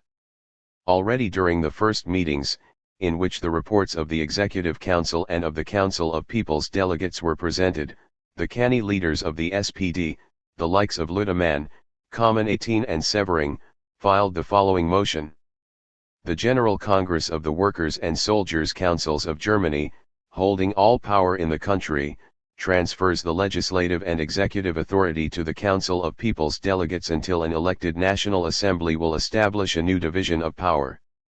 The General Congress of the Workers' and Soldiers' Councils of Germany shall also appoint a Central Council of the Workers' and Soldiers' Councils whose task it will be to monitor the German and the Prussian cabinets. This Central Council will take on the role of Parliament. It has the right to monitor the People's Delegates of Germany, and until the new political structure will be finalized, the People's Delegates of Prussia. To monitor the ministries, the Council of People's Delegates will appoint assistants to the state secretaries. 2 assistants will be sent to each ministry, one from the SPD and one from the USPD. Before appointing the ministers and their assistants, the Central Council has to be consulted. The motion was passed by a huge majority. This meant that the following point on the agenda, National Assembly or Council system, had been decided before it was even discussed. Ernst Dömig spoke out against the National Assembly nonetheless. He did not manage to rid the political suicide club in front of him of its clinical, simple, and Philistine spirit. His motion was rejected with 344 to 91 votes. The date for the National Assembly elections was pushed forward from February 16 to January 19. Even some USPD members voted against Domig's motion, which I quote here in full. The Delegates' Assembly declares its uncompromising commitment to the council system as the foundation of the Socialist Republic's constitution. The councils will be the highest legislative and executive authority. The Delegates' Assembly appoints a commission to formulate as quickly as possible a general electoral system for Germany's workers, soldiers, and peasants' councils. On the basis of this electoral system, a National Congress of Workers' and Soldiers' Councils will be elected, which will decide on the country's future constitution. As long as the Constitution of the Socialist Republic is not finalized, a Central Council of 53 members, representing all regions of the country, will be the highest monitoring body of the Council of People's Delegates and the ministries. On January 19, 1919, 16,574,000 Germans gave their votes to bourgeois parties, 11,510,000 to the SPD, and 2,317,000 to the USPD. This meant that the bourgeois parties had a majority in the National Assembly. A victory for democracy. Or rather, the grave of social democracy's dreams, and the collapse of the German Revolution. It would certainly be interesting to examine what democracy has given to the people. But that is not the purpose of this text. Revolutionary Gymnastics. Richard Müller. Published as Revolutionäre Gymnastik in vom Kaiserreich zur Republik, ein Beitrag zur Geschichte der revolutionären Arbeiterbewegung während des Weltkriegs from the Kaiserreich to the Republic, a contribution to the history of the revolutionary workers' movement during the World War, Vienna, Malik, 1924. Revolutionary gymnastics was a derisive name for ideas that the Spartacists presented at revolutionary stewards' meetings during the last weeks before the revolution. The first time Karl Liebknecht attended a meeting of the revolutionary stewards, he expressed his dissatisfaction with their activities in ways that were hardly flattering. In his opinion, the revolutionary stewards were not a circle of committed revolutionaries but a club of bourgeois-minded folks who had turned wild, who were meeting secretly, and who refused to let the world know anything about their existence.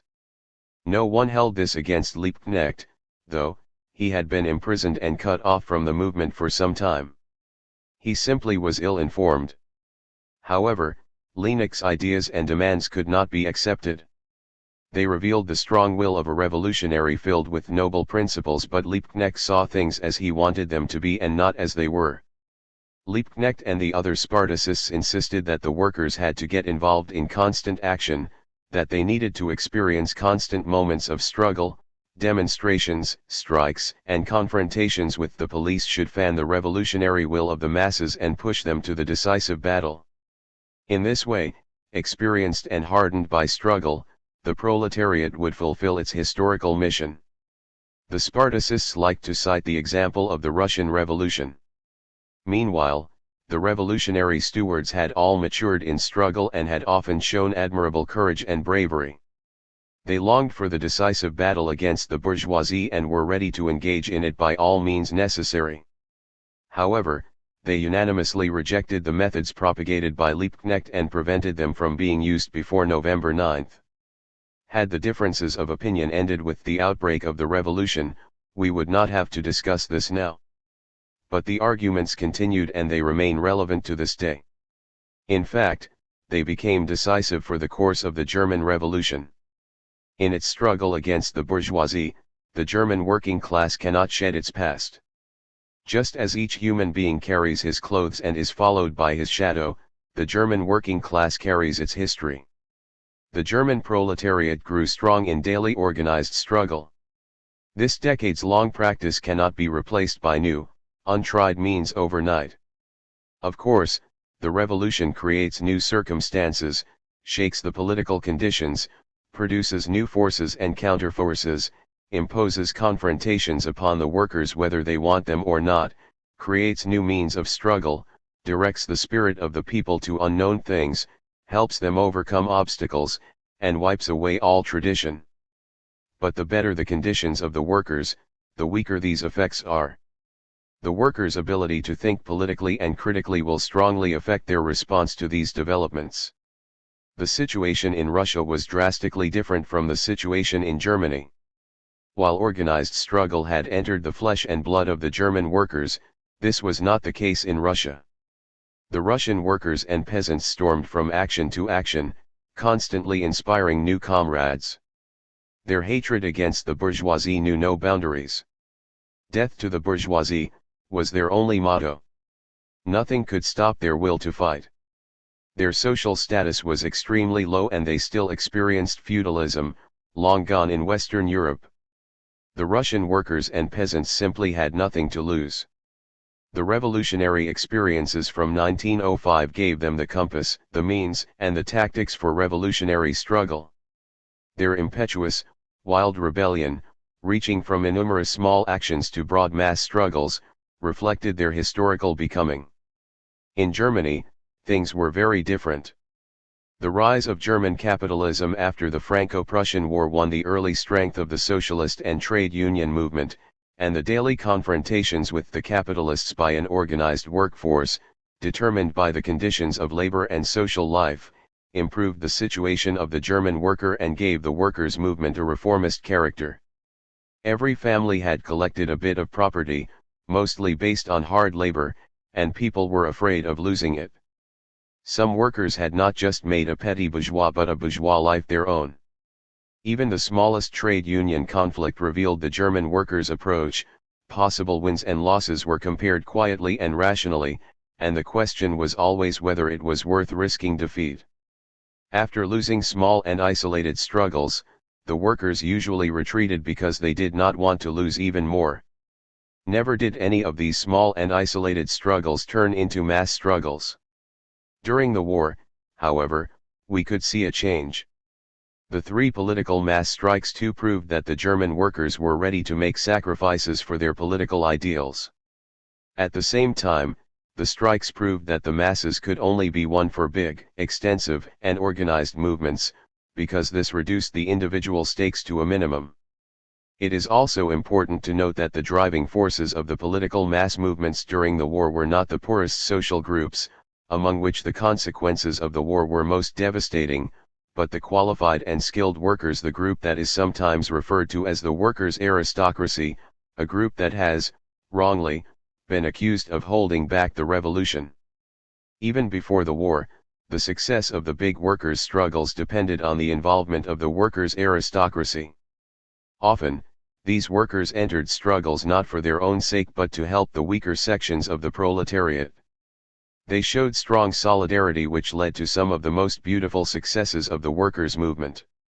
The revolutionary stewards consisted almost exclusively of qualified and skilled workers. In the daily struggles with the capitalists they managed to be successful even if there was no support of the less qualified workers. However, in the revolutionary struggle against state power, against the entire bourgeoisie, the masses were needed.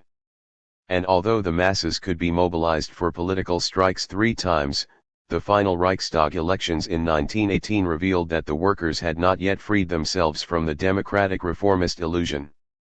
This was true both in the Niederbarnim district and in Berlin's first electoral district on October 15, right before the revolution. 3 The white-collar workers and the civil servants remained not only reserved with respect to the political mass movements but outright hostile. The development of the revolutionary movement during the war proved that the transformation from democratic reformist beliefs to revolutionary action within the German workers' movement cannot be achieved by revolutionary propaganda alone. Political mass struggles are necessary. These struggles, however, can only be successful if they correspond to the means of struggle developed historically. This requires patience, creates extraordinary demands for the leadership, and causes all sorts of accusations from self-declared model revolutionaries. However, it is the right way to proceed. The isolated actions demanded by the Spartacists can only be carried out by the most advanced groups of the proletariat. It is easy for the police and the military to suppress such actions. In the process, the revolutionary heart of the masses gets lost and the backbone of the revolution broken. It is more than questionable if under such circumstances the masses can ever be successfully led into a decisive battle with the bourgeoisie.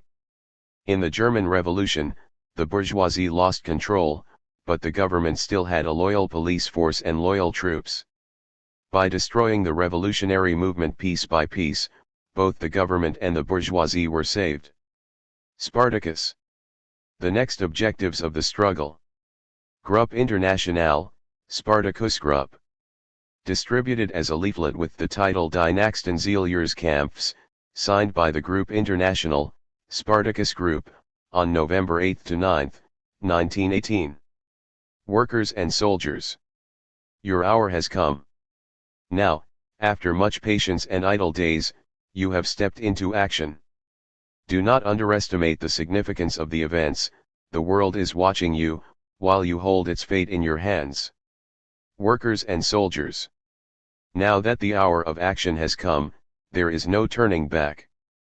The socialists who have worked as pimps for the government for 4 years and who, during the last few weeks, have tried to appease you with promises of a people's government, of parliamentarization, and of other nonsense, are now trying everything to weaken your struggle and to undermine your movement. Workers and soldiers. You have to follow the example of your comrades in Kiel, Hamburg, Bremen, Lübeck, Rostock, Flensburg, Hanover, Magdeburg, Brunswick, Munich, and Stuttgart. The victory of your brothers in these places, indeed the victory of the proletariat worldwide, depends on your achievements, on your perseverance. Soldiers. Act like your colleagues of the Navy, unite with your brothers, the workers. Do not let yourself be used against them. Do not follow the orders of your officers. Do not shoot freedom fighters. Workers and soldiers. The next objectives of the struggle are: the liberation of all civil and military prisoners, the abolition of all federal states and the removal of all dynasties, the election of workers and soldiers' councils with elections of delegates in all factories and army units, the establishment of immediate coordination between all German workers and soldiers' councils, the seizing of the government by the delegates of the workers and soldiers' councils, the establishment of immediate contact with the international proletariat, especially with the Russian Workers' Republic. Workers and soldiers. Now is the time to prove that you are strong and wise enough to use your power. Long live the Socialist Republic. Long live the International. The Beginning. Rosa Luxemburg. Published as Der Anfang in Die Rotfahne, No. 3, November 18, 1918. The revolution has begun. However, this is not the time to celebrate its achievements or to rejoice about the fallen enemy. What we need right now is thorough self-critique and iron preservation of energy in order to continue our work. After all, what has been achieved is little, and the enemy has not yet fallen. What are our achievements so far? The monarchy is gone and the highest governmental power is in the hands of workers and soldiers' representatives. However, the monarchy was never the real enemy, it was only the facade, the store sign of imperialism. It was not the House of Hohenzollern that has caused the war, set fire at all corners of the world, and brought Germany to the brink of destruction. Like any bourgeois government, the monarchy was but the executive director of the ruling classes. Those responsible for the mass slaughter are the imperialist bourgeoisie and the capitalist class. These are the criminals. The abolition of the rule of capital and the realization of the socialist order, this, and nothing less, is the historical task of the current revolution. It is a monumental task that cannot be fulfilled from one day to the next, perhaps with a couple of swift decrees issued from above. It can only be fulfilled by the conscious action of the working masses in the cities and in the country. The strongest of spirits and bottomless idealism will be needed to sail the revolutionary ship through all the storms we have to expect into a safe harbor. The goal of the revolution clearly lays out its path, and the task its method. The guidelines for all measures of the revolutionary government are to place all power in the hands of the working masses, that is, in the hands of the workers and soldiers' councils, and to protect the revolutionary process against its enemies. Each step, Each deed of the government must indicate this direction and function as a compass. What is needed includes the following: the re-election and expansion of the local workers' and soldiers' councils in order to replace the councils appointed spontaneously amid a chaotic situation with councils conscious of the goals, tasks, and ways of the revolution. Constant meetings of the councils as representatives of the working masses and the transfer of political power from the narrow executive council to the much broader central workers' and soldiers' council. The fastest possible convocation of a national body of workers and soldiers in order to constitute the proletarians of all of Germany as a common class and a strong political power, able to defend the revolution and to push it forward. The immediate organization not only of the peasants but also of the rural proletarians and the small farmers, a class that has not taken any active part in the revolution so far. The formation of proletarian Red Guards for the protection of the revolution. The creation of a workers' militia enabling the entire proletariat to support the Red Guards at any time. The abolition of all remaining administrative, legal, and military organs of the absolutist army and police state. The immediate confiscation of the wealth and possessions of the royal dynasties and the great landlords as a first measure to guarantee basic supplies for the people, since hunger is the strongest ally of the counter-revolution. The immediate convocation of a Workers' World Congress in Germany to emphasize the socialist and internationalist character of the revolution, since the future of the German Revolution depends on the international and the proletarian world revolution. These are only the first most urgent steps. But what does the current government do?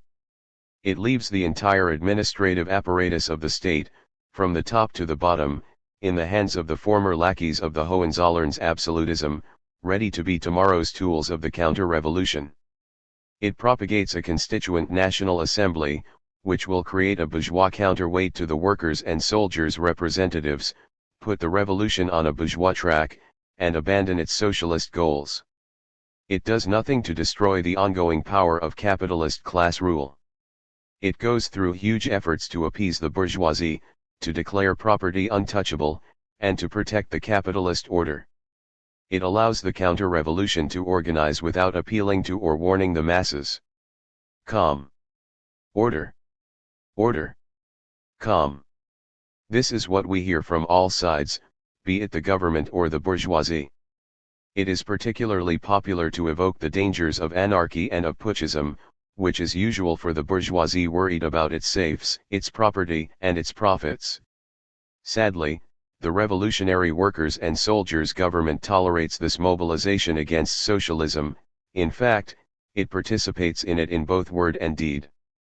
The summary of the first week of the revolution is the following: essentially, nothing has changed in the Hohenzollern state, and the workers' and soldiers' government is merely the substitute for an imperialist government gone bankrupt.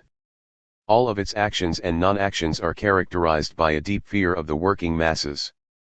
Even before the revolution has taken on force, drive, and its own dynamics, it is robbed of its only true asset, its socialist and proletarian character. None of this should surprise us.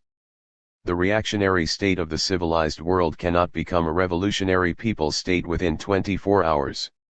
Soldiers who have, as minions of reactionary powers, murdered revolutionary proletarians in Finland, Russia, Ukraine, and the Baltics, and workers who have let this happen, cannot become conscious bearers of socialism overnight. The state of the German Revolution corresponds to the state of the German spirit. In this sense, the likes of Scheidemann and Ebert are fitting government representatives. Meanwhile, the USPD members in government reveal to be little more than their loyal aides when claiming to establish socialism with the SPD and celebrating a purely socialist government in the Freiheit. However, revolutions never stand still. They are fast-moving by nature and they eventually transcend themselves. We already see how the inner contradictions of the German Revolution are pushing it forward. The current state is understandable in the revolution's earliest stage, but it cannot last. The masses must be on their guard, however, to prevent the counter-revolutionary forces from taking over. The first steps have been taken. What lies ahead of us is not in the hands of the dwarfs trying to halt the course of the revolution and to throw a monkey wrench into the wheel of world history. Today, the agenda of world history is to realize socialism. The German Revolution has entered the orbit of this shining star. It will reach its goal step by step, through storm and tempest, through struggle and anguish, through distress and victory. It must. The usual game. Rosa Luxemburg. Published as Das alte Spiel in die Rotfahne, No. 3, November 18, 1918. Liebknecht has murdered 200 officers in Spandau. Liebknecht has been murdered in Spandau. The Spartacus gang stormed the Marstal 1. The Spartacus gang tried to enter the Berliner Tageblatt offices with machine guns. Liebknecht loots stores. Liebknecht distributes money among the soldiers to entice them to counter-revolutionary action. Spartacus members were heading to the House of Representatives where a meeting of the Fortschrittliche Volkspartei took place. 2 When the assembly heard of this, panic broke out and everyone rushed away to escape the apparently imminent atrocities, leaving behind heats, umbrellas, and other valuable items that are very hard to replace these days. For a few weeks, the wildest rumors have been spreading about our group in Berlin.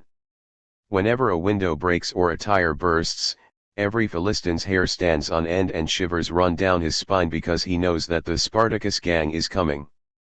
Various people have addressed Liebknecht with the touching request to spare their marital partners, nephews, or aunts from the child murder of Bethlehemian dimensions that the Spartacus folks are supposedly preparing. These are true stories from the first month of the German Revolution.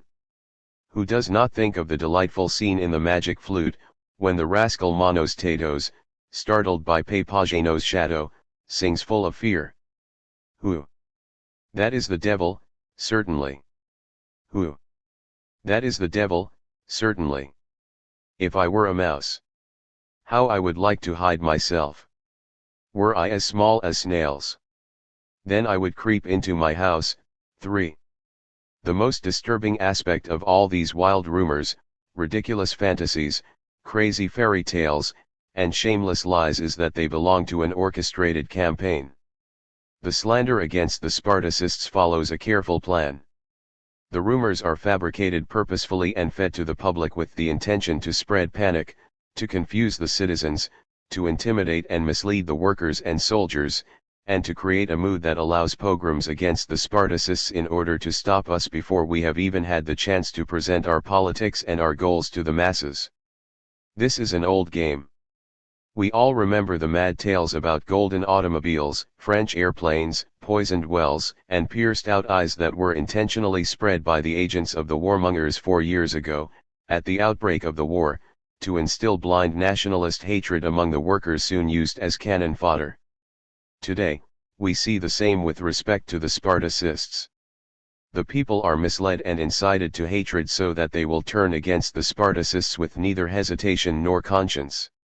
We know how it works and we know who is responsible.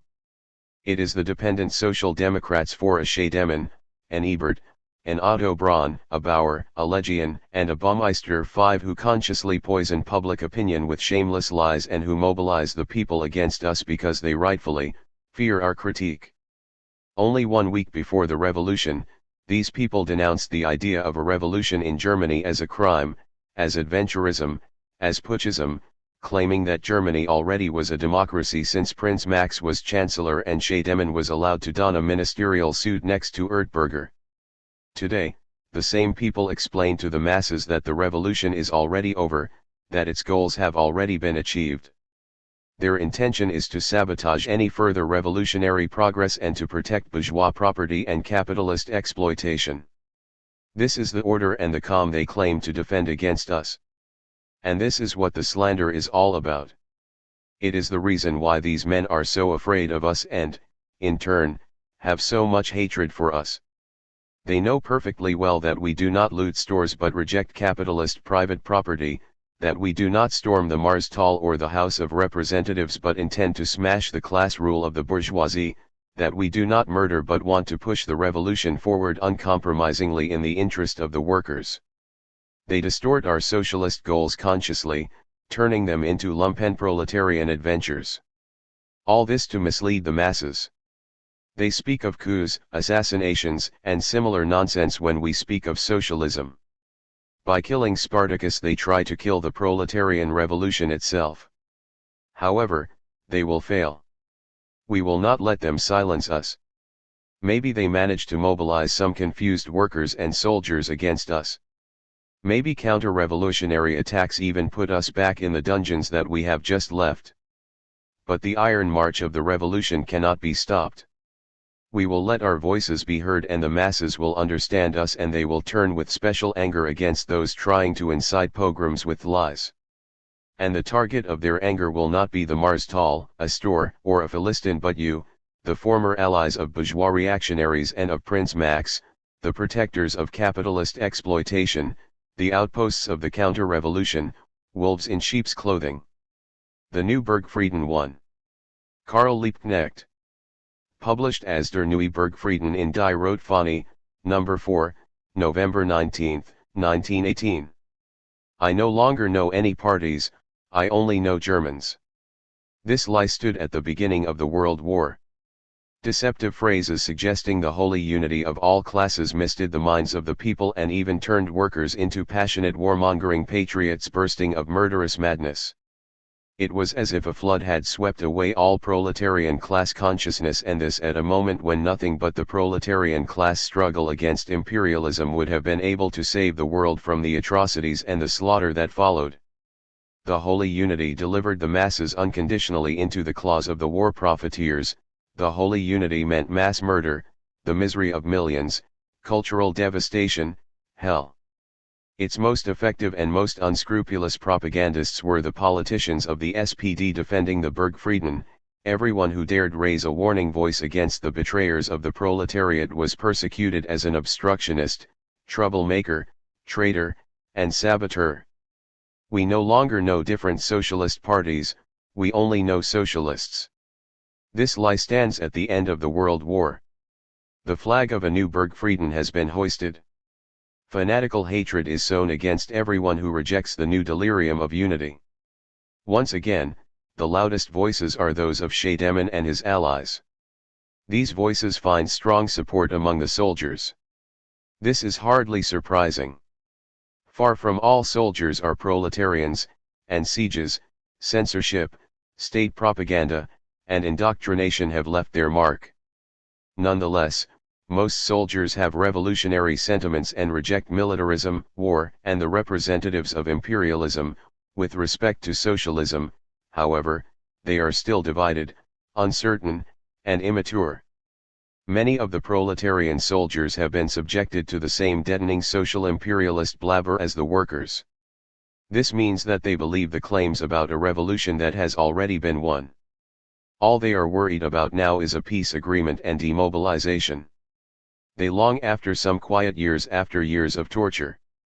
However, they ignore that the revolution tolerated by practically all state officials has so far meant hardly more than the collapse of the autocratic remnants of the mad year of 1848, in other words, what we have witnessed has mainly been the completion of the bourgeois revolution.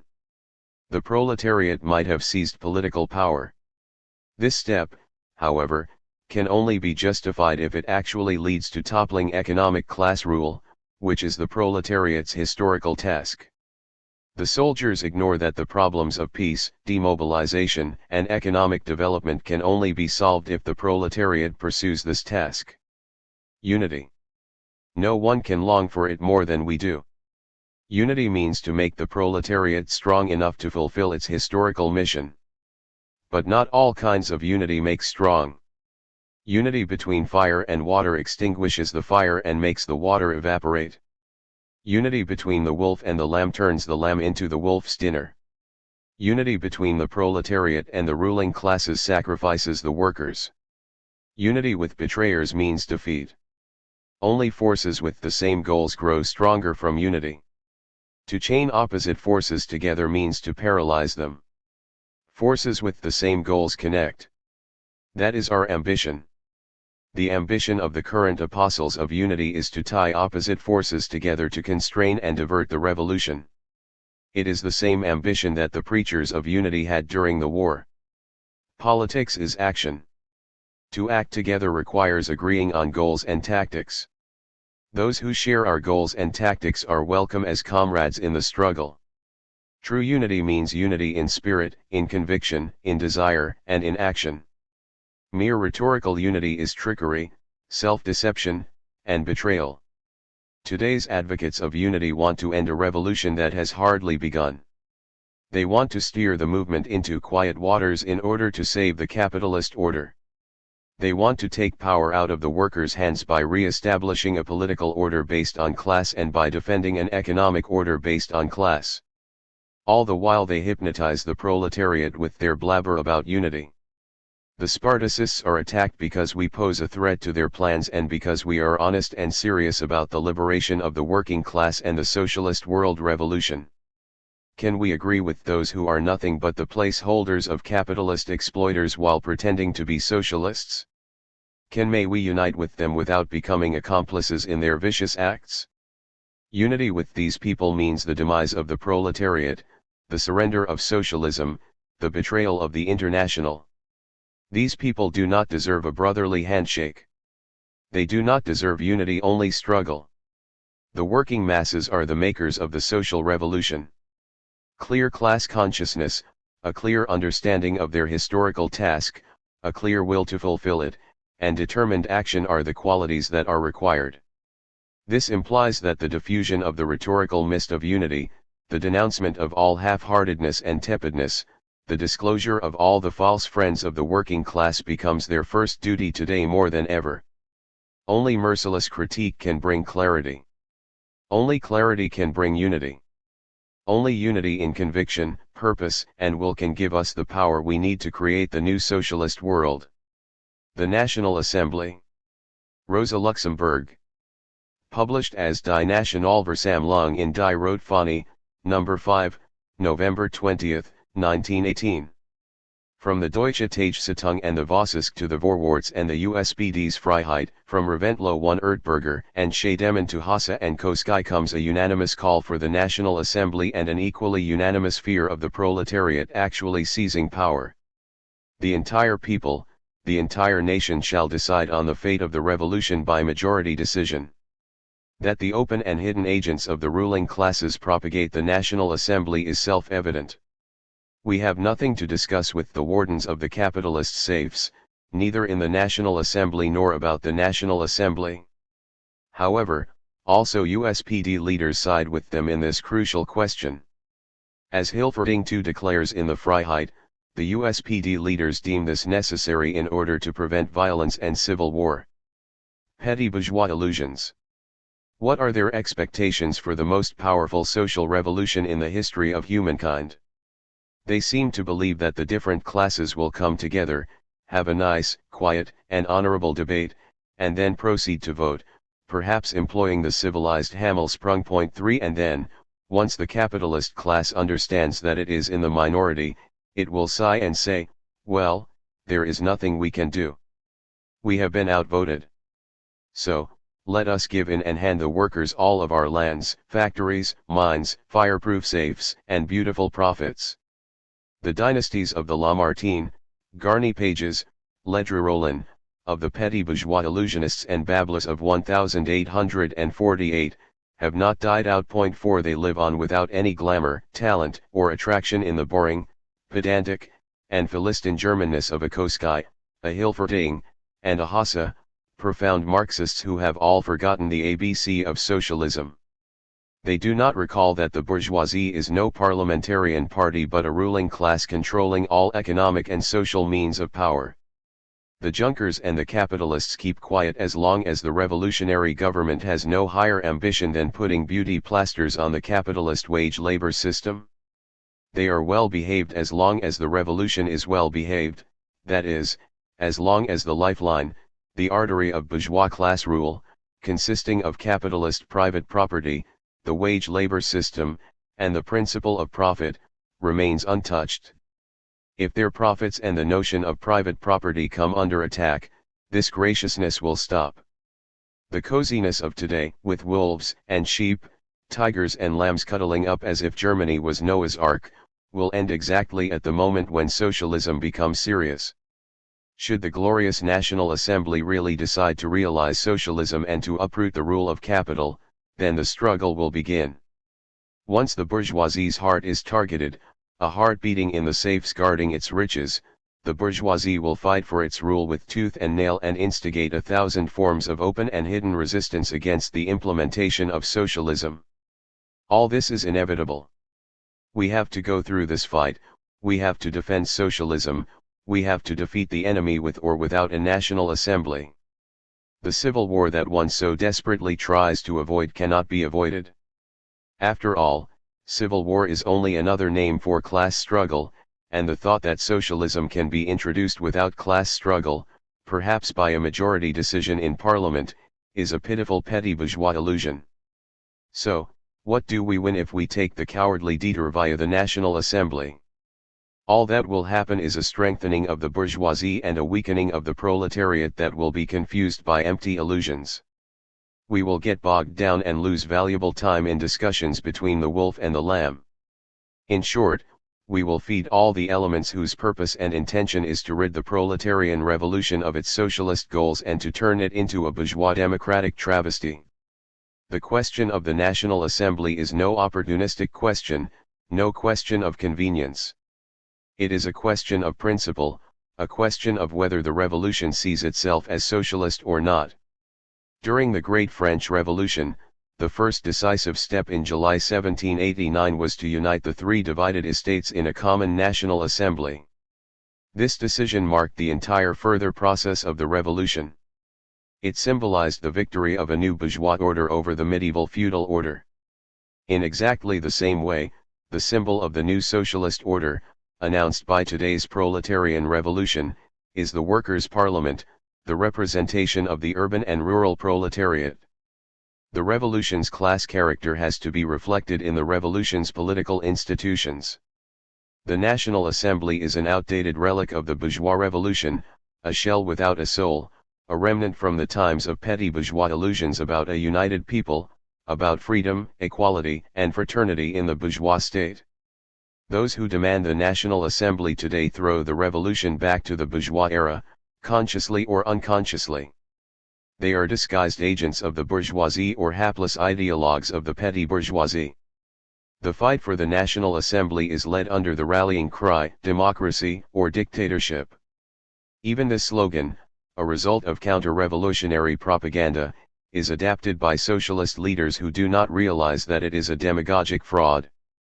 Democracy or dictatorship is not the question today. The question that history is asking is, bourgeois democracy or socialist democracy? Dictatorship of the proletariat only describes democracy in the socialist sense. Dictatorship of the proletariat does not mean bombs, coups, unrest, or anarchy. These are conscious distortions of the agents of capitalist profit. Dictatorship of the proletariat means to use all means of political power to realize socialism and to expropriate the capitalist class for the benefit and by the will of the proletariat's revolutionary majority, that is, in the spirit of socialist democracy. There will be no socialism without conscious will and conscious action of the majority of the workers. In order to deepen their consciousness, to strengthen their will, and to organize their actions, an institution of the working class is necessary, a national body of urban and rural proletarians. To replace the traditional National Assembly of the bourgeois revolution with such a body is in itself an act of class struggle, a rupture with the past of bourgeois society, an effective means to mobilize the proletarian masses, a first open and unambiguous declaration of war against capitalism. No excuses, no escapes. The dice must fall. Yesterday, parliamentarian cretinism was a weakness. Today, it is half-heartedness. Tomorrow, it will be a betrayal of socialism. That which is. Karl Liebknecht. Published as Das, was ist in die Rotfahne, No. 6, November 21, 1918. There has been a huge contradiction so far between the political form and the social content of the German Revolution. It demands to be solved. In fact, the further development of the revolution depends on this. The political form of the revolution has been proletarian action, its social content bourgeois reform. Even the political form was first and foremost military action and can only be called proletarian with a grain of salt. It derived not primarily from the proletariat's misery but from general social ills. The victory of the workers and soldiers was not so much based on their own initiative but rather on the interior collapse of the old regime.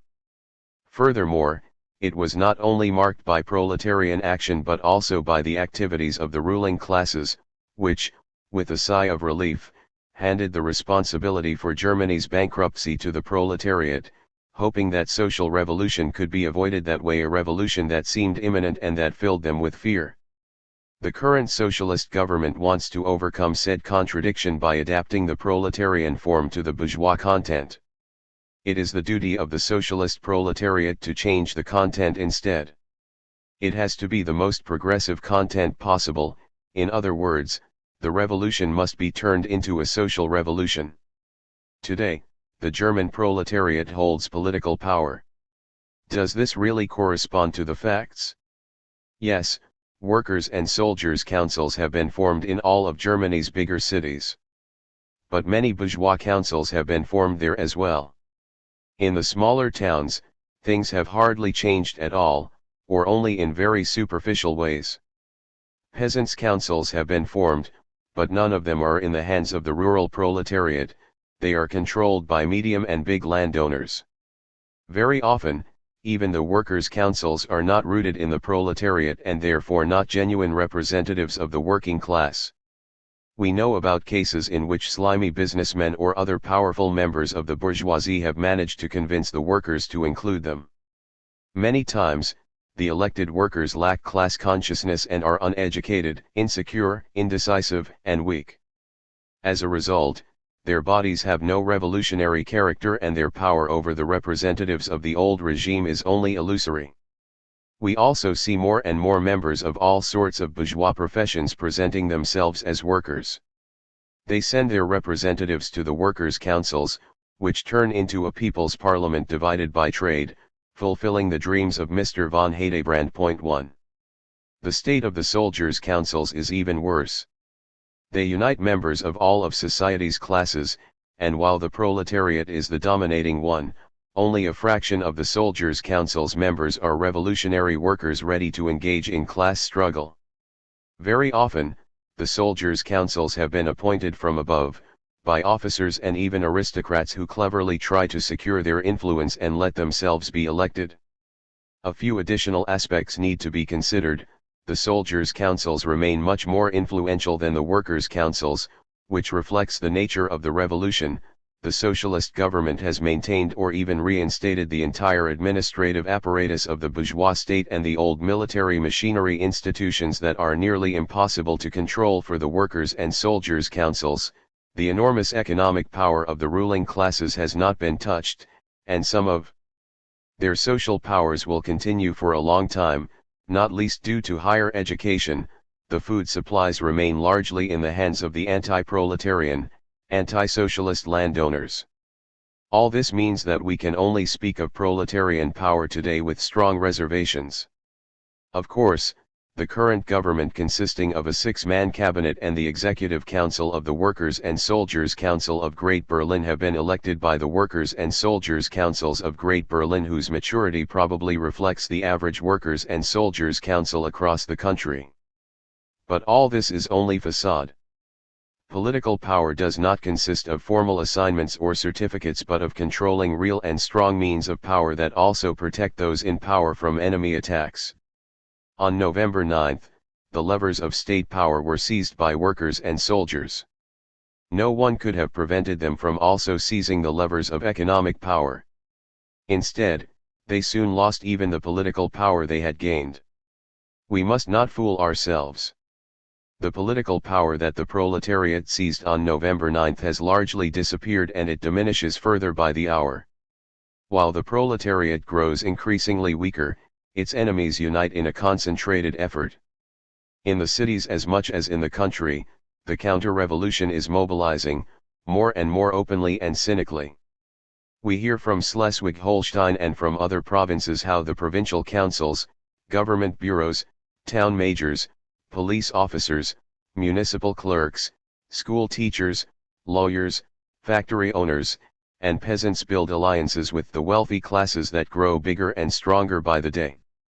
The more the rural proletariat is exposed to their influence, the more dangerous these alliances become.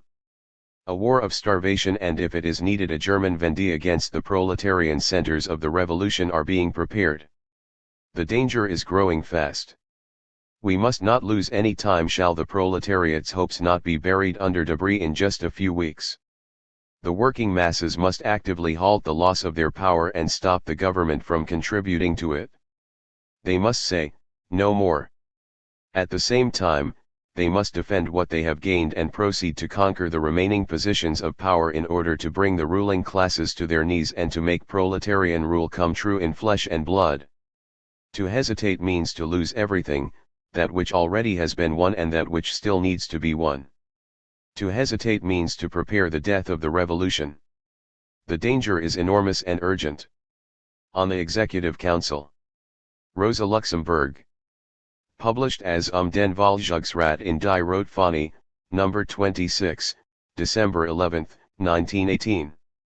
Right in the midst of the confusion following numerous counter-revolutionary attacks, defamation campaigns, and conspiracies, we are witnessing a fact of uttermost importance for the future of the revolution, the effective elimination of the Executive Council of the Workers' and Soldiers' Councils, which is rendered completely powerless and irrelevant. Let us recall how things were in the beginning. The revolution of November 9 was made by workers and soldiers. The creation of Workers' and Soldiers' Councils was the first deed, the first achievement, the first visible victory. The Workers' and Soldiers' Councils symbolized the end of imperialist bourgeois rule and the beginning of a new political and social order, representing the interests of the masses, that is, of workers and soldiers. The Workers' and Soldiers' Councils were organs of the revolution, pillars of the new order, executors of the will of the masses in workwear and soldiers' uniforms. An enormous effort lay ahead of them. It was their duty to implement the will of the revolutionary masses and to transform the entire social and political state apparatus in the interest of the proletariat and in the spirit of socialism. To begin their work, the Workers' and Soldiers' Councils, spread out across the entire country, needed a central organ expressing their common will and activities with clarity and unity. As such an organ, the Executive Council of the Workers' and Soldiers' Councils was elected at the Circus Busch on November 10. True, it was only elected by the Workers' and Soldiers' Councils of Berlin. It had not been possible to convoke a national parliament of Workers' and Soldiers' Councils within a day. Therefore, the Executive Council elected by the workers of Berlin was meant to provisionally function as the central body of the German workers and soldiers. This is why the Executive Council's first declaration read thus, "To the inhabitants and the soldiers of Great Berlin." The Executive Council of the Workers' and Soldiers' Councils, elected by the Workers' and Soldiers' Councils of Great Berlin, has begun operating. All municipal, provincial, national, and military bureaus shall continue with their work as usual. All orders of these bureaus are based on the decisions of the Executive Council of the Workers' and Soldiers' Councils. 1. This declaration formulated crystal clear what ought to be self-evident: the Executive Council held the entire political power in the Republic and all other political bodies were under its authority as executive organs of its will. No one objected to this at the time.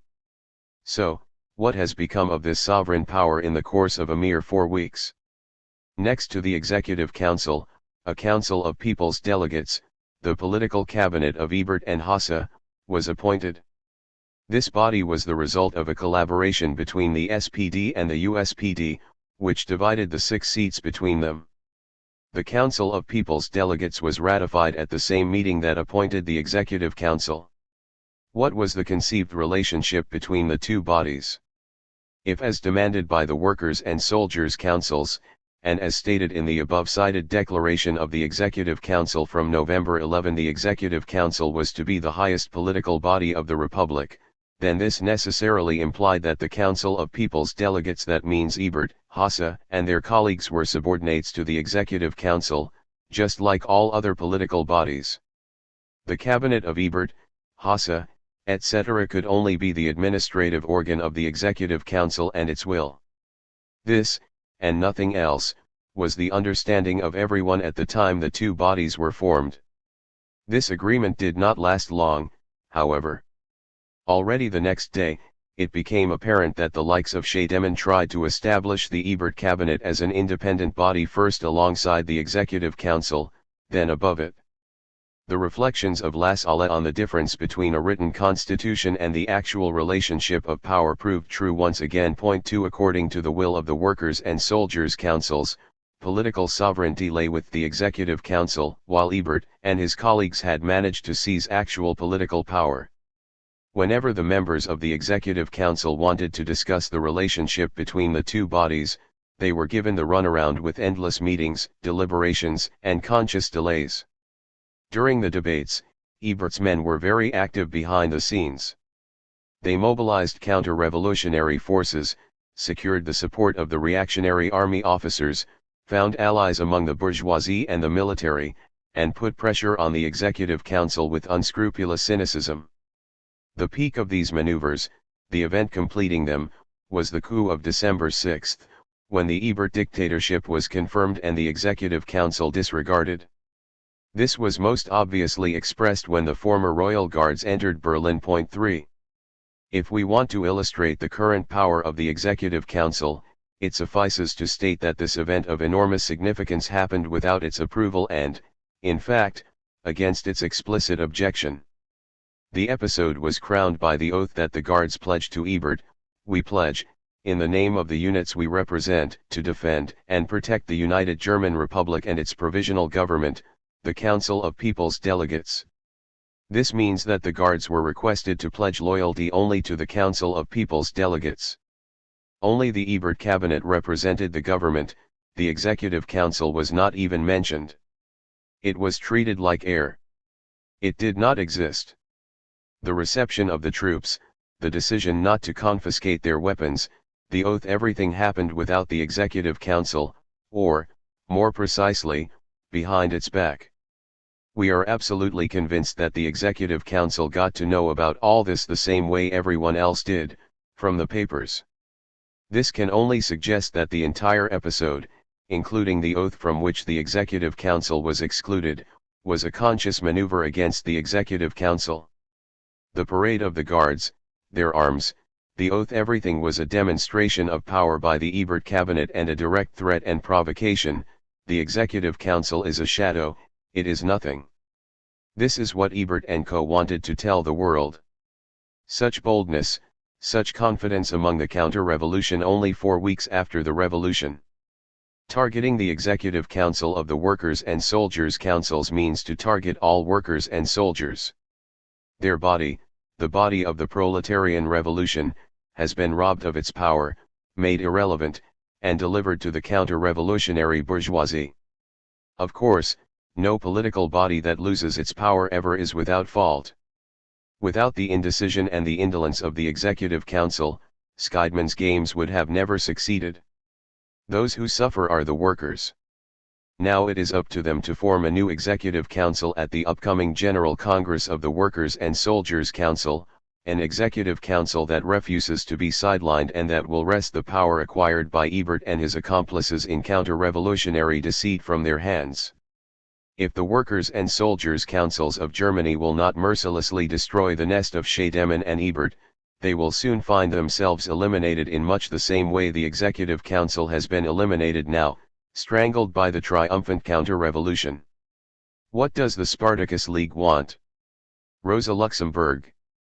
Published as was Wilder Spartakusbund, in Die Rotfahne, No. 29, December 14, 1918. With insignificant changes, the text became the first party program of the KPD, adopted at its founding Congress. On November 9, the workers and soldiers smashed the old German regime. On the battlefields of France, the bloody mania of the Prussian saber terrorizing the world found its end.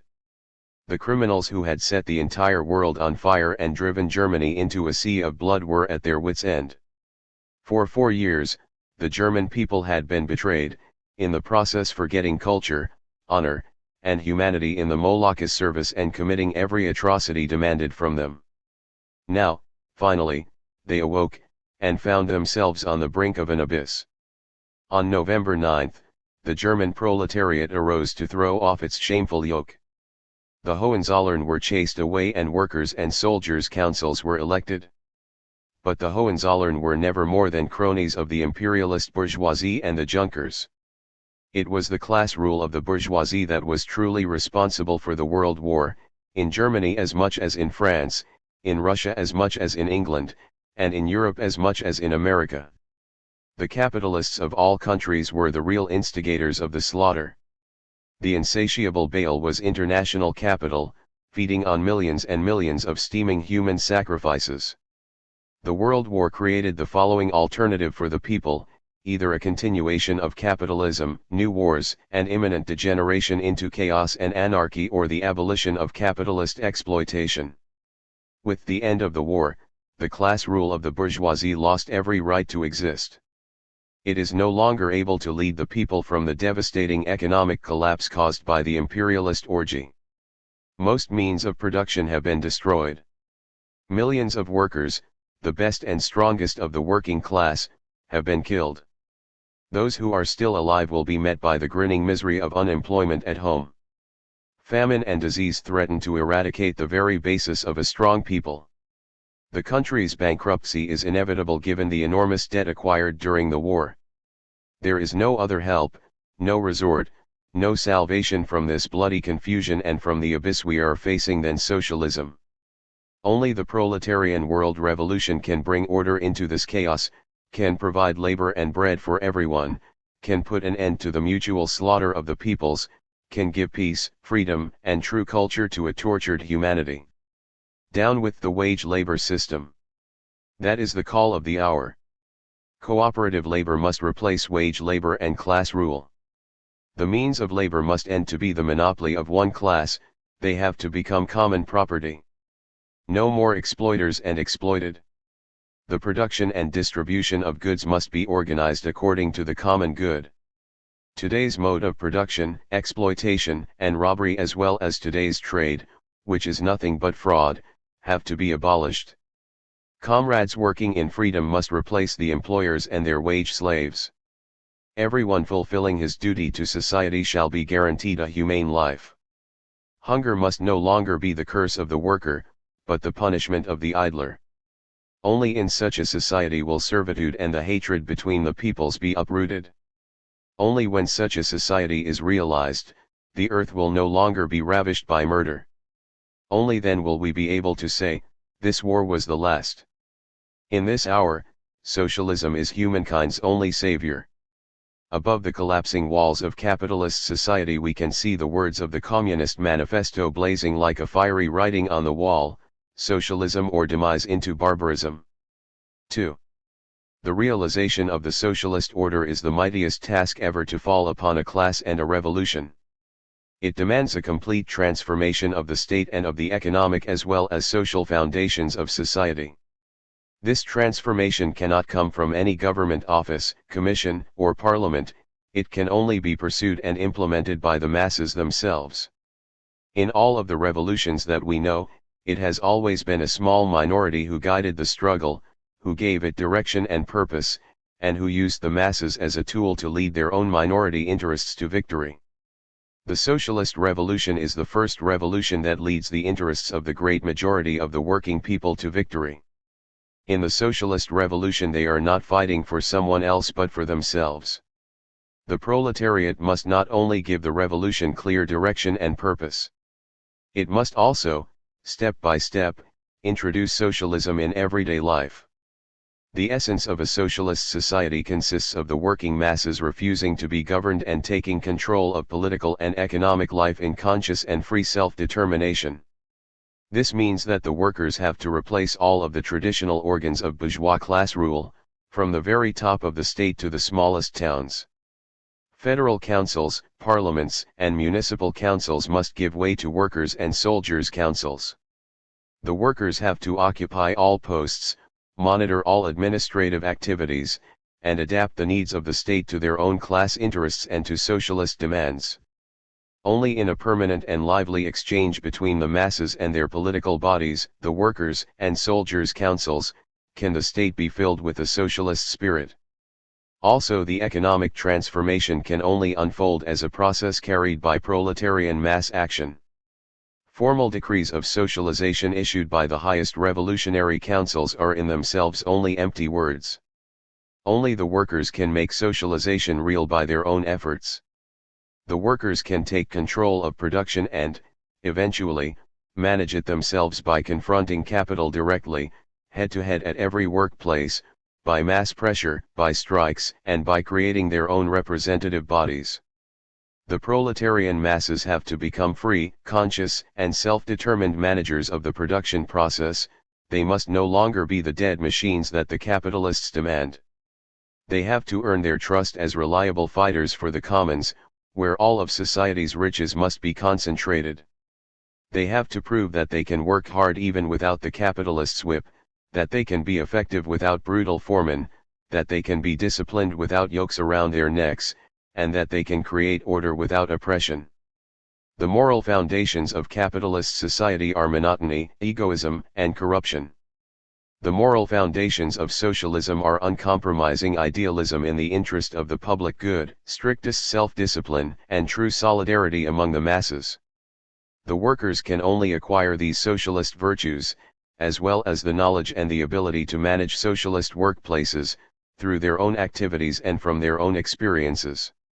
Socialization can only be realized by the committed and tireless struggle of the working masses, a struggle that must unfold wherever labor stands against capital, wherever the people stand against bourgeois class rule. The liberation of the working class is the task of the working class itself. 3. In the bourgeois revolutions, bloodshed, terror, and political murder were necessary weapons of the rising classes. The proletarian revolution has no need for terror. It despises the murder of human beings.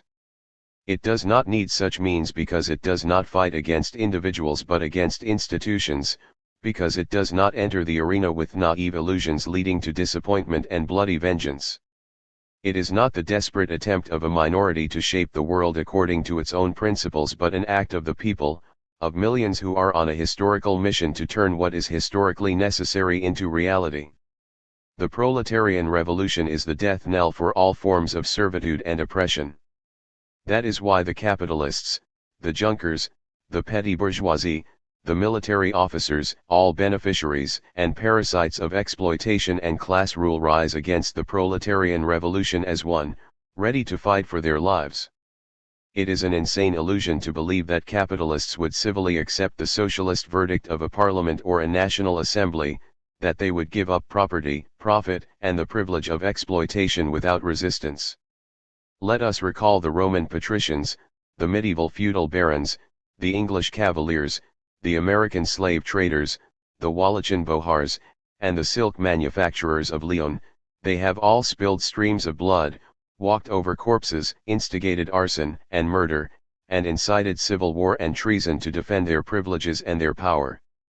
The imperialist capitalist class is the last scion of the exploiting class. It trumps all of its predecessors in brutality, unveiled cynicism, and immorality. It will defend what it considers sacred, that is, its profits and its privilege of exploitation, with tooth and nail, with the same cold cruelty it has displayed in the entire colonial history and the World War. The imperialist capitalist class will move heaven and earth against the proletariat.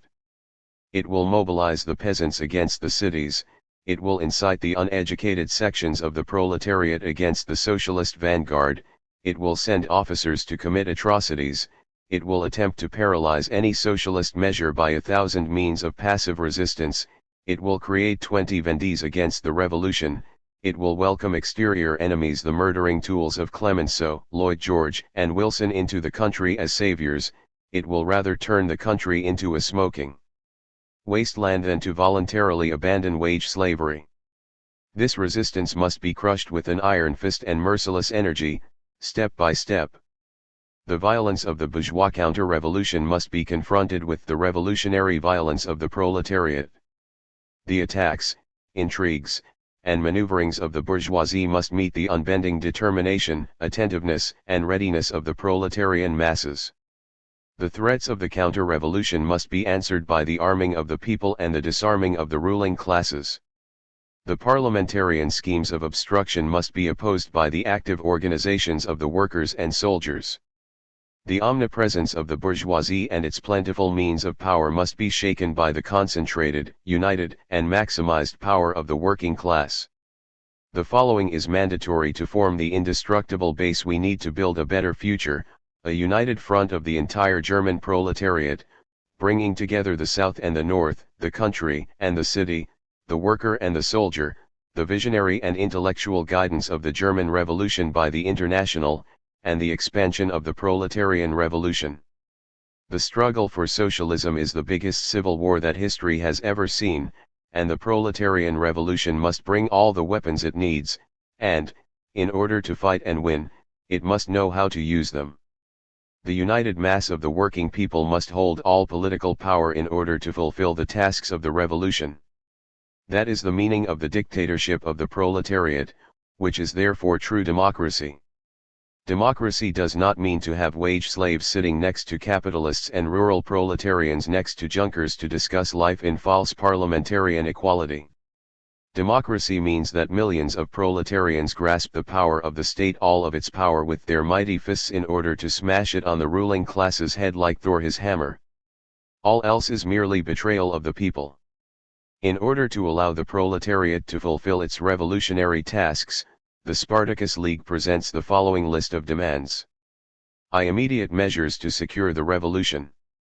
Disarmament of the entire police force, of all military officers and non-proletarian soldiers, and of all members of the ruling classes. Confiscation of all weapons, ammunition stocks, and arms factories by the workers' and soldiers' councils. Armament of all adult male workers to form a workers' militia. Red Guards shall be formed as an active part of the militia and a permanent protection against counter-revolutionary attacks and intrigues.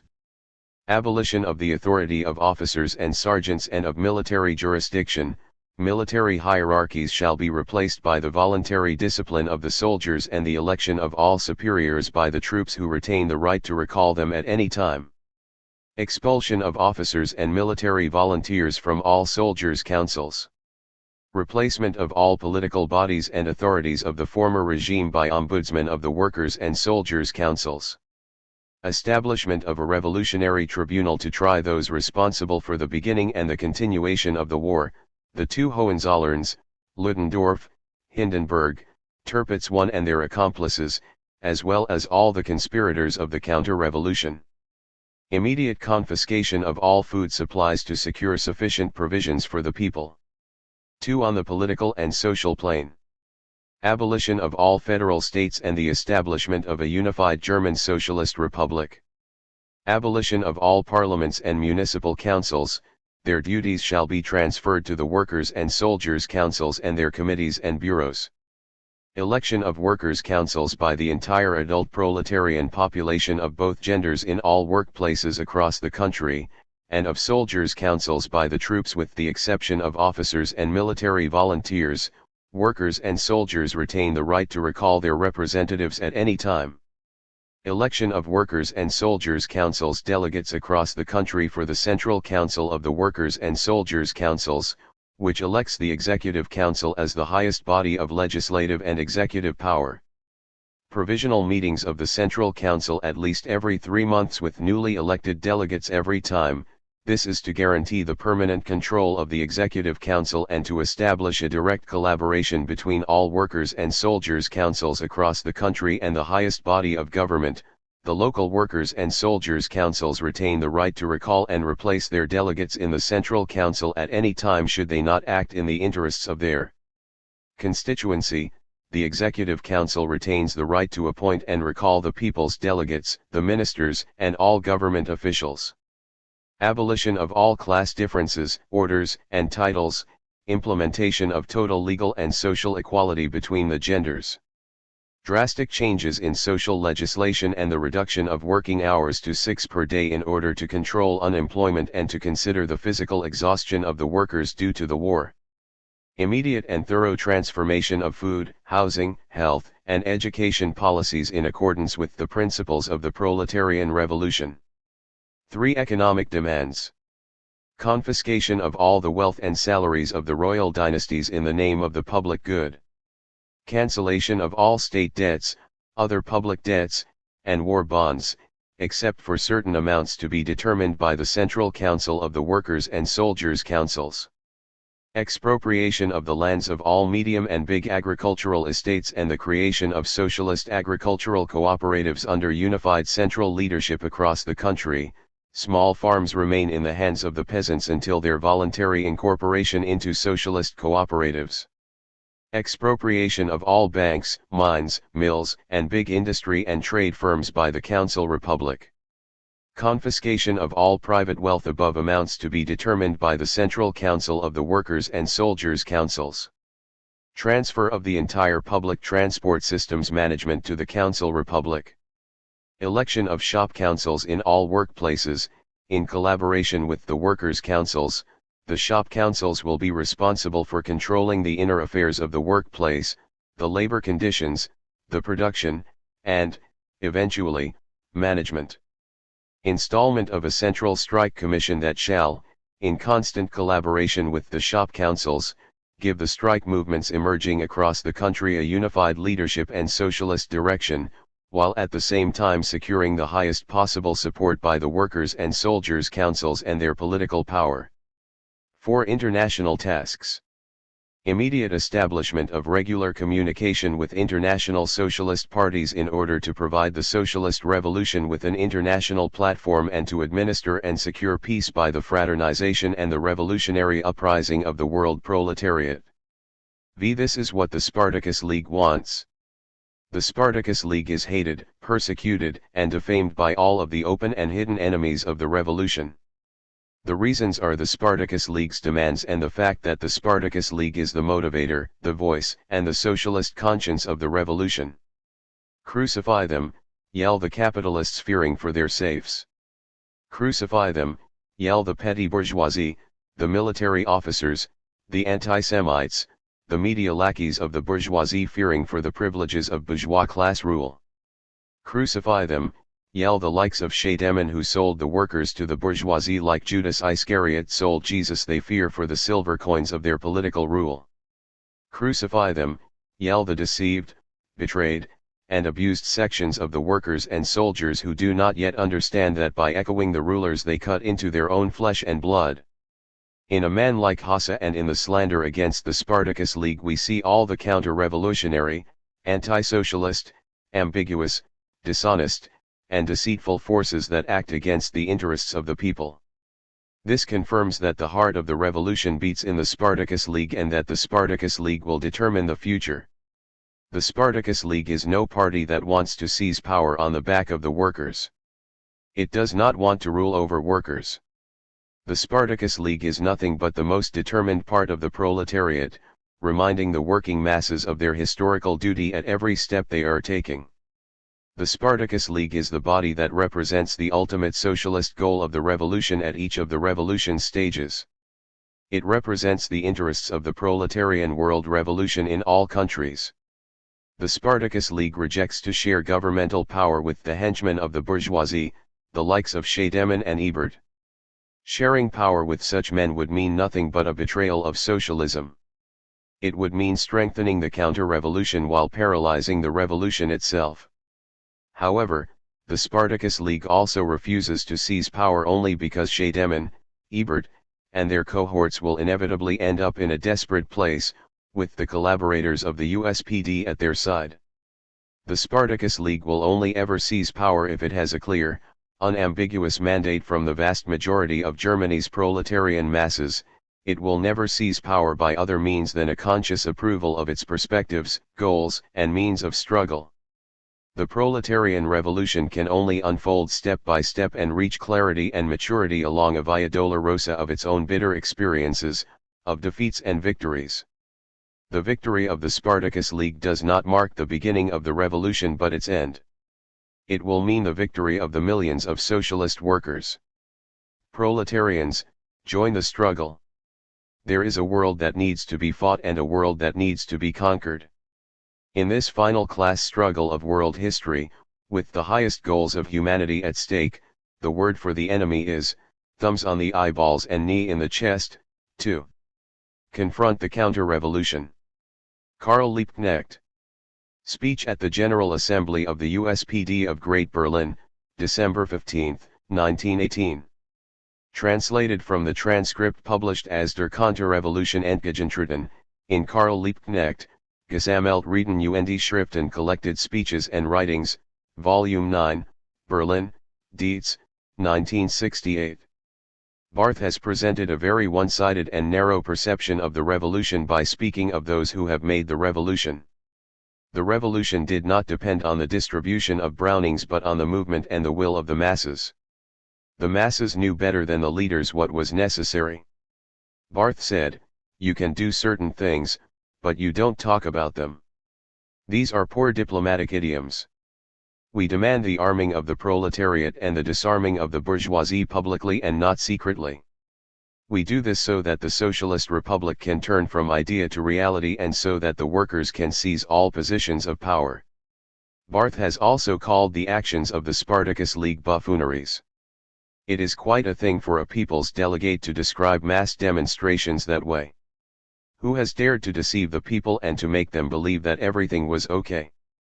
Who has incited the majority of the soldiers against Bolshevism? The guilty ones are Ebert, Scheidemann, etc. Hasse and Barth are their accomplices. It is the government's duty to properly inform the masses. The government should have sent messengers to the troops at the front to ignite revolutionary fire. Had the government abolished the authority of the army officers, had it removed the generals from their posts, then these men would not openly hatch counter-revolutionary plans today. The oath that the troops have pledged on the government was an affront to the Executive Council. At the same time, the government has reinstated bureaucratic power and done everything to protect the capitalist safes by disarming the proletariat and arming the bourgeoisie. We can see that the balance of power between the Executive Council and the Council of People's Delegates has shifted completely. The Executive Council emerged from the will of the masses, but its powers were taken away step by step. After the assault of December 6, it turned into a mere caricature. With the help of Hasse, the cabinet has robbed the proletariat of its power. We demand the resignation of the USPD cabinet members. We call upon the proletariat to fight for a new revolution, a real revolution smashing the social patriots. 1. Within the radical left, Sozialpatrioten was a common derogatory term for the SPD. To the entrenchments. Rosa Luxemburg.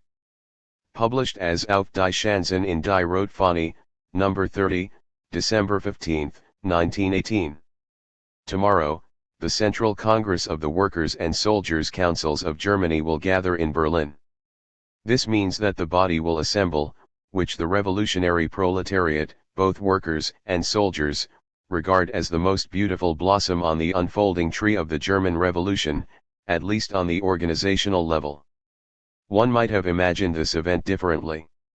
One might have hoped that we already had a Central Congress by now, or that the star of the revolution was still shining bright at the hour of its foundation in the same way it was shining on November 9 when it replaced the darkness of war and bondage.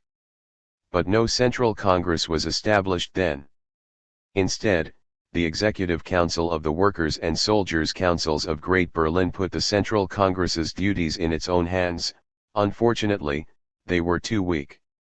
Now, the Central Congress convenes at a time when the revolution has already lost much of the brightness that blinded the revolution's opponents for some days, and, sadly, also its supporters, many of whom thought that the revolution was already completed with the miracles of November 9. Today, they can see properly again. Everyone who believed that the old powers, the classes that had ruled for thousands of years, could be replaced by jubilant masses, waving soldiers, and flying red flags under the linden trees see the counter-revolution and capitalism rising again. Capitalism only feigned death during the first days of the revolution, like a bug. Now, it is ready to suck blood once more. That the counter-revolutionary forces are mobilizing is obvious. This started as soon as they had managed to send their agents Ebert, Scheidemann, and co. into government. This paralyzed all revolutionary energy and led the revolution to counter-revolutionary paths. What has this socialist government done? Every day, it has issued a decree, a decree to reinstate the old state apparatus, a decree to reinstate the provincial parliamentarians, chiefs of police, and mayors, a decree declaring private property untouchable, a decree declaring the courts, the organs of class justice, independent, effectively issuing a charter for the continuation of class justice, a decree ordering everyone to pay the same taxes as before. Nulla dies sine linea to no day without a decree that helped rebuild the rotten structure of capitalist rule that was on its way to crumble. Who cannot understand the bourgeoisie if, under such promising circumstances, it feels strong enough to attempt ousting its placeholders, the government THIRD-WORLDISM, and to take the reins into its own hands again? The bourgeoisie does not rush anything. It operates calmly and takes every step at a time. It had its agents in government prepare the bourgeois return to power via the National Assembly. Ebert, Scheidemann, and Co. got to work with the fervor characteristic of turncoats.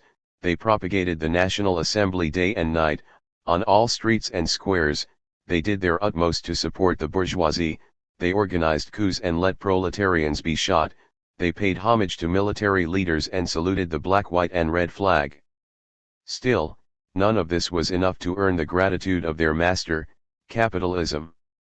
Now that the master has grown impatient and thinks that its time has come again, it wants to get rid of its servant and does not give a damn about the new National Assembly. It wants the old Reichstag. These are the circumstances under which the Central Congress of the Workers' and Soldiers' Councils of Germany will gather. Capitalism has regained its strength and is ready to act. And the revolution? Let us be honest. If today's state of the earliest revolutionary organs, the Workers' and Soldiers' Councils, indicate the state of the revolution, then the picture is dreadful. The Workers' and Soldiers' Councils are subject to incredible smear campaigns. Mistakes are inevitable in chaotic times, and they were a daily occurrence under the old regime. In fact, mistakes were routine in the old regime, while today they are merely the result of lacking routine. Nonetheless, the tiniest mistake is turned into a capital crime and used as the ultimate proof for the inaptness of the council system. Another means to kill the councils is to evoke the shadow of the Entente. Ebert was the first. He offered the council's head to the Americans in exchange for food. No, in fact, he demanded from the Americans to send food only in exchange for the council's head. 3. The government Ebert-Scheidmann-Hasse exploited the fear of hunger in Germany. They told the people over and over again, either the councils or bread. Then came the news that the Entente was threatening to march into Germany. Every day, we heard something of the kind: the Entente is at the border. The Entente issues threats. The Entente is about to send a decree. Clemenceau has declared this and that. Lloyd George has declared this and the other. Every day the same, every day a new lie. It was all lies. Nothing about it was true. Each single word that was printed was an invention of the Ministry of Foreign Affairs and of the Chancellor's office. In fact, the impudence during those days outdid even the impudence of the old regime. The old regime was less unabashed, persistent, shameless, and dishonorable in its lies than the current government. The councils were not able to resist any of this.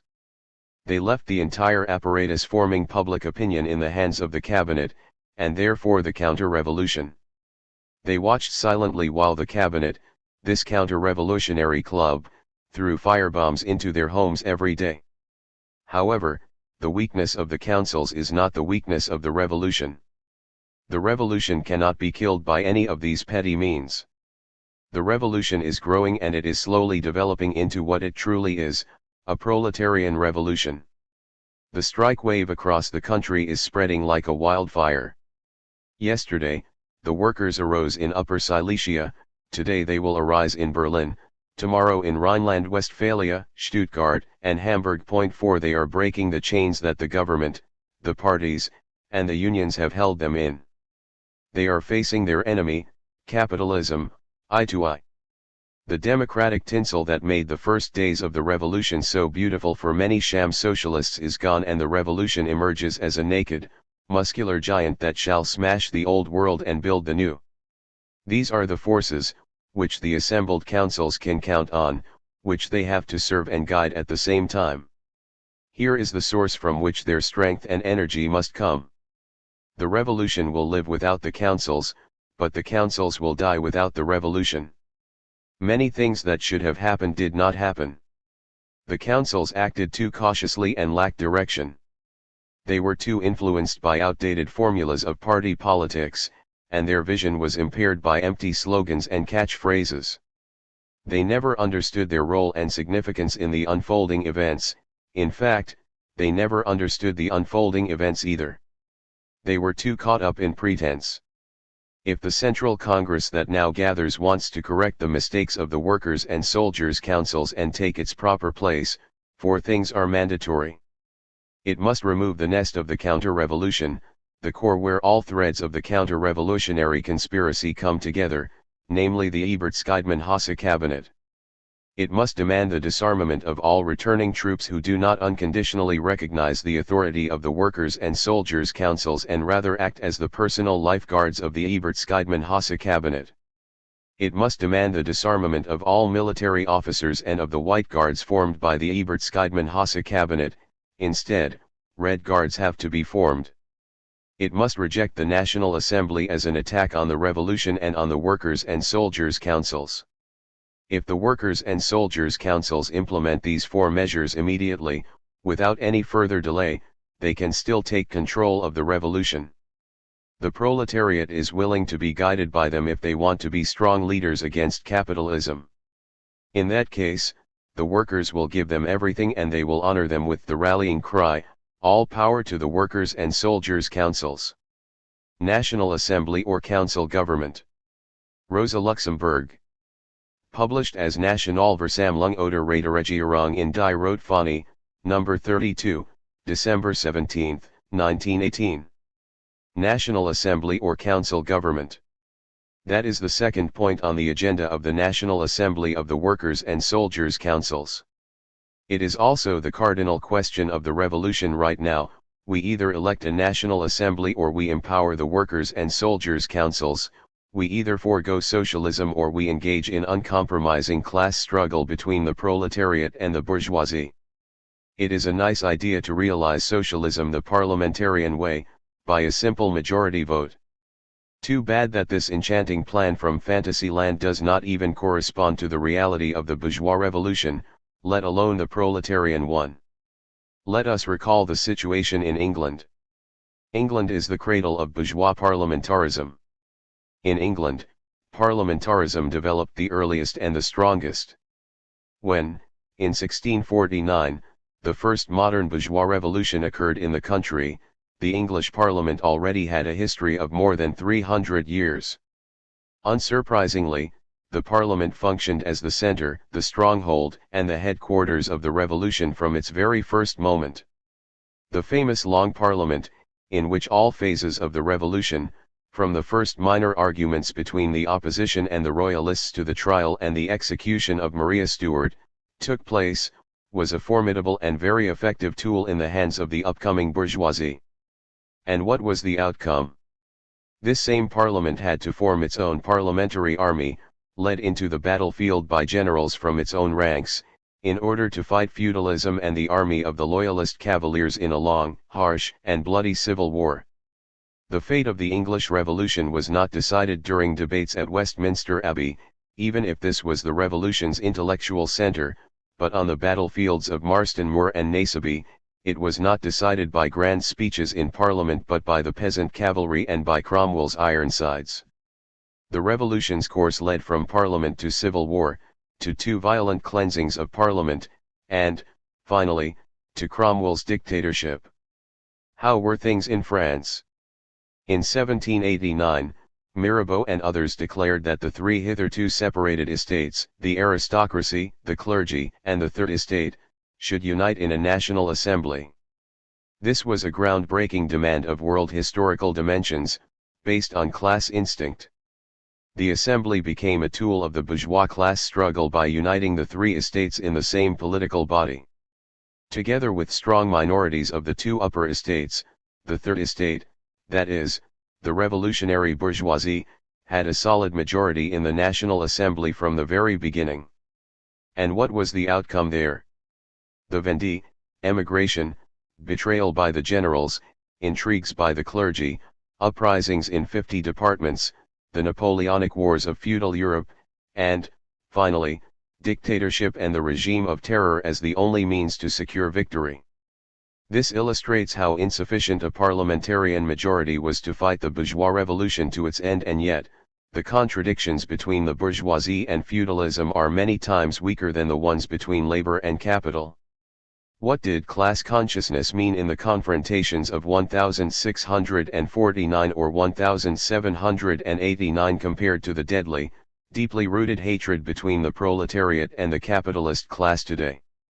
It was no coincidence that Karl Marx took his scientific dark lantern to shine light on the most hidden mainsprings of the bourgeoisie's economic and political mechanisms. He understood that the thoughts, feelings, and actions of the bourgeoisie, down to their most subtle expressions, were a result of the basic fact that they lived their lives as vampires, sucking proletarian blood. It was therefore no coincidence either that August Bebel closed his famous speech at the SPD party convention in Dresden with the words, "I am, and always will be, an irreconcilable enemy of bourgeois society." 1.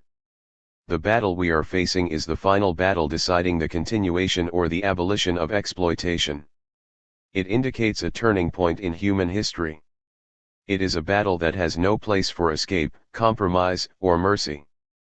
And then some people suggest that this battle, more powerful than anything that has ever been, shall be solved by a means that has never solved any class struggle and any revolution. They insist on transforming the deadly clashes between two different worlds into the benign bickering, the rhetorical spats, and the majority votes of parliament. During everyday life under bourgeois rule, the parliament did serve as an arena for class struggle. It was the stage that allowed to gather the masses around the flag of socialism and to prepare them for revolution. Today, however, we are in the midst of this revolution and must take the axe to the tree of capitalist exploitation itself. Bourgeois rule has lost its right to exist, and with it bourgeois parliamentarism as its most important political expression. Today, class struggle presents itself naked, unveiled.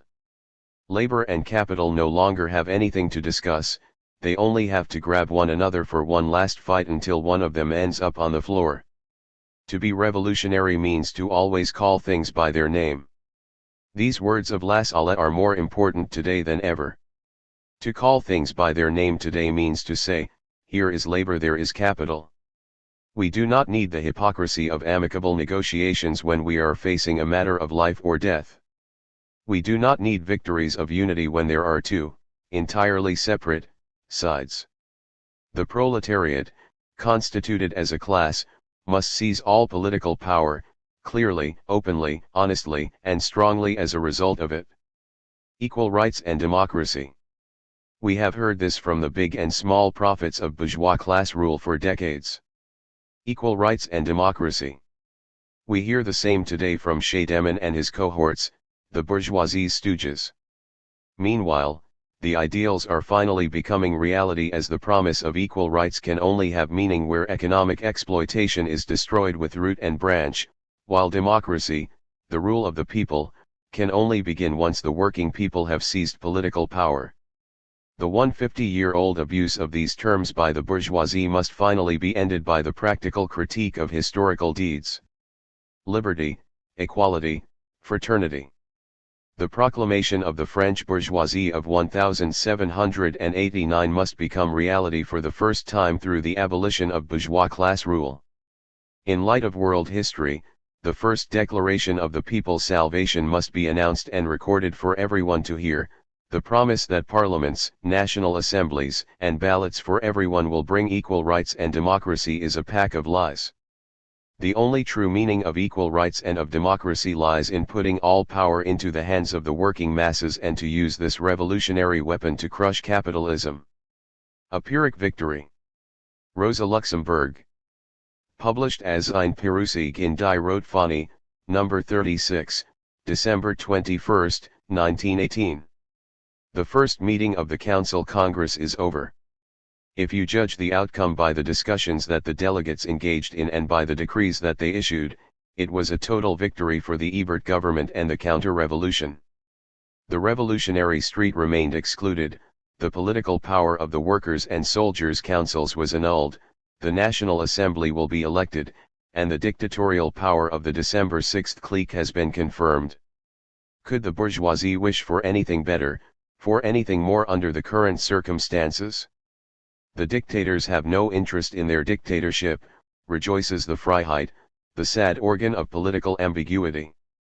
Sadly, it is true that the Congress, the political body elected by the workers' and soldiers' councils of Germany, did not embrace its historical mission to seize political power for the cause of the revolution, rather, it disembodied itself and handed its power, entrusted by the proletariat, to the enemy.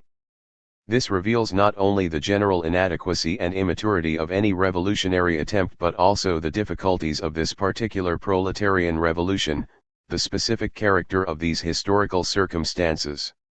During all former revolutions, the fighters entered the arena with open visors, class against class, program against program, coat of arms against coat of arms.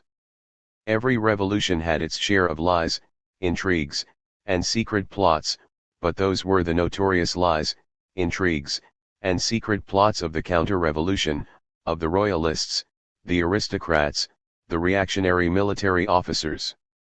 It was always the henchmen of the toppled or threatened regime who employed counter-revolutionary tactics in its name and for its rescue. It sufficed to disclose the hidden symbols and emblems of the counter-revolutionaries, inevitably those of the ruling classes, for the masses to zealously tear them apart.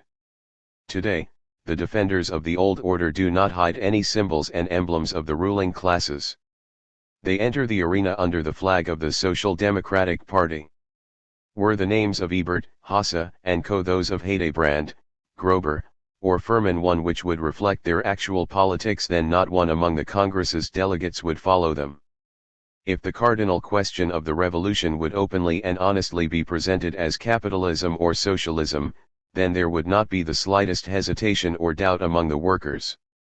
But, history does not make it that easy for us.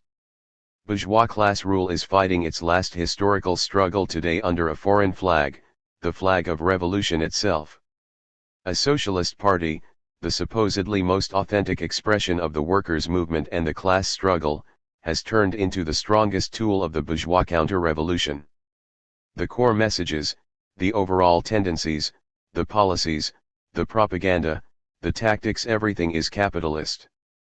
The only socialist elements that remain are the symbols, the appearance, and the phrases. These are used to deceive the masses and to degrade a delegates' council of the revolutionary proletariat to the Mamluks of the counter-revolution. Point 2. This is German social democracy. This is the result of how it has developed over the last 25 years. The spirit of August 4, 1914, can be felt everywhere at the Congress. We meet the old, pre-revolutionary Germany of the Hohenzollern, of Hindenburg and Ludendorff, and we are reminded of the sieges and atrocities of Finland, Ukraine, and the Baltics. All this despite the terrible defeat on the battlefields of France and the events of November 9. And still, the old Germany is no more. It is the wonderful secret of all socialist transformations, the result of historical necessities as much as of inner growth, that one day of revolution can change the face of society and make the old forever a thing of the past. The events of November 9, as weak, as insufficient, and as confused as they were, have created a gap between yesterday and today that cannot be bridged. One tiny snowflake can be enough to cause a gigantic avalanche burying mountains, valleys, and entire villages. In much the same way, the modest acts of November 9 were enough to cause an earthquake unraveling the class structures of Germany. This process of unsettling and toppling bourgeois class rule can find no other end than the triumph of the social revolution. After the bankruptcy of imperialism, there is no other possibility, no other salvation than socialism. Each day, the situation becomes more desperate. Each day, history shows more clearly and brutally that drastic measures are inevitable. The masses of soldiers returning home are slowly transforming into masses of workers. They take off the livery of imperialism and don the coat of the proletariat. That way, the soldiers reconnect with their origins, the roots of their class consciousness, while the threads that have tied them temporarily to the ruling classes are cut. Simultaneously, the gigantic problems of unemployment, economic battles between capital and labor, and the bankruptcy of the state increase. The inner collapse of the capitalist economy reveals that its head resembles Medusa's. Behind the economic contradictions are glowing embers from which new blazes of class struggle emerge every day. This also means that the revolutionary tension and the revolutionary consciousness of the masses will become stronger every day. In fact, the Council Congress has made an important contribution to this by demonstrating clearly how far removed it is from the actual situation in the country and from the mood of the masses. Its debates make it entirely clear that, in order to save their own lives, the workers and soldiers have no other choice but to fight the counter-revolutionary government to the bitter end. Only indecision, half-heartedness, and haziness can put the revolution at risk. Everything that contributes to clarity, every disclosure of the truth only fuels its fire. In this sense, the Council Congress is doing a tremendous job. It removes all the deceptive veils from the counter-revolution's face and shakes the conscience of the proletarian masses like only the explosion of a landmine can. As soon as the delegates of the Congress have uttered their final word, it will be time for the workers' and soldiers' councils across the country to speak. And they will not only speak but also act. The victory of the Ebert government will prove to be the same as every victory of the counter-revolution, a Pyrrhic victory. About the negotiations with the revolutionary stewards. Karl Liebknecht. Karl Liebknecht and Wilhelm Pike negotiated with delegates of the revolutionary stewards about them joining the KPD during the party's founding convention. This report by Liebknecht was published as Über die Verhandlungen mit den Revolutionären Obluten in Karl Liebknecht, Gesammelt Reden und Schriften Collected Speeches and Writings, Volume 9, Berlin, Dietz, 1968. The negotiations began yesterday evening with a commission of 7 delegates sent by the revolutionary stewards. These included the comrades Ledbuhr, Domig, Richard Muller, and Nowakowski. 1 We assumed that the participation in elections would be the biggest point of contention. The revolutionary stewards made it clear, however, that they had no interest in participating in the elections for the National Assembly. Only Comrade Ledbuhr did not share this view and declared that he demanded a participation in the elections under all circumstances. Since there were no major differences regarding principles and tactics, we proposed that the revolutionary stewards should send 5 delegates to the commission that the party conference had appointed to draft a party program and an organizational structure.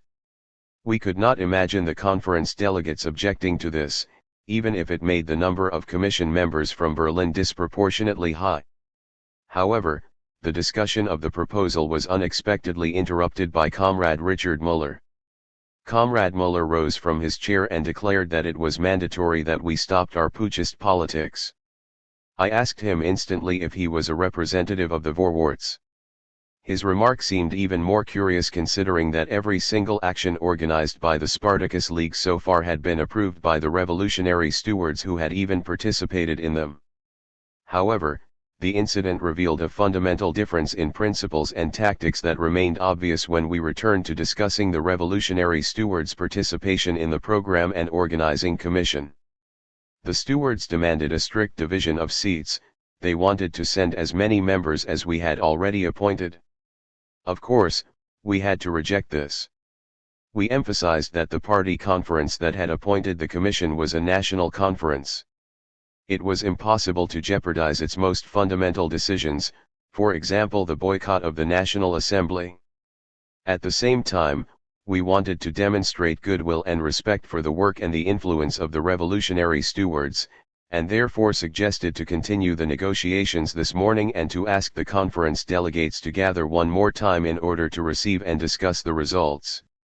The revolutionary stewards accepted our suggestion, thereby seemingly proving their will to work with us. This morning, the negotiations did not start in time because some of the delegates of the revolutionary stewards were late. Once they all had arrived, they retreated to first discuss among themselves. They returned with 5 demands. They asked the party conference to revoke its general opposition to parliamentarism. They repeated their demand to occupy half the seats in the Program and Organizing Commission. They wanted us to specify our street tactics. They demanded strong influence on our journals, the publication of leaflets, etc. They demanded that the term Spartacus League be removed from the party's name. We declared first that their demands did not reflect the will of the revolutionary stewards overall. Then we responded to the demands specifically. We made it clear that the party conference had not categorically rejected parliamentary politics and only decided on the boycott of the upcoming National Assembly elections. We emphasized again that this decision would not be revoked. We also pointed out that the first demand indicated that the delegates of the revolutionary stewards had no real interest in collaborating with us, because they knew perfectly well that we could never accept it. As far as the appointment of members of the Program and Organizing Commission was concerned, I repeated what we had said the day before. The issue of the party's name was minor and we stated that we could certainly come to an agreement. The demands 3 and 4, however, expressed such deep mistrust that all collaboration seemed in question since we apparently stood on very different grounds. A young party like ours cannot cope with deeply rooted differences in principles and tactics, otherwise its capacity to act will be significantly impaired, and it is exactly this capacity that is most important right now. A longer debate followed, during which Comrade Domig conceded that fundamental differences existed. However, he expressed himself in a reasonable manner, while Comrade Ledbour proved to be an almost fanatical foe of the Spartacists. It is not easy for me to state this publicly, since he has been a close friend for years. We declared that we wanted to continue with the negotiations, but only with all revolutionary stewards, not with appointed delegates. This was approved. We said that we wanted the revolutionary stewards to vote on the demands presented to us by the delegates. With respect to participating in the elections for the National Assembly, 26 voted no, 16 yes. All, except for 7, demanded equal numbers in the Program and Organizing Commission. 8 supported our proposition to appoint 5 members to the commission. To summarize, I have already emphasized that I believe the revolutionary stewards to be the best and most active force among Berlin's proletariat. They stand miles above the bureaucratic fat cats of the USPD. Therefore, they deserve all respect. Our collaboration with them belongs to the most inspiring chapters of our political work. Yet, we must not fool ourselves into thinking that all of them represent the left wing of the revolutionary working class. Some are hostile toward us, unfortunately also some comrades with much influence. Still, the votes today don't say much. They are the result of a certain weariness, which is understandable. We are not responsible for this. It is the consequence of the given circumstances. I am convinced, however, that in specific cases the revolutionary stewards will remember their duty. It is encouraging that there are already some stewards from the most important workplaces that have joined us. It is only a matter of time before the others will, too. Despite it all. Karl Liebknecht. Published as Trotzeledum, in Die Rotfahne, No. 15, January 15, 1919. Here comes the general attack on Spartacus. Down with the Spartacists, is the rallying cry we can hear in every alley. Grab them, whip them, stab them, shoot them, spear them, kick them, tear them to pieces. We have already heard of atrocities that trump those committed by German troops in Belgium. 1. Spartacus on the ground, rejoice the journals, from the Post 2 to the Vorwärts. Spartacus on the ground.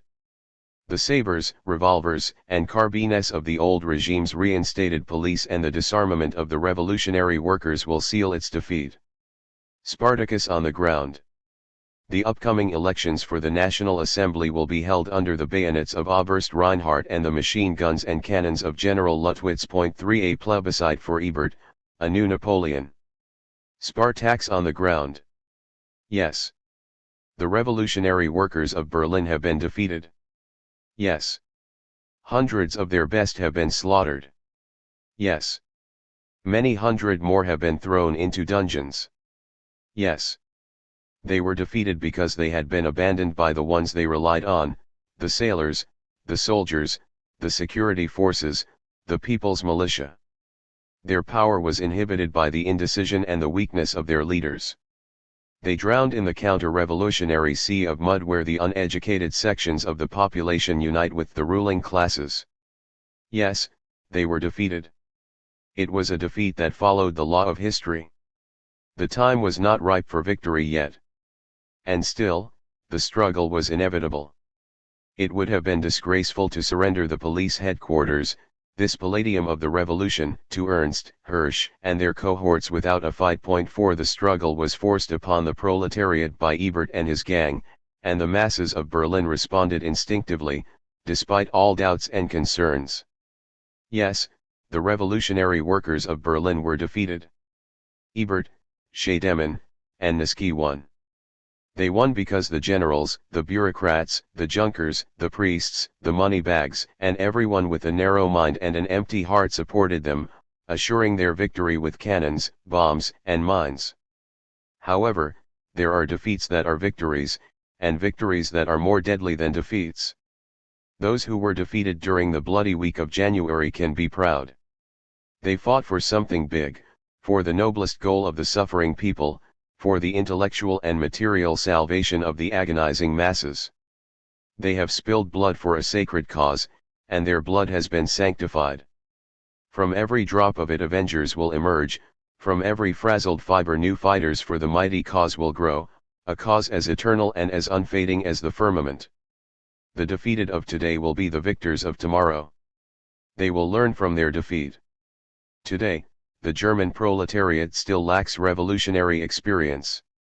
There is no revolutionary tradition in Germany. The German proletariat can only receive the practical schooling that guarantees future victory through painful setbacks and failures. The basic, original forces of the social revolution, whose unstoppable growth is the natural law of social development, only grow further through defeat. They go from defeat to defeat in order to eventually reach victory. And the victors of today? They did their heinous work for a heinous cause. They did it for the powers of the past, for the eternal enemies of the proletariat.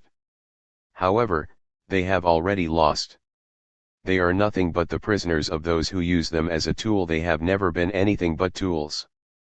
They still help the powerful survive. But they don't have much time left. Already, they are in the pillory of history. Never before has the world seen Judases like them who not only betrayed what they considered holy but also nailed it to the cross. In August 1914, German social democracy sank lower than any other. Today, at the dawn of the revolution, it is uglier than ever. The French bourgeoisie had to recruit the slaughterers of June 1848 and of May 1871 from its own ranks. The German bourgeoisie doesn't have to bother the social democrats do the dirty and contemptuous, the bloody and cowardly work for them. Their Kavenak, their Galifet is called Niski, a German worker 5. Bells gave the signal for the slaughter to begin. The reactionary soldiers responsible for the deed were celebrated with music, waving scarves, and cheers by the capitalists saved from Bolshevik terror. While the powder is still smoking and the fire of the proletarian murder still glowing, while the corpses of the dead are still scattered and the wounded still moaning, Ebert, Scheidemann, and Niski already receive parades of the murderous troops, full of conceited pride. It will haunt them. The world proletariat is already turning away from these men in disgust, men who have the audacity to reach out to the international with the blood of the German workers on their hands. Even those who abandoned the principles of socialism during the madness of the war push them away, infuriated and full of contempt. So here they stand, dishonored, expelled from the ranks of humanity and decency, banished from the international, hated and cursed by every worker. They have put all of Germany to shame. Traitors govern the German people, traitors of their own kind. My tablets. Quick, my tablets. 'Tis meet that I put it down. 6 Their glory cannot last much longer, a little more time and they will be judged. Fires spread their ideas into millions of hearts where they turn into infernos of outrage. They think they can drown the proletarian revolution in blood, but the revolution will rise again like a giant, and its first words will be, "Down with Ebert, Scheidemann, and Niski, the assassins of the workers." Those who were defeated have learned their lesson. They are cured from the illusion that the confused troops can bring them salvation, cured from the idea that they can rely on weak and incapable leaders, cured from the belief in the USPD, which has long abandoned them. They will only rely on themselves in the battles to come, and they will succeed. The conviction that the liberation of the working class can only come from the working class has taken on a whole new and deeper meaning after the bitter lessons of the past week. The misled soldiers will realize soon enough what they are being used for. They are about to feel the whip of the restored militarist order again. They will awake from the delusion they are caught in today. Spartacus on the ground. Wait. We have not fled yet, we are not defeated for good. Even if they put us all in chains, we will still be here, we will remain, and victory will be ours. Spartacus stands for the fire and the spirit, the soul and the heart, the will and the deed of the proletarian revolution. Spartacus stands for all the misery, longing, and determination of the class-conscious proletariat. Spartacus stands for socialism and world revolution. The Via Dolorosa of the German proletariat has not been completed yet. But the day of salvation, the judgment day for Ebert, Scheidemann, Niski, and the capitalist rulers who still hide behind them is near. We are caught in events that resemble enormous waves, taking us up and down. We are used to be thrown from the mountaintop into the abyss. But our ship follows its course undeterred and proud until it will reach its final port. Will we still be alive when this happens? Our program will be. Its principles will guide humankind after salvation. Despite it all, the clatter of the imminent economic collapse will awake the sections of the proletariat that are still asleep. They will hear the trumpets of Judgment Day, and the corpses of the murdered fighters will rise from the dead to demand justice from the cursed traitors of the revolution. Today, the volcano is still rumbling underground. Tomorrow it will erupt and bury them all in ashes and lava. Niski and the beginning of the comrades' murders. Karlritz Law. Translation of the chapter Niski und der Beginn der Genossenmord in Karlritz Law, Spartacus Aufstieg und Niedergang. Erinnerungen eines Parteiarbeiters Spartacus Rise and Fall, Memories of a Party Member, Frankfurt, Neue Kritik, 1971. At the end of 1918, a conference was held in Berlin by the Spartacus League, Bremen's IKD, and other individuals and groups close to the Spartacists. The conference took place from December 30 to New Year's Day 1919. It turned into the founding Congress of the Kommunistische Partei Deutschlands, Spartakusbund, Communist Party of Germany, Spartacus League, KPD. Due to the support of the war by Germany's social democratic leadership, the heart of socialism, that is, anti-capitalism, international solidarity, and anti-militarism, had been ripped apart. Socialists opposed to the politics of the SPD were scattered and had only limited contact.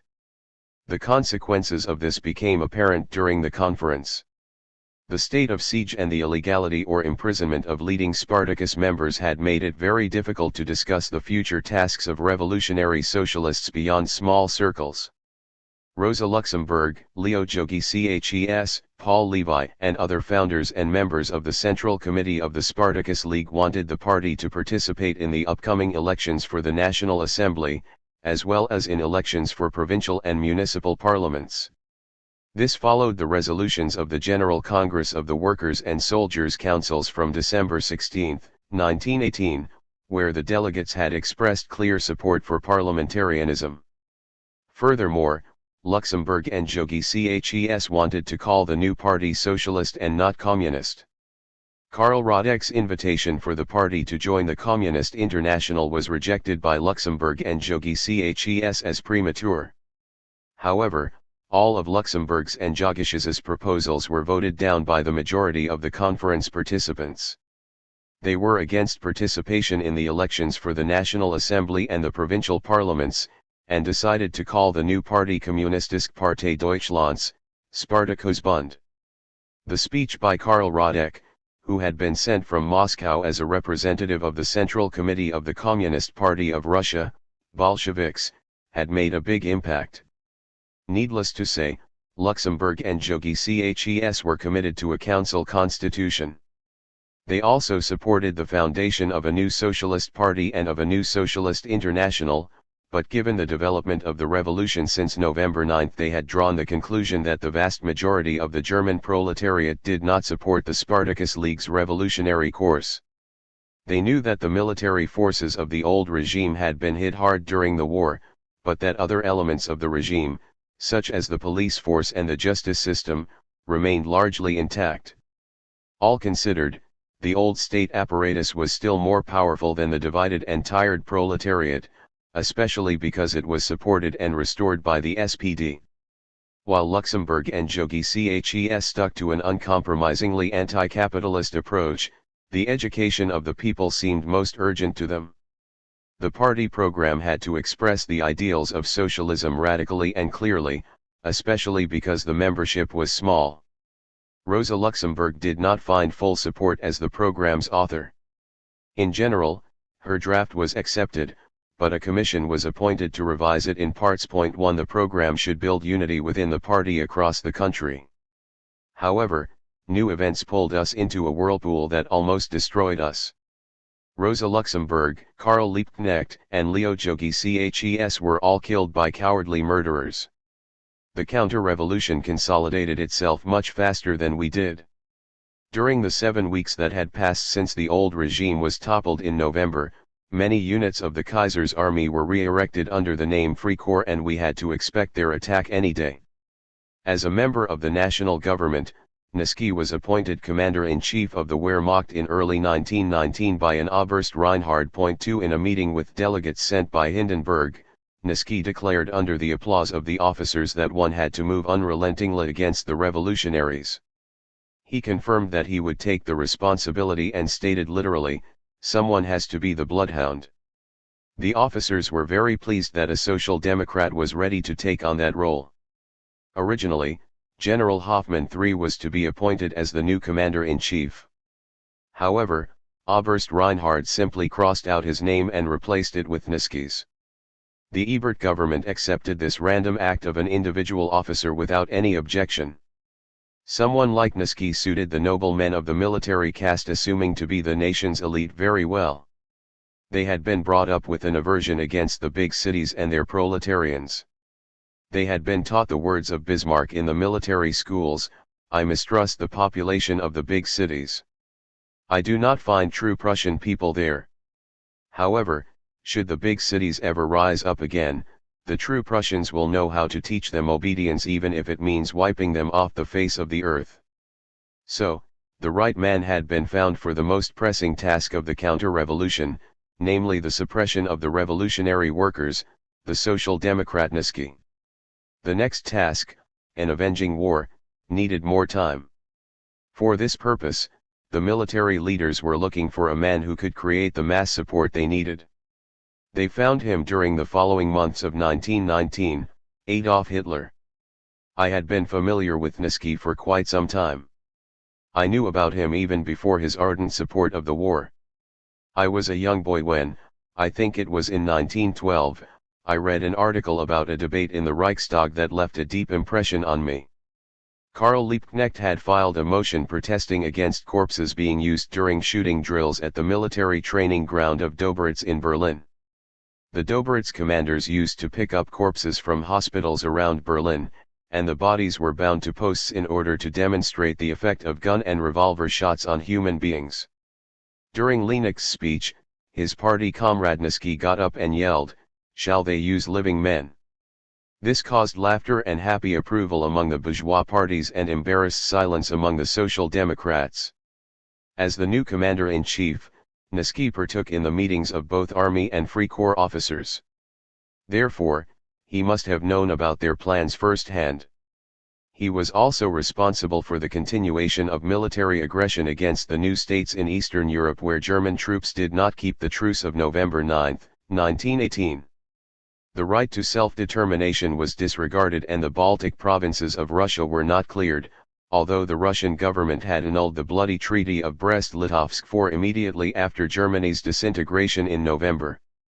A few weeks after the collapse of the Kaiserreich, the most contentious political question in the country became clear: should the workers' and soldiers' councils be strengthened and expanded, and hence the old state apparatus abandoned, or should a new National Assembly be elected?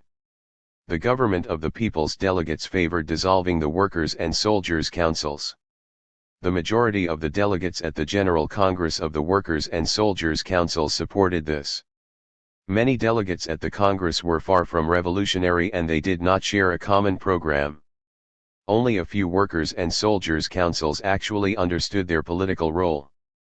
Therefore, most of them simply withered away. The rest was dissolved by violence. Some delegates were also murdered. The former president of East Prussia, the Social Democrat August Winning-5, tells about one such murder in his memoirs. A soldiers' council delegate died after he was shot in the back leaving the barracks. The murderer was never found. In Winning's words, the soldiers remained loyal. There are parallels in German history. In March 1848, Prussian militarism had received a strong blow during uprisings in Berlin. Quite a few Republicans believed it had been crushed, and two members of the so-called Vorparlament in Frankfurt, Struve and Hecker, presented a Republican program in 1848.6. The Vorparlament postponed its decision and appointed a commission to investigate the opinion of the people. Struve and Hecker were not included in this commission. They left the chamber in protest, and a demonstration in their support was organized in Baden. The parliament they had envisioned was later elected in Frankfurt's St. Paul's Church, but valuable time had been lost. The military interfered, dissolved the parliament, and an army general became minister-president. At that point, many supposed Republicans and Democrats began to support the Junkers and military officers and became even more reactionary than them. The indecision of the Democrats led to the Prussianization of Germany in 1848, in much the same way that the union between the Social Democrats and the military in 1918 to 1919 led to National Socialism. Both in 1848 and in 1918 to 1919, the saviors of militarism came from militarism's supposed enemies. In 1918 to 1919, the Social Democratic Vorwärts wrote more about the alleged terror of the Spartacus League than the bourgeois press did. There was no terror. No one was murdered, nothing was looted. What was called terror was the dissatisfaction and the anxiety of the masses and the almost daily demonstrations and political assemblies that frightened the government. Some of those were organized by the Spartacus League to prevent the return of the Kaiser's reactionary caste of public servants and generals, but the daily gatherings in front of the food stamp, unemployment, and welfare offices were spontaneous protests of a population demanding food, fuel, medicines, etc. The government and local authorities, incapable to satisfy these needs caused by daily hardship, argued that everything would become even worse if the Spartacists took power. In that case, the Entente would not only intensify its blockade but renew military operations. The press was more than happy to publish such claims. Spartacus turned into a very broad derogatory term and was used like Sosa 7 in the old days and Jew some time later. Fate soon caught up with us. After the USPD cabinet members had resigned, the Ebert government wanted to get rid of the popular chief of police of Berlin, Emil Eckhorn, who also belonged to the USPD. 9 The government's intention was to hand the post to the SPD member Eugen Ernst. 10 Eckhorn received a notice of dismissal but refused to obey it. He made it clear that he had been appointed by the Executive Council, which was the only body that had the right to recall him. Eugen Ernst and the new town major of Berlin, Fischer, who had personally come to the police headquarters, had to leave again. When the people of Berlin got to know about the planned dismissal of Eckhorn, several 100,000 spontaneously gathered at Alexanderplatz to express their solidarity with him. The day was Sunday, January 6, 1919. I was one of the people there. I joined a big crowd heading to Alexanderplatz together with other members of my Youth Education Association. 11 The crowd grew consistently as we approached the square. Outside police headquarters, Eckhorn and USPD leaders spoke to the masses.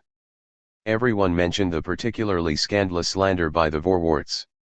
When the speeches were over, calls of "Go to the Vorwärts" rang out. These were echoed by thousands. Immediately, a crowd of several thousand men formed, me included. We got on our way. At the entrance to the Vorwärts offices there was a short scuffle with some security guards, but they had no means to stop us.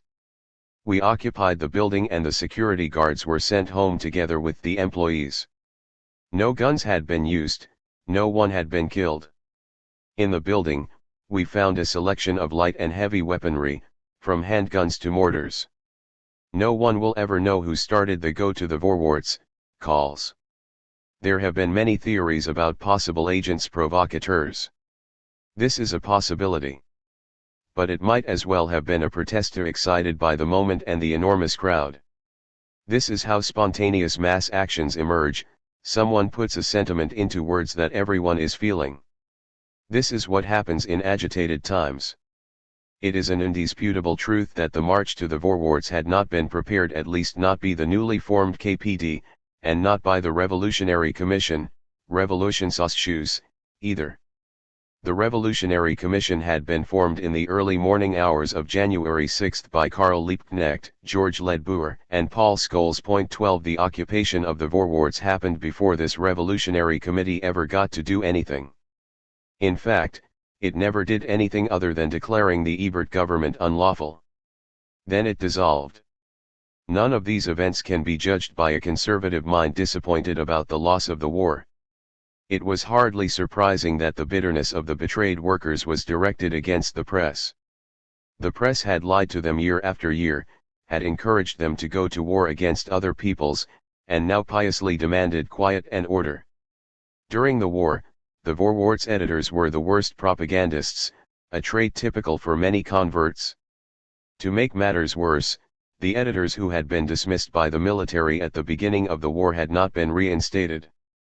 This outraged many of Berlin's workers. Ebert and Scheidemann held on to Friedrich Stampfer. The left wing of the SPD, which later turned into the USPD, had always considered the Vorwärts a journal stolen by the military. After the occupation of the Vorwärts, workers proceeded to occupy the entire Zeitungsviertel, the neighborhood where most of Berlin's press offices were located. 13 Rosa Luxemburg and Leo Jogi Chs knew nothing about any of this. They did not know anything about the formation of the Revolutionary Committee either. No revolutionary force in history has followed a laid-out path, assessing its power calmly and carefully every step of the way. In the beginning, no one knows where the limits of power are. The way in which the occupation of the Vorwärts unfolded confirms that the action was neither planned nor organized. There were about 1,000 people inside and outside the building on this cold January day, discussing what to do next. I searched in vain for someone in charge. After some hours, it was late evening by then. I returned home like most of the others. I had been on my feet since the early morning and I was tired and hungry. The next morning, I returned to the building and met Karl Grubus 14, who informed me about everything that had happened the night before, especially the formation of the Revolutionary Committee and the occupation of the entire Zeitungsviertel. The publication of the Vorwärts meant to continue with the added subtitle, Organ der Revolutionären Arbeiterschaft Groß-Berlins, organ of the revolutionary proletariat of Great Berlin. I was asked to help. First, I was sent out on my bicycle to summon all typesetters and printers. The position of editor-in-chief had been taken over by a pale, lank man, Eugen Levine. The printers arrived at work. There was plenty of paper available and the first number of the new Vorwärts appeared on January 7 at noon. The front page contained a call that opened with words characteristic of revolutionary pathos: workers, comrades, everyone out onto the streets. The revolution is in danger. You must prove that you are ready to make sacrifices. Confirm what you have shown yesterday, namely that the entire proletariat of Great Berlin is willing to stand up and to fight for the revolution. Meanwhile, Grubus had started to organize the defense of the building together with workers who had spent the night in the voorwaarts or who had returned to the building on Monday morning. I was considered unfit because I had never held a gun in my life. Nonetheless, I spent the following nights in the voorwaarts ready to support the fight against the government troops should they attack. I only returned home to eat. Every day, I embarked on several tours of the city on my bicycle to observe the movements of the troops. Preparations for the government's counterattack were already on their way. The soldiers marched through Berlin with heavy weaponry, including cannons. No one stopped them. The statesmanlike qualities ascribed to Ebert and Niski consisted of them transferring authority to so-called experts. These men did everything in accordance with their military profession. Their revenge against German workers was as callous as their wars against the Hereros, Belgians, Russians, French, and so forth. The phrase "Germans do not shoot at Germans" meant nothing to Ebert, Niski, and the military officers. As bloodless as the occupation of the voorwaarts had been, as fatal was the following confusion and weakness. Karl Grubus tried hard to coordinate the defense of the voorwaarts, but he had little authority, and the tiniest measure was discussed for hours in a randomly formed board of 20 to 30 people. When some of these people demanded that guards should be placed in the machine rooms to prevent possible acts of sabotage, this happened. As a result, the machines of the voorwaarts remained untouched. At the same time, much more urgent security measures were neglected. For example, when someone suggested pushing through the basement walls to create escapeways in case of an artillery attack, the proposal was voted down. Some of the most naive among the occupiers refused to believe in an artillery attack until bullets started hitting the building. Thanks to the machines being intact, the voorwaarts could be published again in its old form just one day after the Niski troops recaptured the building. The issue included the infamous poem calling for the murder of Liebknecht and Luxemburg. 15. It had only taken a few days to gather the government troops selected for the attack on the voorwaarts in the military training grounds of Wunsdorf, Zossen and Doberitz. By Thursday, the entire quarter around the voorwaarts was sealed off, although traffic was still allowed through. On the street corners, the troops had built pyramids of rifles and machine guns. Passers-by were searched for weapons. All this happened under the eyes of Berlin's 1 million inhabitants, almost all of whom remained passive. Had larger segments of the population been truly revolutionary-minded, the troops could have been disarmed easily. Part of my duties was to keep contact with the secret office of the party's Central Committee. I went there once a day. When I came to the office on Friday, Mathilde Jacob 16 told me in the name of Rosa Luxemburg that I should guide Eugen Levine from the voorwaarts to an important meeting with the Central Committee before it got dark. On my way back to the voorwaarts, I noticed that the troops had advanced a few blocks and tightened the siege. I had no weapons on me and tried to act as innocently as possible. I managed to make it back to the voorwaarts. The building housing the voorwaarts was huge, and it took me a long time to find Levine.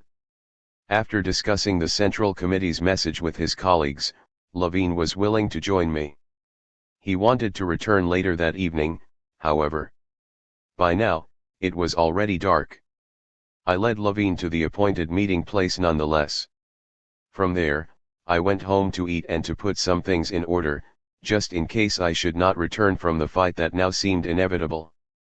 I didn't tell my mother anything about my intentions, I only left a few lines. I returned to the besieged voorwaarts one last time. I was stopped on several occasions but always allowed through. It was midnight when I was back at the building. Levine never returned. In the early morning, the unequal fight began. It ended after a few hours with our surrender. The government troops had advanced on the building from all sides in the cover of darkness. They had brought heavy machine guns, cannons, and mortars in position at a distance of about 300 to 400 meters. Snipers lay on the roofs and behind the chimneys of the neighboring buildings. The snipers had clear sight into the voorwaarts building, which had large windows, and into the surrounding yards. Anyone defending the voorwaarts was an easy target.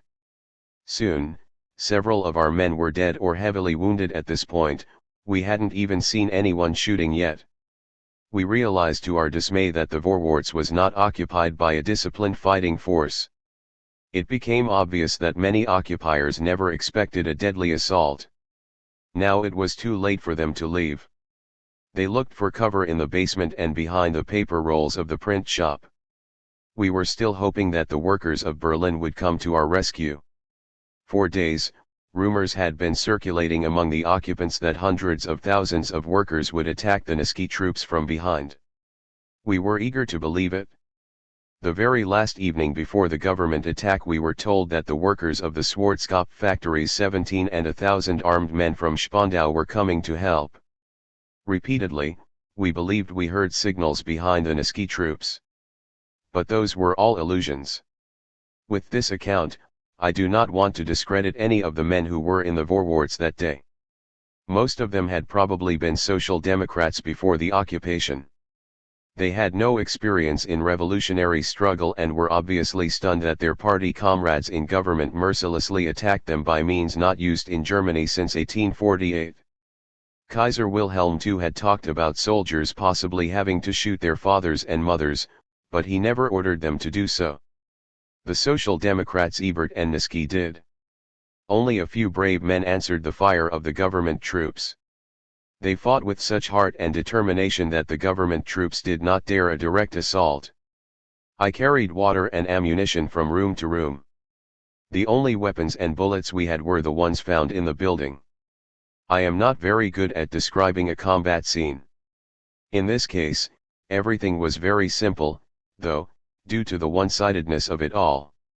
With heavy machine guns, the Nazi troops shattered all the windows and front walls of the voorwaarts and the neighboring buildings. When we refused to surrender 2 hours into the fight, they continued with artillery fire. Grenades came through the walls, tore down jutties, and covered the building in dust. At times, the dust became so thick that we could no longer see. In some rooms, the gas lines were damaged and fires broke out. This caused panic among the occupiers who were ready to surrender.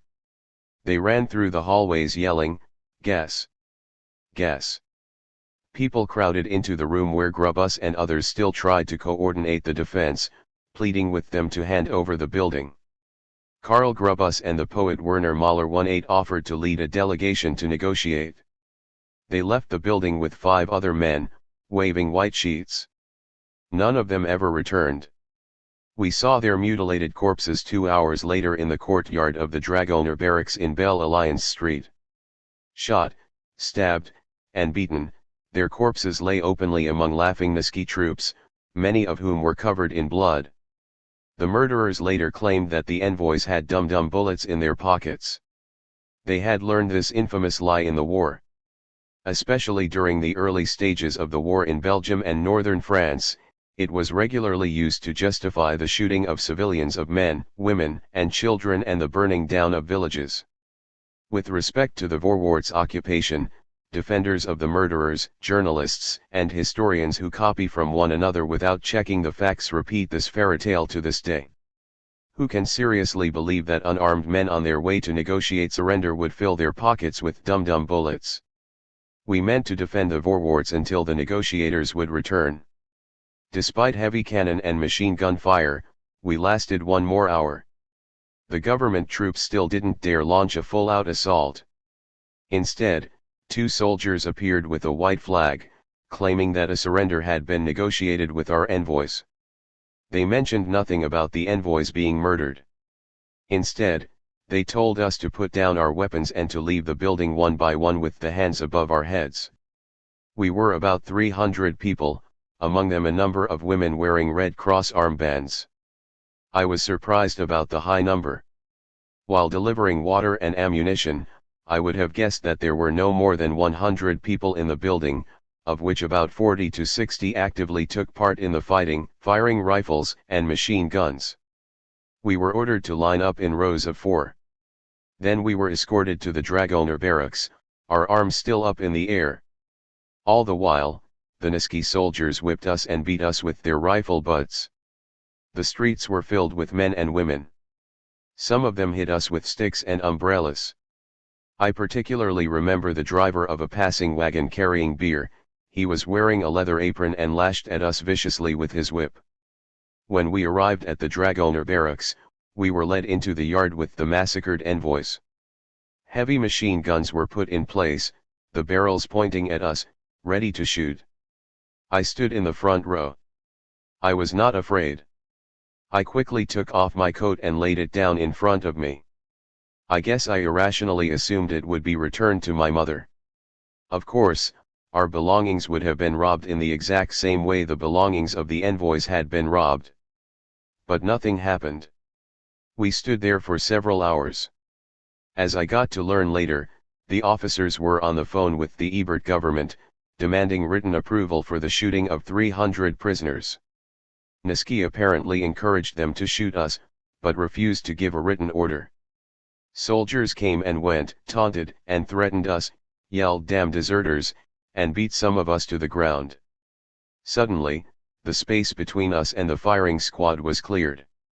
The soldier facing me put his finger on the trigger, another one held the cartridge belt. At that very moment, a motorcycle entered the yard whose driver handed the commanding officer a piece of paper. We stood there, facing machine guns ready to fire, for another hour. Finally, we were led into a horse stable where we would spend the night. When the order had been given for the firing squad to get ready, many prisoners fell to their knees, including both my neighbors. They clung to me and almost tore me down as well. Another prisoner close to me kept standing as I did. In the stable we spoke to one another. He was an Italian journalist by the name of Miziano. 19 He had been in the Vorwärts building to cover the events. When he tried to show his press card after the surrender, he was beaten. At the time, Miziano was a member of the Italian Socialist Party. He joined the Italian Communist Party when it was founded. 10 years later I met him again in Moscow. We spent the night standing or sitting on the floor because there was not enough space to lie down. The next morning, we were escorted to the prison in Lehrterstrasse. Again, we marched in rows of 4 through the streets of Berlin, hands above our heads. We had cars with mounted machine guns ready to shoot right in front of us and right behind us. We were flanked by soldiers with bayonets. It was Sunday morning. Not many people were out. The few men and women we met probably were on their way to church. As the day before, some of them jeered, threw rocks at us, and beat us with umbrellas and walking sticks. An old woman, dressed in black, ran next to me down an entire street yelling, "Kill them, kill them." The soldiers thought this was very entertaining. The revolutionary proletarian masses of Berlin were nowhere to be seen. I assume that they kept their Sunday rest. We were 4 to a cell. The events of the last days had made me forget hunger and fatigue. They now returned twice as strong. I had not eaten or slept in 48 hours. The prison administration was not prepared for 300 arrivals on a Sunday. We sat hungry and exhausted on the floor. Everything was quiet. Things got moving the following night. We heard doors slamming, yelling, and shooting. Several times, soldiers hit their rifle butts against our cell door and yelled, "Be prepared. You will be shot in the morning." These were no empty threats. The shots we heard proved that prisoners were executed. Ever since I had been arrested, I was certain that I was going to die. The exact number of victims was never established. Both the Prussian and the national government refused an investigation. It was admitted at some point that in the context of the occupation of the press offices 165 civilians had been killed. The government troops had only suffered minor losses. The next morning, the soldiers came into our cells together with prison employees and trustees handing us soup and a piece of bread each. The 3 men I was sharing the cell with were now calm enough to play 9 men's Morris with me. I scratched a board on the floor and took buttons from my coat and suit. Some more days and nights passed without us being interrogated or even asked our names. Once a day, we received water, bread, and soup. At one point, there was a lot of commotion in the hallways. We heard rifle butts and boots kicking against cell doors and much yelling. Then a soldier came to our cell, kicked a few times against the door, and yelled, "Liebknecht and Rosa are dead." He called Rosa Luxemburg only by her first name. Even today, I cannot express what I felt. The news had a bigger impact on me than the nightly threats of execution. Later that day, when my 3 companions and I had calmed down a little, we figured that this was just another attempt to intimidate us. But the next day, a trustee carried a copy of the Berliner Zeitung am Mittag while distributing water. It was folded in a way that allowed us to read the headlines on the front page: "Liebknecht shot during escape attempt, Rosa Luxemburg killed by a mob." Now the interrogations of the prisoners began. Some were released. The soldiers disappeared too. The interrogations were conducted by police officers. After 4 days, I was called to the prison office.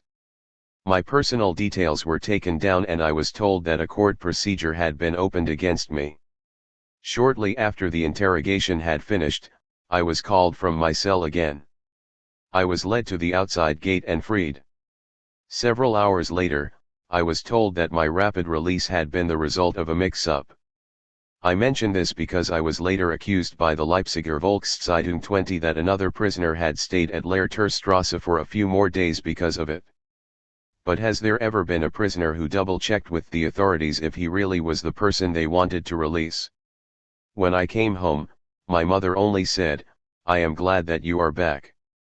I told her right away that I had a bad feeling and did not want to stay.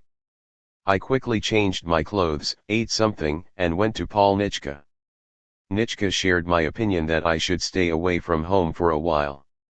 Our suspicion proved right. Already the same afternoon, a military patrol arrived at my mother's place to pick me up. I was released just in time to attend the funeral of Liebknecht, of the envoys from the Vorwärts, and of others who had been killed. With hundreds of thousands of mourners, I escorted 27 dead men to the Friedrichsfelde cemetery. 3 days later, on January 29, we were dealt yet another blow. Franz Mehring, co-founder of the Spartacus League and a member of the Central Committee, died at the age of 73. He had been ill for some time. His imprisonment during the war had taken a strong toll on him. The murder of his friends Liebknecht and Luxemburg proved too much. I think it was Wilhelm Pike who ordered me to arrange a wreath and attend Mehring's funeral. I carried the wreath with a red bow all the way from Steglitz to Mehring's apartment where he was lying in state. I recognized Leo Jogi Ces and Pike who were also there. They had come to say goodbye despite the Free Corps and the police looking for them. The other members of the Central Committee had all been arrested or were in hiding. It was due to the courage and the energy of Jogi Ces that the murders of Liebknecht and Luxemburg were not covered up. He was able to prove that everything circulating in the press was but a pack of conscious lies. Jogi Ces found out who the murderers were and revealed the details of the killings. Several of the perpetrators had been photographed at a beer table after the deed. Jogi Ces managed to get a copy of the picture. For a long time, the body of Rosa Luxemburg remained missing. This caused rumors that she had been able to get away. But Jogi Ces proved her murder and did everything he could to find the body. Several times, he voiced the suspicion that it had either been burned or thrown in the water. Months later, after Jogi Ces had been murdered himself, the body was found in the Landwehrkanal. 21. Both the leadership of the KPD and the further investigation into the murders was taken over by Paul Levi. Levi obviously put himself into a lot of danger. He knew very well that his name now topped the counter-revolution's death list. But even if Levi was a quiet man who lacked ambition, he knew no fear. Today, hardly any institutions are interested in researching the events from 1918 to 1920. This is particularly true for the history departments. Nonetheless, some documents have been published that get us closer to the truth. For example, the diaries of a former general of the Supreme Army Command, Major General von Thayer, were published in 1958 by the Academy of Sciences in Göttingen. 22 Von Thayer wrote, "How does a man like Ebert deserve that the former royal guards risk their reputation for him? Ebert and Scheidemann were terrified by Liebknecht and Rosa and wished for them to disappear by criminal means. At the same time, they denied all involvement. Much responsibility lies with the editors of the Vorwärts who introduced character assassination in Germany under the chief editorship of Friedrich Stampfer. Consider the following lines written by Arthur Zickler: 2,300 of dead bodies, proletarians, but no Karl, Rosa, Radek, or any one of their gang. Never did the Vorwärts, a self-proclaimed workers' paper, summarize the outcome of the World War that way. Had they done so, it could have looked something like this: 11.5 million dead bodies, proletarians, but no Kaiser, Hindenburg, or Ludendorff. 25 years later, during World War II, Sumner Welles, the U.S. Under-Secretary of State, wrote in his book The Time for Decision about Liebknecht, had there been enough Karl Liebknechts, the future of Germany and the entire world might have been different.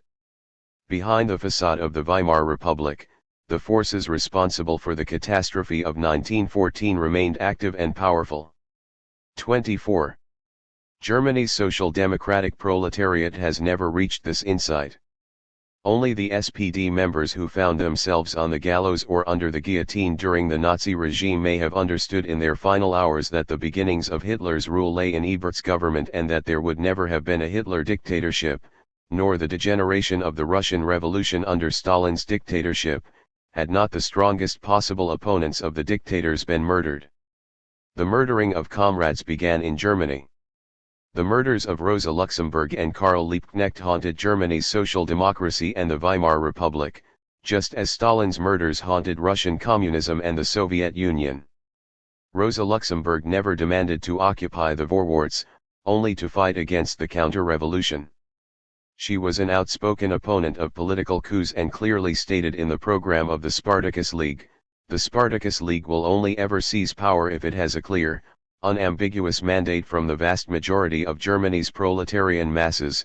It will never seize power by other means than a conscious approval of its perspectives, goals, and means of struggle." Luxemburg's critique of the Bolsheviks followed the same principles. In my Youth Education Association and in the KPD, which prevailed despite the strong persecution, we discussed the differences between Lenin and Luxemburg many times. We reached the following conclusion: had the left wing of the SPD broken with the rotten bureaucracy at the right time, meaning, much earlier, had it engaged in parliamentarian as well as in public politics, and had it organized cadres in Lenin's sense, then Luxemburg, Liebknecht, Jogi Ces, and many others would not have been killed in such horrendous ways. 25. I must emphasize that, during the first months of 1919, we lived under siege in Berlin and under the terror of martial law. Any political activity was prohibited for us communists. We had no journal and no legal means to confront the lies and defamations of the government and the press. Any expression of public discontent, anything that did not suit the authorities, was blamed on the Spartacists. One headline read, "Spartacus feasts on rice pudding with brown butter." No one could explain what this meant. Should it simply distract from the fact that many children were dying from the flu? We had to organize illegally and under the most dangerous conditions. Jogi Ces managed to have leaflets printed, although each printer working for us put his life on the line. One leaflet contained the results of Jogish's investigations into the murders of Liebknecht and Luxemburg.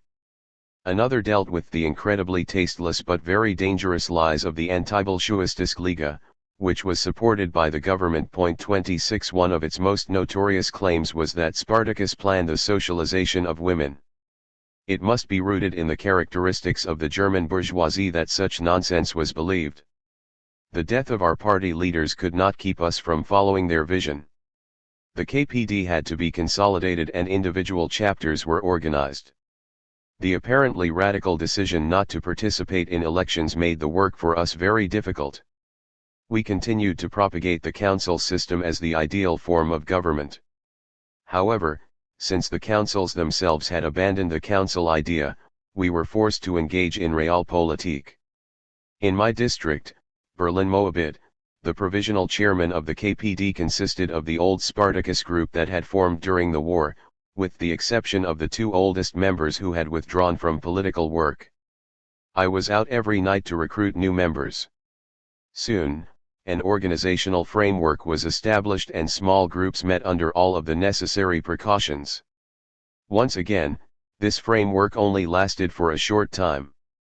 Moabit was patrolled by Freikorps units on a daily basis. The police regularly inspected the taverns. I had a feeling of being watched and feared being arrested. Upon the recommendation of a comrade, I moved to a relative of his, an old deaf woman in Skinneberg. I continued to work in Moabit, however. During my illegal activities for the Central Committee, I, once again, barely escaped death. I had picked up leaflets at a small print shop near Nürnberger Platz that had already printed for us during the war. Right before entering the metro, a strap of my rucksack broke. To fix it, I had to put down the heavy rucksack. While I tried putting it back on, a military patrol passed by.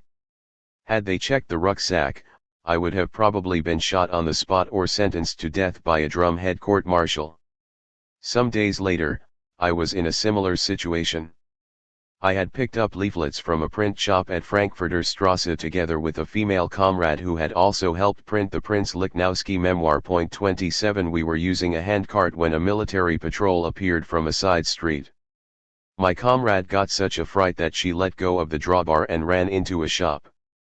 I continued pushing the cart as casually as possible and passed the patrol without being stopped. A basement in Ritterstrasse served as our dispatch room. From there, we sent the leaflets, inconspicuously packaged, via various post offices to hundreds of addresses in Germany. The ones in charge were Otto Franke 28, the above-mentioned female comrade, and I. We worked under the orders of Jogi Chs with the greatest care. Poorly written addresses, wrong postage, or torn thread could all lead to controls of the packages and hence endanger the addressees. One February day at dusk, Jogi Chs came to work with us. He was very unhappy with the cold, unfriendly room we were working in. He said that he, as a unionist, could not tolerate this.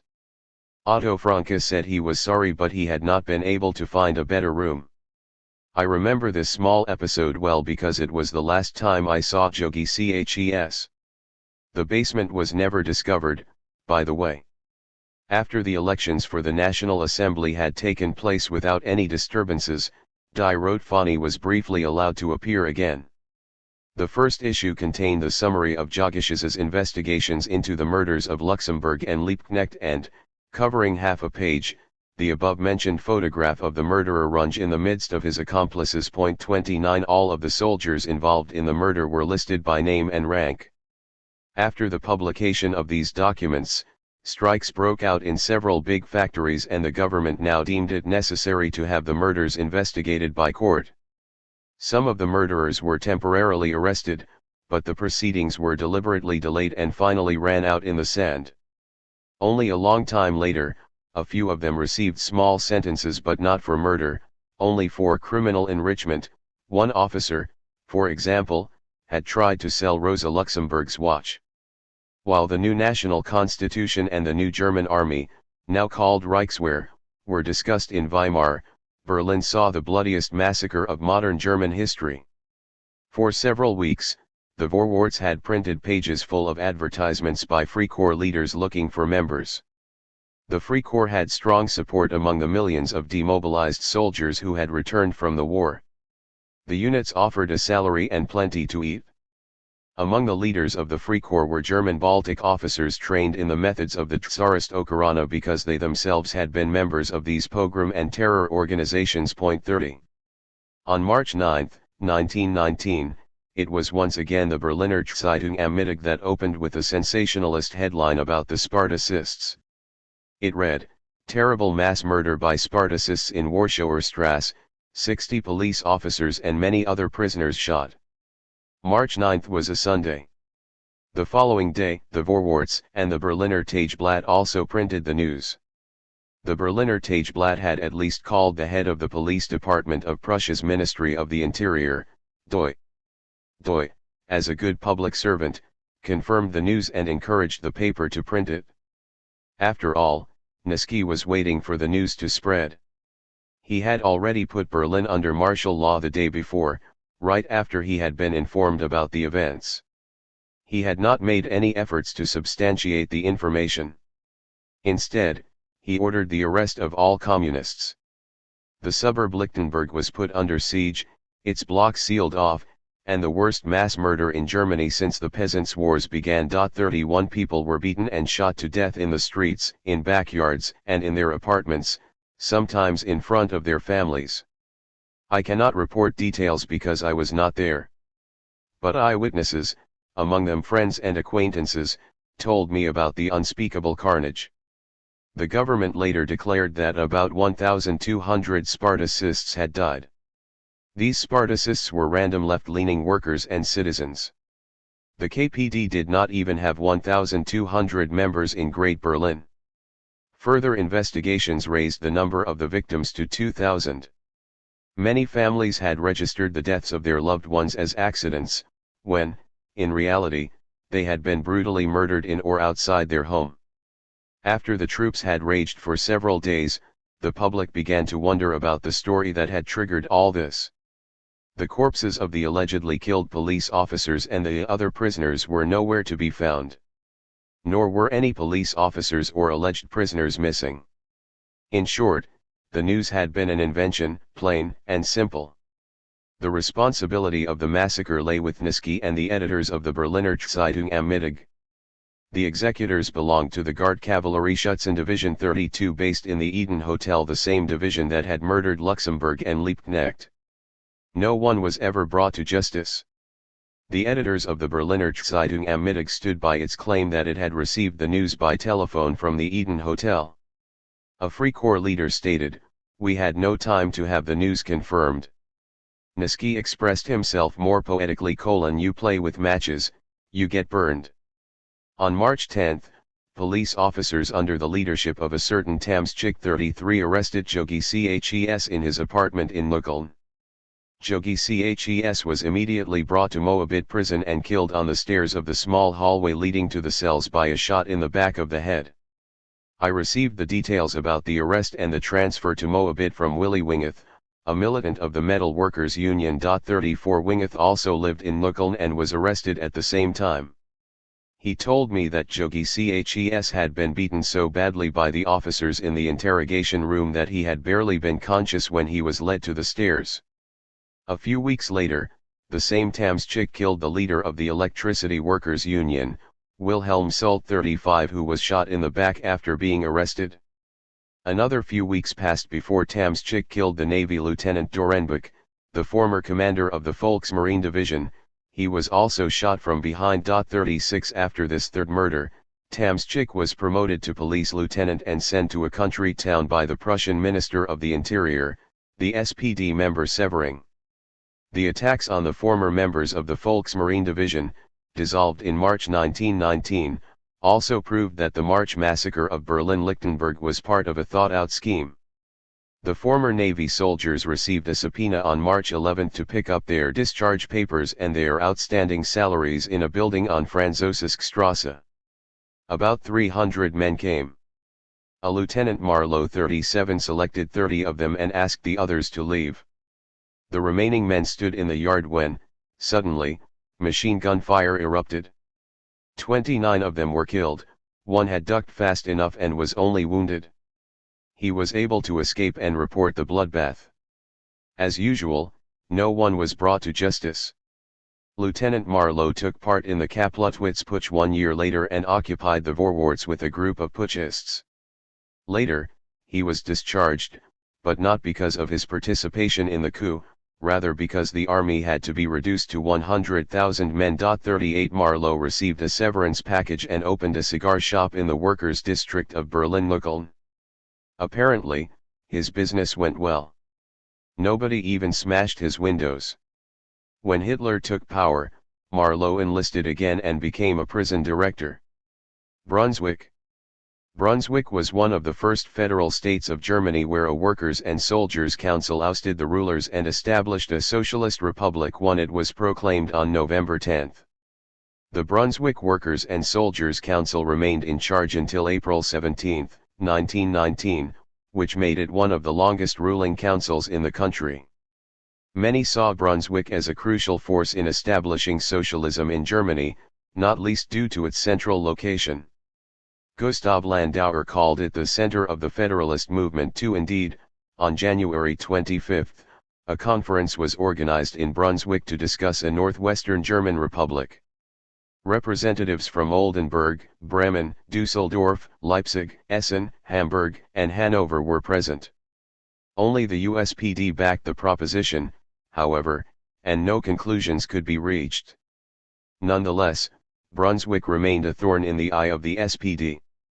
A secret report of the Berlin government, disclosed after the end of the Socialist Republic, stated that Brunswick proves to be the heart of the communist movement and the center of all difficulties for the central government, threatening the entire Reich III. When government troops finally approached Brunswick in April 1919, the SPD had already proven that it did not shy away from using violence against revolutionaries. Furthermore, the government troops were hugely superior over Brunswick's Red Guards. The revolutionary forces in Germany were already weakened in general, and the Brunswick Workers' and Soldiers' Council decided not to resist the government troops. The Brunswick Socialist Republic ended peacefully on April 17. Its leaders were detained for a few days but were not taken to court or punished in other ways. It is difficult to find first-hand accounts from the revolutionary period in Brunswick. The text included in this chapter is the first official declaration of the revolutionaries after ousting Duke Ernst August. 4 The text was published in the formerly Social Democratic Volksfreund, whose editorial offices had been seized by the revolutionaries on November 8. 1. The federal state of Brunswick must not be confused with its capital, the city of Brunswick, both called Braunschweig in German. Albeit the city of Brunswick played a major role in the federal state, the federal state also included various municipalities in the city's vicinity. 2. In a letter to Hugo Landauer from January 29, 1919. 3. Cited by the provincial government in a meeting on April 24, 1919. Quoted from Teutonicus, Braunschweig unter der Herrschaft der Roten Fahne. Meinungen, Stimmungen und Tatsachen Brunswick under the rule of the Red Flag, Opinions, Moods, and Facts, Brunswick, Goebel, 1919, 130-31. 4. Ernst August, 1887-1953, descendant of the House of Hanover, a powerful royal dynasty, and the Duke of Brunswick. The revolution has come. Volksfreund. The offices of the Volksfreund, Brunswick's social democratic paper, were occupied in the morning of November 8 and subsequently published with the subtitle Republican Organ for Brunswick and its Environs. In its first issue, printed the same day, the following manifesto was published by the revolutionaries. The revolution has come overnight and it has brought power to the people. The hardships of the poor, oppressed, deceived, and betrayed German people, a consequence of both domestic and foreign policies, became unbearable, the servitude of the common man in the soldier's uniform too brutal, the injustice committed by capitalist governments against the lower classes too outrageous. An eruption was inevitable. The ruling class demanded too much from the people while allowing the misery of the war to grow to intolerable heights, including mountains of dead corpses. The longer the war dragged on, the more blood sacrifices were requested from the common man, while the ruling class knew itself and its millions to be safe and their bloody profits growing. The situation became insufferable. Last night, the patience of the people finally ended. All of a sudden, the revolution came, the red, saving revolution. Since last night, Thursday, the red flag is flying above Brunswick. The banner of freedom has been hoisted. The proletarians in workwear and in the soldier's uniform have shaken hands brotherly. They are united by common misery, but also by common longing. By noon yesterday, it was clear what was going to happen in Brunswick. Navy units could be seen in heated discussions with local soldiers who moved in the streets in small groups. They were watched by secret police, but to no avail. The usual measures of oppression were no longer working, because the people were no longer defenseless. Comrades, brothers in civilian clothes and in soldiers' uniforms, fighters for human rights, November 7th and 8th will be remembered as days of glory for the class-conscious proletariat. This is the beginning of a new era, but only the beginning. The rule of those who believe that the slaughter of millions can save the world, or at least themselves, who have led millions of proletarians to their deaths, and who have turned these deaths into profits for themselves. In short, the rule of capitalism is not over yet. It will defend itself and a system that rests on the oppression of the masses. Do not put your hands in your laps yet. Be on your guard, be ready when the Brunswick Workers' and Soldiers' Council calls upon you. Obey the elected council. Only the strictest discipline and individual loyalty to the will of the masses, embodied in the elected council, promise the proletariat's final victory over its enemies, over capitalism and imperialism. Long live the revolution! Long live the Free Socialist Republic! Long live the new International! The events of Kiel, Hamburg, and Bremen have inspired the workers and soldiers in Brunswick like everywhere else. The revolutionary energy among Brunswick's workers, long kept underground, finally surfaced when the news arrived that the Hanover garrison had fallen to rebels. Women and men, the young and the old, all were on their feet, lending their support. The flames are blazing. Now we must defend and expand what has been won. Bremen. In Bremen, a workers' and soldiers' council seized power on November 14, 1918. Radical forces were strong in town. The IKD was founded in Bremen and many radical labor organizers, including syndicalists, were active. Quarrels with the SPD led Bremen's radicals to proclaim Bremen a council republic on January 10, 1919. This put the central government on high alert. Bremen, setting an example for other towns and regions in Germany, had to be avoided at all costs. When Bremen's council republicans did not give in to repeated threats, Gustavsky sent central government troops supported by Free Corps units to crush the Bremen Council Republic by force in late January. The operation was successfully concluded on February 4, 1919. About 80 people died in the fighting. This chapter includes a report about the proclamation of the Council Republic by KPD member Karl Janak, a leading figure among Bremen's radicals, a report about the feudal military defense of the Council Republic by the soldier Latzel, and a reflection on the possibilities of the council system in Germany by Karl Plattner, one of Bremen's most radical council republicans and later one of the leaders of the communist bandits in eastern Germany. We fought in Bremen for the Council Republic. Karl Janak. Originally published as Wir kämpfen in Bremen für die Räterepublik in Vorwärts und nicht vergessen or Lubnisbericht aktiver Teilnehmer der November Revolution 1918/19 Forward and Never Forgetting, accounts by active participants in the November Revolution of 1918 to 1919.